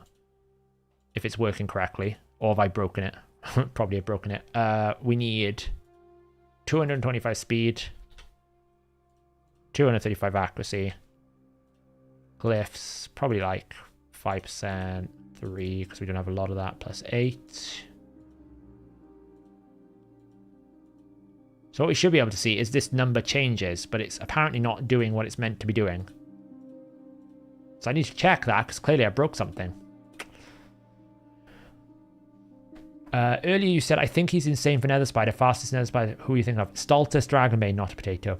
Because he's immune to poisons, he reflects it back. If they fix the bug where it's using his accuracy, he'll be the fastest 25. 1110, I think. Like the fastest Nether Spider top I can imagine. You'd think there is some synergy between Elva and Upardin. His passive and her one could do some strong healing rotation, I suppose, especially if Elva's on Relentless. Yeah. I think Wither and Elva is a pretty nasty combination. I've probably broken something, Dutchy. The idea with this skills is it's meant to like update when I add more buffs, but I must have broken something, basically. Probably when I was changing something else to fix another bug, I probably bugged it. But basically, I would imagine that's not multiplying the number of buffs, but it should go that. We should be able to do this. Like, for example, I wonder if Baron is working, because I tested on Baron. Because Baron's another one that's got an ability like that, right? So if we go into attack, then his righteous charge should increase, see? So Baron is working, but Turvold is not for some reason. Probably something to do with the way that Turvold is coded. So can't really see the true damage that I wanted to see. Because I wanted to see if we configured the boss and we added all like the right buffs. Like he's going to have increased speed, increased crit rate, lots of continuous heals. We can give him a shield. We can give him like another one of these buffs because he's going to have like 7. So 1, 2, 3, 4, 5, 6, 7. Probably 8 buffs he's going to have up. We can just set some artifacts. We need at least 1 blood shield, right? So he's got to have 1 blood shield here.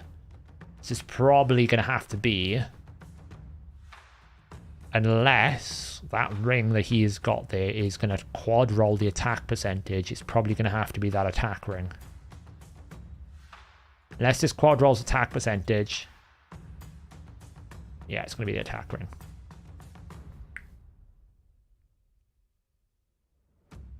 It's probably going to be that.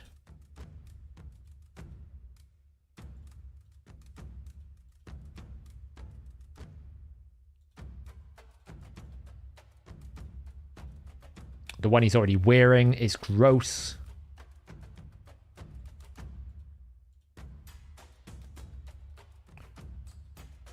You're going to love the attack banner, guys. Check this out. Why am I not finding anything? There we go. Look at this piece of beauty. 26 plus 8%. Yep. Oh, it's working. Okay, let's refresh. Maybe it is bugged then. Let's have a look.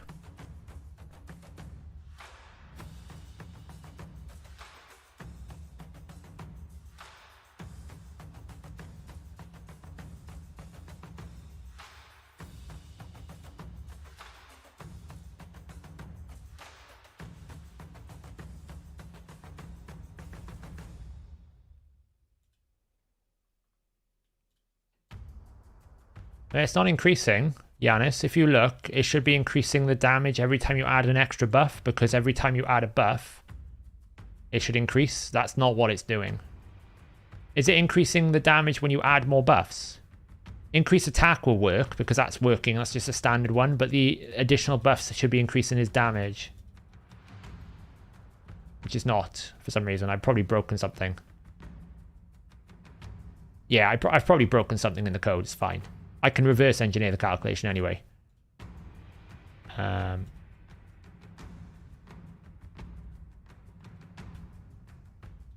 want to see how much damage he's going to get. And then we're going to call it quits because it's a long stream. We've been live for how many hours now? God knows how many hours.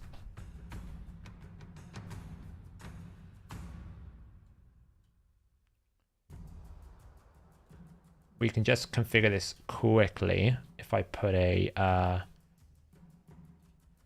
Turvold. What are we looking at here? Oh, it's fairly strong. Increase attack, increase crit rate, Heart of Glory, boom, boom, boom, boom, boom, War Master, Cruelty. Yes.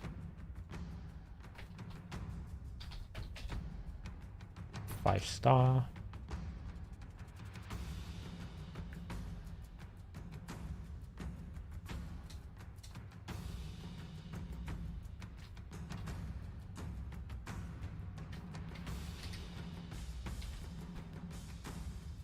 Wow, does he have 30% books on his A3? Never really looked at this. Oh, he does. That's crazy. So, bonus multiplies, he's going to get 7 buffs. So that's... He gets how much per buff? Oh, it doesn't say. Of course it doesn't. I have to check my own code.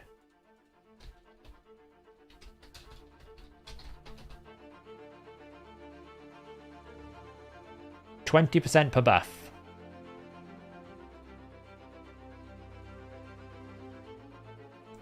Almost 5 hours. Oh my lord.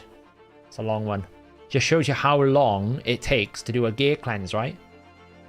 I know, 10%. The thing is, Dutchy, it's 10% chance on a buff debuff I don't need. And it's a pretty good chance because it's per hit, so I never bothered with it. No, it's not more content than the Lord of the Rings films. I think the third film barely fits in this window. Barely. Increased crit damage is not working on Trundle either. Okay, I'll have to check. I've broken something. It's an easy fix, probably. So, we get 7 buffs. 7 times 2. It's like 14. So, we're going to get 140% bonus damage multiplier. Oh, wow. Okay. We're looking at a 6383. 277.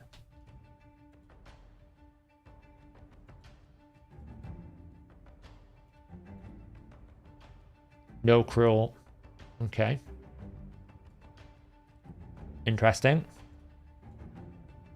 So, damage estimations for our dear old Turvold. We don't have any ignore defense that I can see. Okay. Yep. It's pretty strong.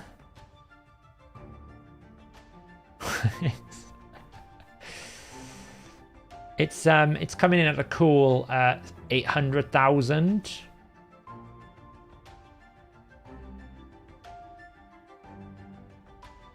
Like, I was expecting a bit more. I've done this right? It's 20. He gets 20% per buff, and we're going to expect to have 7 buffs on him, so it's 140%. He's got 6.3k attack, 270% crit damage, increase attack, weaken, decrease defense. We've got 1292 for 5-star cruelty. We don't have an aura because we're using a speed aura.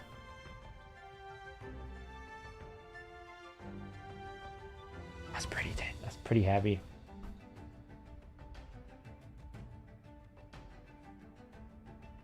Sorry, the cat was playing with something then. 737. Yeah.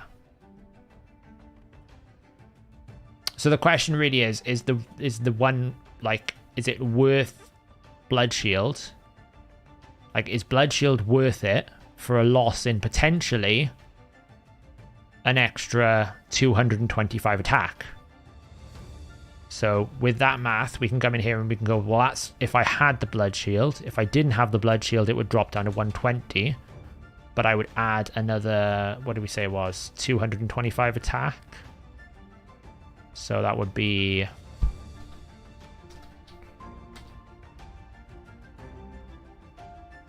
less damage. So even though this ring is much stronger, the Blood Shield is better to have.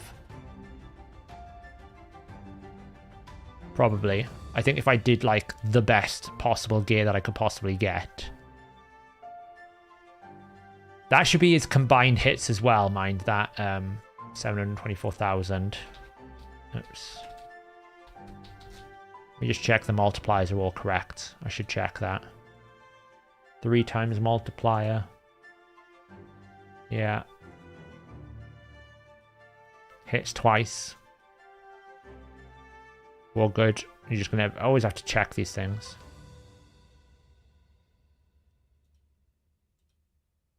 I think that's going to be the strong... Oh, wow. I can get a 7,000 attack one, actually. Who am I taking gear off? Oh, if I take gear off my Gintoro... Well...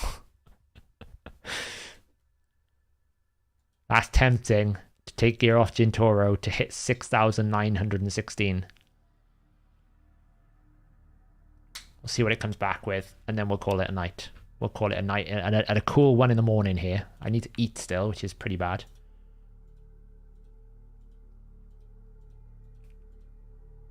Overall, though, pretty successful night, right? I mean, we'll see what the refresh brings us. Have I actually done the clan boss for Brutal yet? I don't think I have. Ultra Nightmare. So you can see the Saito team on weak affinity here still pulled like 100 million. You know, still rocked a pretty solid team there. We had 2 weak affinities against Force. I think I ended this early because I was busy. I needed to crack on with something. Yeah, 58 million. Spirit. I normally just hit this with as hard as I can. So I think I could just hit this as hard as I can and get 26 million. I'll keep an eye on it while we're optimizing. There you go, 6.9k attack. So based on that math, 6916. Does that have any cruel? No, so it's perception. We're overcapping the accuracy a bit. I don't know why it's going so crazy on the accuracy. It's probably just because we've got perception pieces with good gear. It's kind of taking gear off Ruella, but that's fine because we could always re-gear Ruella. I don't think she needs that piece to be relevant. So 6.9, what would that actually give us? 6916. And he had 278% crit damage. 829,000. Part of me wants to hit 1 million. But I think that's like asking for a lot. We're already at like 7 buffs. Which, if we look at the calculator, he's going to be 1, 2, 3. Is he ever going to do A3 at the start of a turn? Because that's where we need the A3.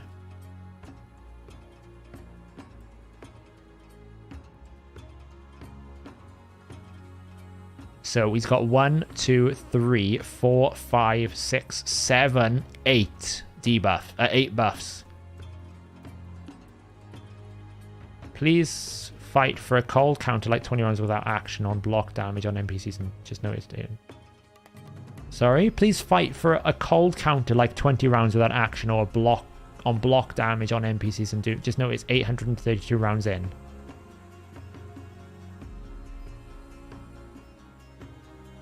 I'm not sure what you want there, Kim. Can you clarify? So we've got 1, 2, 3, 4, 5, 6, 7 buffs, but he'll have blood shield. So actually, the first one will be that. The first one would be half that. The second one would be even higher. So probably like nearly 1 million.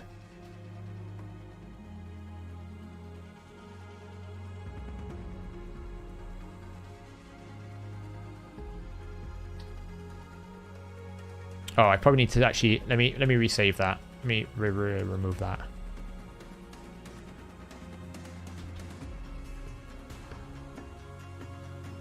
I haven't checked if this is going to work on Spirit or other. I think Spirit is fine. I haven't checked if this is going to work on Ultra Nightmare yet. Let's have a look. That's the right link. I'm just making sure I can hit Brutal 1 key with Val. I should be able to. Spirit is fine. Spirit friendly. Elva Autumnborn makes it spirit friendly, comfortable, easy. Nightmare. We probably need to put a delay somewhere. We probably need to do a bit of funkiness with the delays on Nightmare.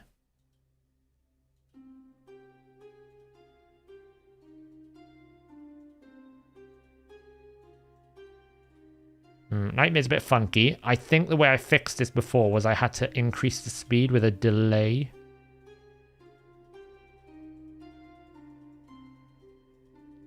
But I can't remember exactly how. It's been a while.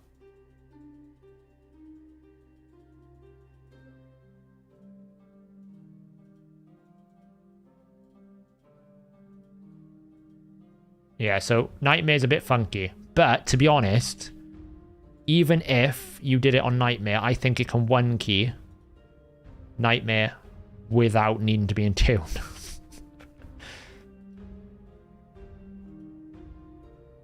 We probably just need to do this, like, I'll have to find a tune where it falls in. It probably just needs like a different delay setup to get it into tune. See, it almost falls into tune there, but it doesn't quite.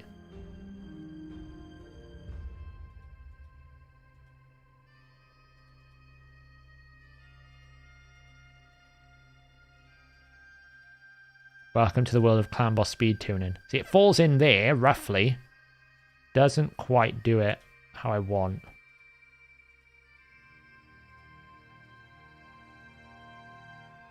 I'll have to sort that out. But I know I can make it speed tuned fine.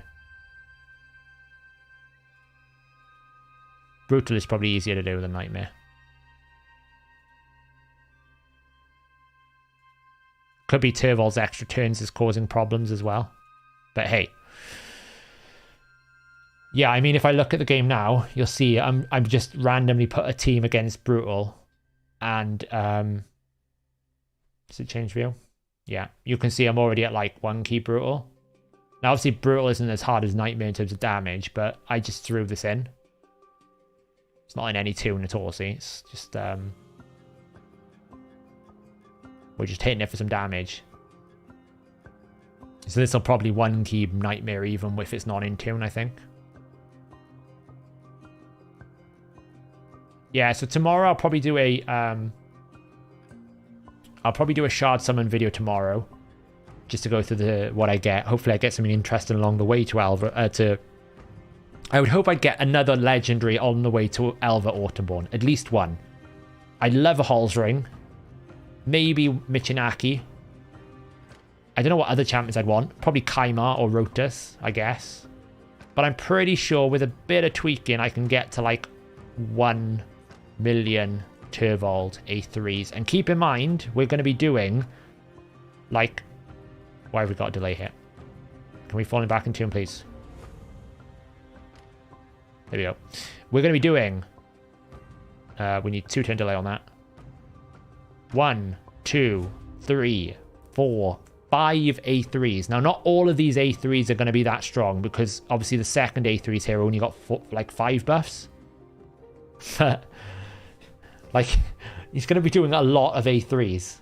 It's going to be a lot of damage. And that's not counting the Relentless proc. Actually, we optimized this poorly. We should have said we wanted Relentless. That might change things. How good. So we were doing 6.9k attack, 278% crit damage outside of Relentless. In Relentless...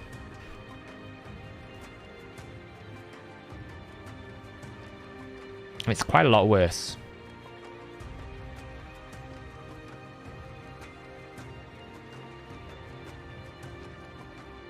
It's substantially worse.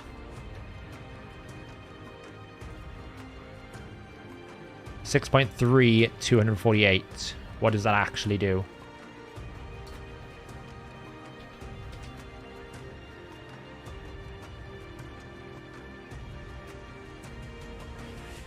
Oh, that's a bit of a chunk of damage loss, isn't it?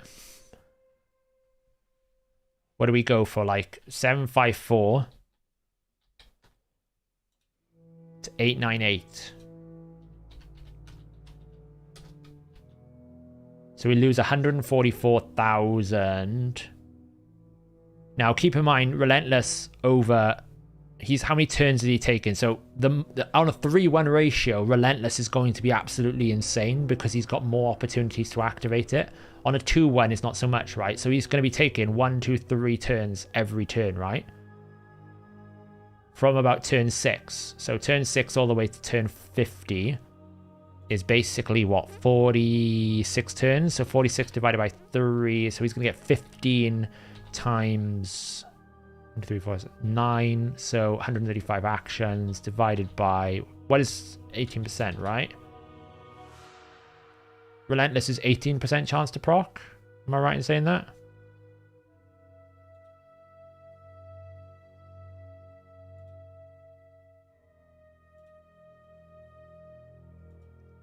%. So it's 135 times 0.18. So we should get 24 extra turns. Now, logically, if we extra turn on the A3, we get an extra A2 and an A1. So technically, it's always an extra damaging effect. If we extra turn on the A2 into the A1, and the A1 gets an extra damage effect, we'll get the A3. So we get 24.3 extra A damaging attacks with Relentless. Now, we said we lost 144,000 on the A3. If we average 750,000 on the A3 and we split them in half, we were getting 24. So say like we get 12, we're going to gain 900,000. We're going to gain an extra 9 million. No, Relentless is fine. That's what's special about this Nose. It's perfectly fine to run Relentless. The reason why, when you look at the start of the turn here, right? If he goes and does an extra turn, well, he's going to give himself speed buff. So if he doesn't have speed buff, he increases his turn meter by 17 per tick. Okay?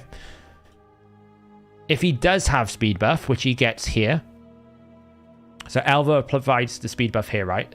Where is it? So he's got speed buff here. So he's going to take 1 extra turn. He ticks for 22. So in the non-relentless version, he's going to go 17 for his 1 turn. Then Ruella's going to take a tick, so that's another 17.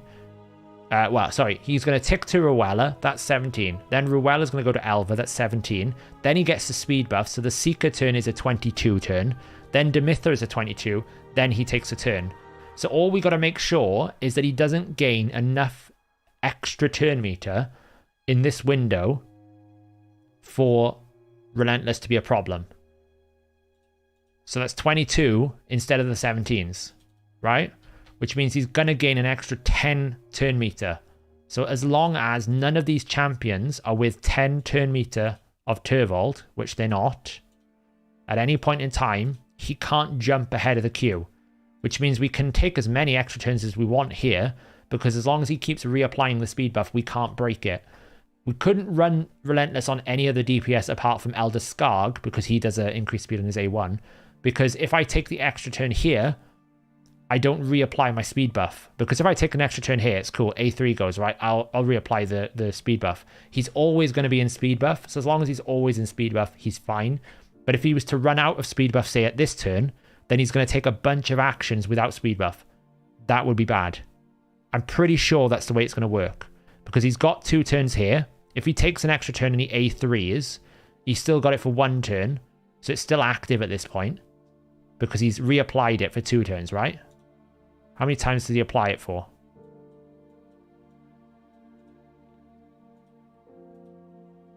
So he applies it for 2 turns. So he's going to place it there. Then he's going to take a turn. So that's on for 2 turns. Demitha's going to extend that. So if he took an extra turn there, it should be okay because it should still be active. I'm hoping. That's the only thing maybe it's a problem there. If he loses that speed buff there. But I think it's fine. I think it's fine. I'm doubting myself now. We'll have to try it. We'll have to test it. I think it should be okay though. Because I think he'll always have a situation with a speed buff up. If he goes extra turns here, A2, fine, A1. Unless it like double boosts, maybe. Maybe. That's the only window there. Maybe it goes bad. But, you know, we can always run things like instead of running Master Hexer, I can run Lasting Gifts to try and improve it. So I think it'll be okay. Yeah, that's the problem. So if he doesn't have the speed buff, he falls out of sync. But as long as he's always got the speed buff, it should be fine, right? So the only window maybe it could fail is here. If he basically takes A2, A1 into an extra turn, then does that speed buff expire? Because it's not getting extended. Potentially could break the tune. Potentially. I guess we'll find out.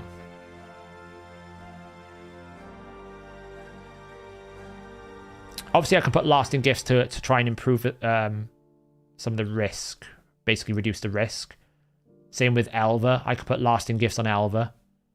Doesn't really matter because everyone's always got speed buff up. So if I extend that speed buff by 1 turn, it's not going to be the end of the world, I don't think. Unless it breaks here.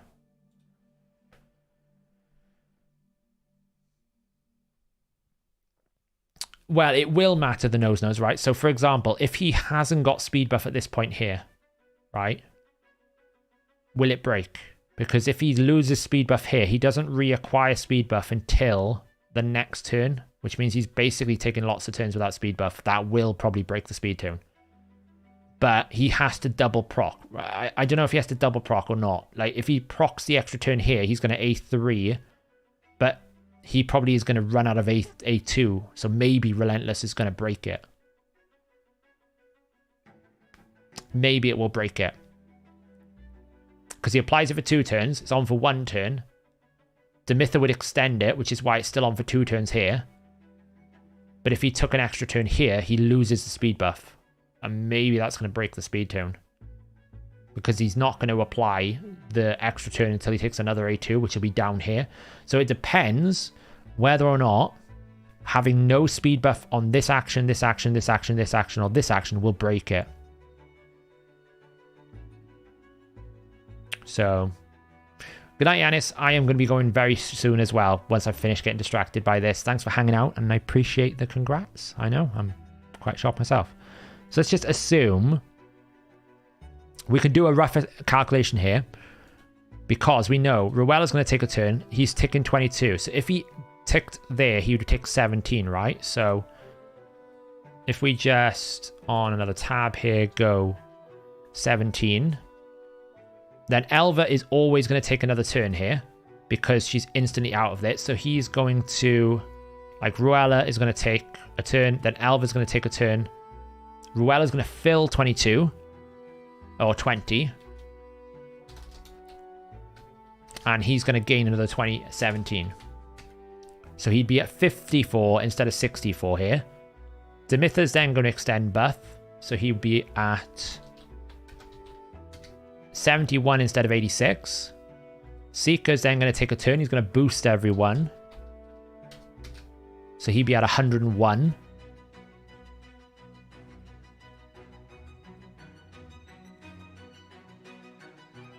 So that boost comes in. Why have I missed something here? 86. Elva should go next. Demitha should go next. 86. He was at 71. And then he gets boosted by 30. Oh, well, actually, he gets 17. Then he gets boosted by 30. That'll put him on 118. He's currently on 139. And then he'd get an extra 17. Put him on 135. So the tune would break. Oh, that's painful.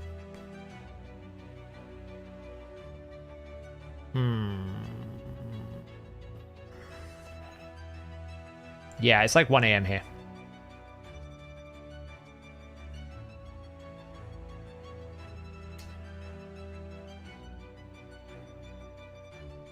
I mean, it holds. The problem is not the turning off the A3 isn't going to work because it's the extra turns he's taking.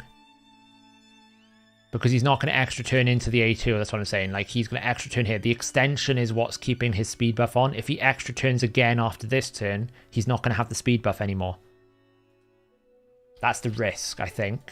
And I think, because of the way Ruella ticks, he's going to be on 135 at this point, and Ruella's going to be on 146. If I can increase his tick rate by 1 for each one, that might be different, because that would be 18... 18, 18, 18, 30, 18. Not quite. So if I go 19. So basically, maybe there's a window to do it with a little bit more speed, but have Relentless. Which is basically, I need him to tick at 19. I need him to tick at 20.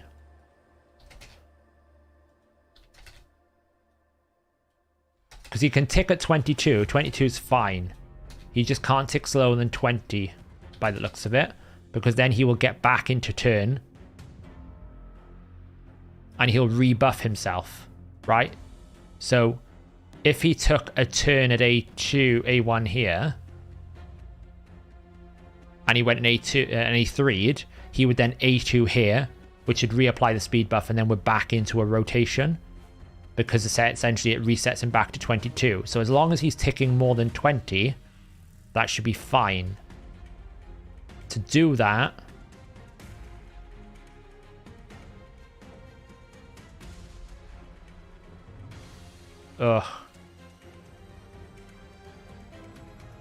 that's 18. It's not enough. He's going to need more.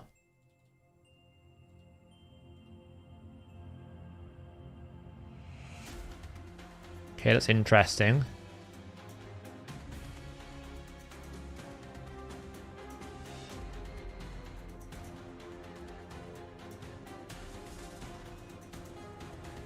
Isn't this frustrating?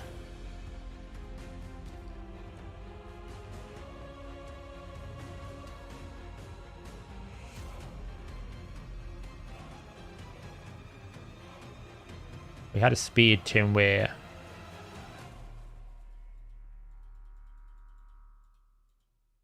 So in this situation here, he reapplies it there. If he extra turns here and A1s, that's not a problem because we're going to get it back. If he extra turns here, he goes into there. But if he goes here, extra turns, he's going to go into A2. If he extra turns here, then he's going to go A1. Which means he's going to lose his speed buff. Which means he's still ticking at 18. Which I think is still a problem. I know, right? I think it's a problem. Because I think even at 18, he's going to end up...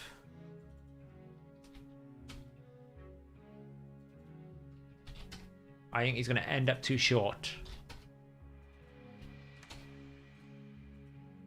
Because he's going to be at 142 turn meter and Ruella's going to be at 146.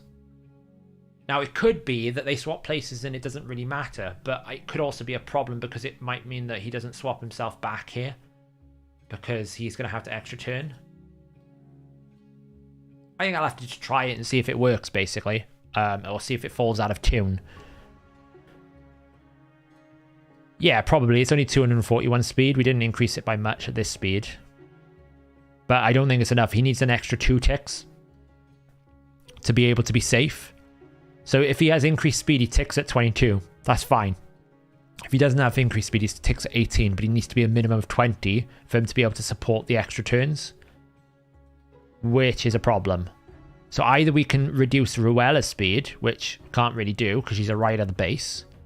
If we can reduce Ruella's speed, then obviously we can support a lower goal point because he needs to be more than 146 here. And right now he's at 142. Which is not enough. He's 3 short, so he's like 3 ticks too quick. He's 3 ticks too slow to be able to get back into a speed tune with her. And unfortunately, Demitha's not going to extend him at this point. Seeker can't give him speed buff. Turvol can't because he's going to A1 into A2 here. It's not going to be good. Obviously, if he cycle magics or like extends the buff, it's not so much of a problem. But that's a bit too much RNG to rely on that to be fine, because it's okay for him to extra turn here because he can just reboost. That's not a problem. It's okay for him to extra turn here because he can just boost. It's not a problem. It's if he extra turns after his boost that we've got a problem. That's the only window actually there's a problem. This window here. So maybe we just get lucky and he never does it. Because if he extra turns at this turn here, turn 8, at turn 6, it's fine because Elva's going to reapply him, so he's probably going to still be in tune. But because he's not going fast enough at this particular intersection, could be a problem. I'll have to test it. Anyway, guys, it is super late here. It's a fun stream. We learned a lot. We pulled a lot. We quad rolled. We did some daily challenges. We did some daily quests. We didn't do any Hydra. That was a bit of a problem. I got to do that tomorrow. But yeah, I will be doing some recording tomorrow on the shard pulls. Hopefully I get something on the way to Sacreds. I'm going to have a look at that Relentless. If I can't do Relentless, it's not the end of the world. We can still do like a standard damage dealer kind of team. But I'd love it to be Relentless. Hope you guys had some fun tonight watching. I will be back to either Wednesday or Thursday. I will tweet if I'm changing it. But yeah, thanks for watching, guys. I'll catch you soon.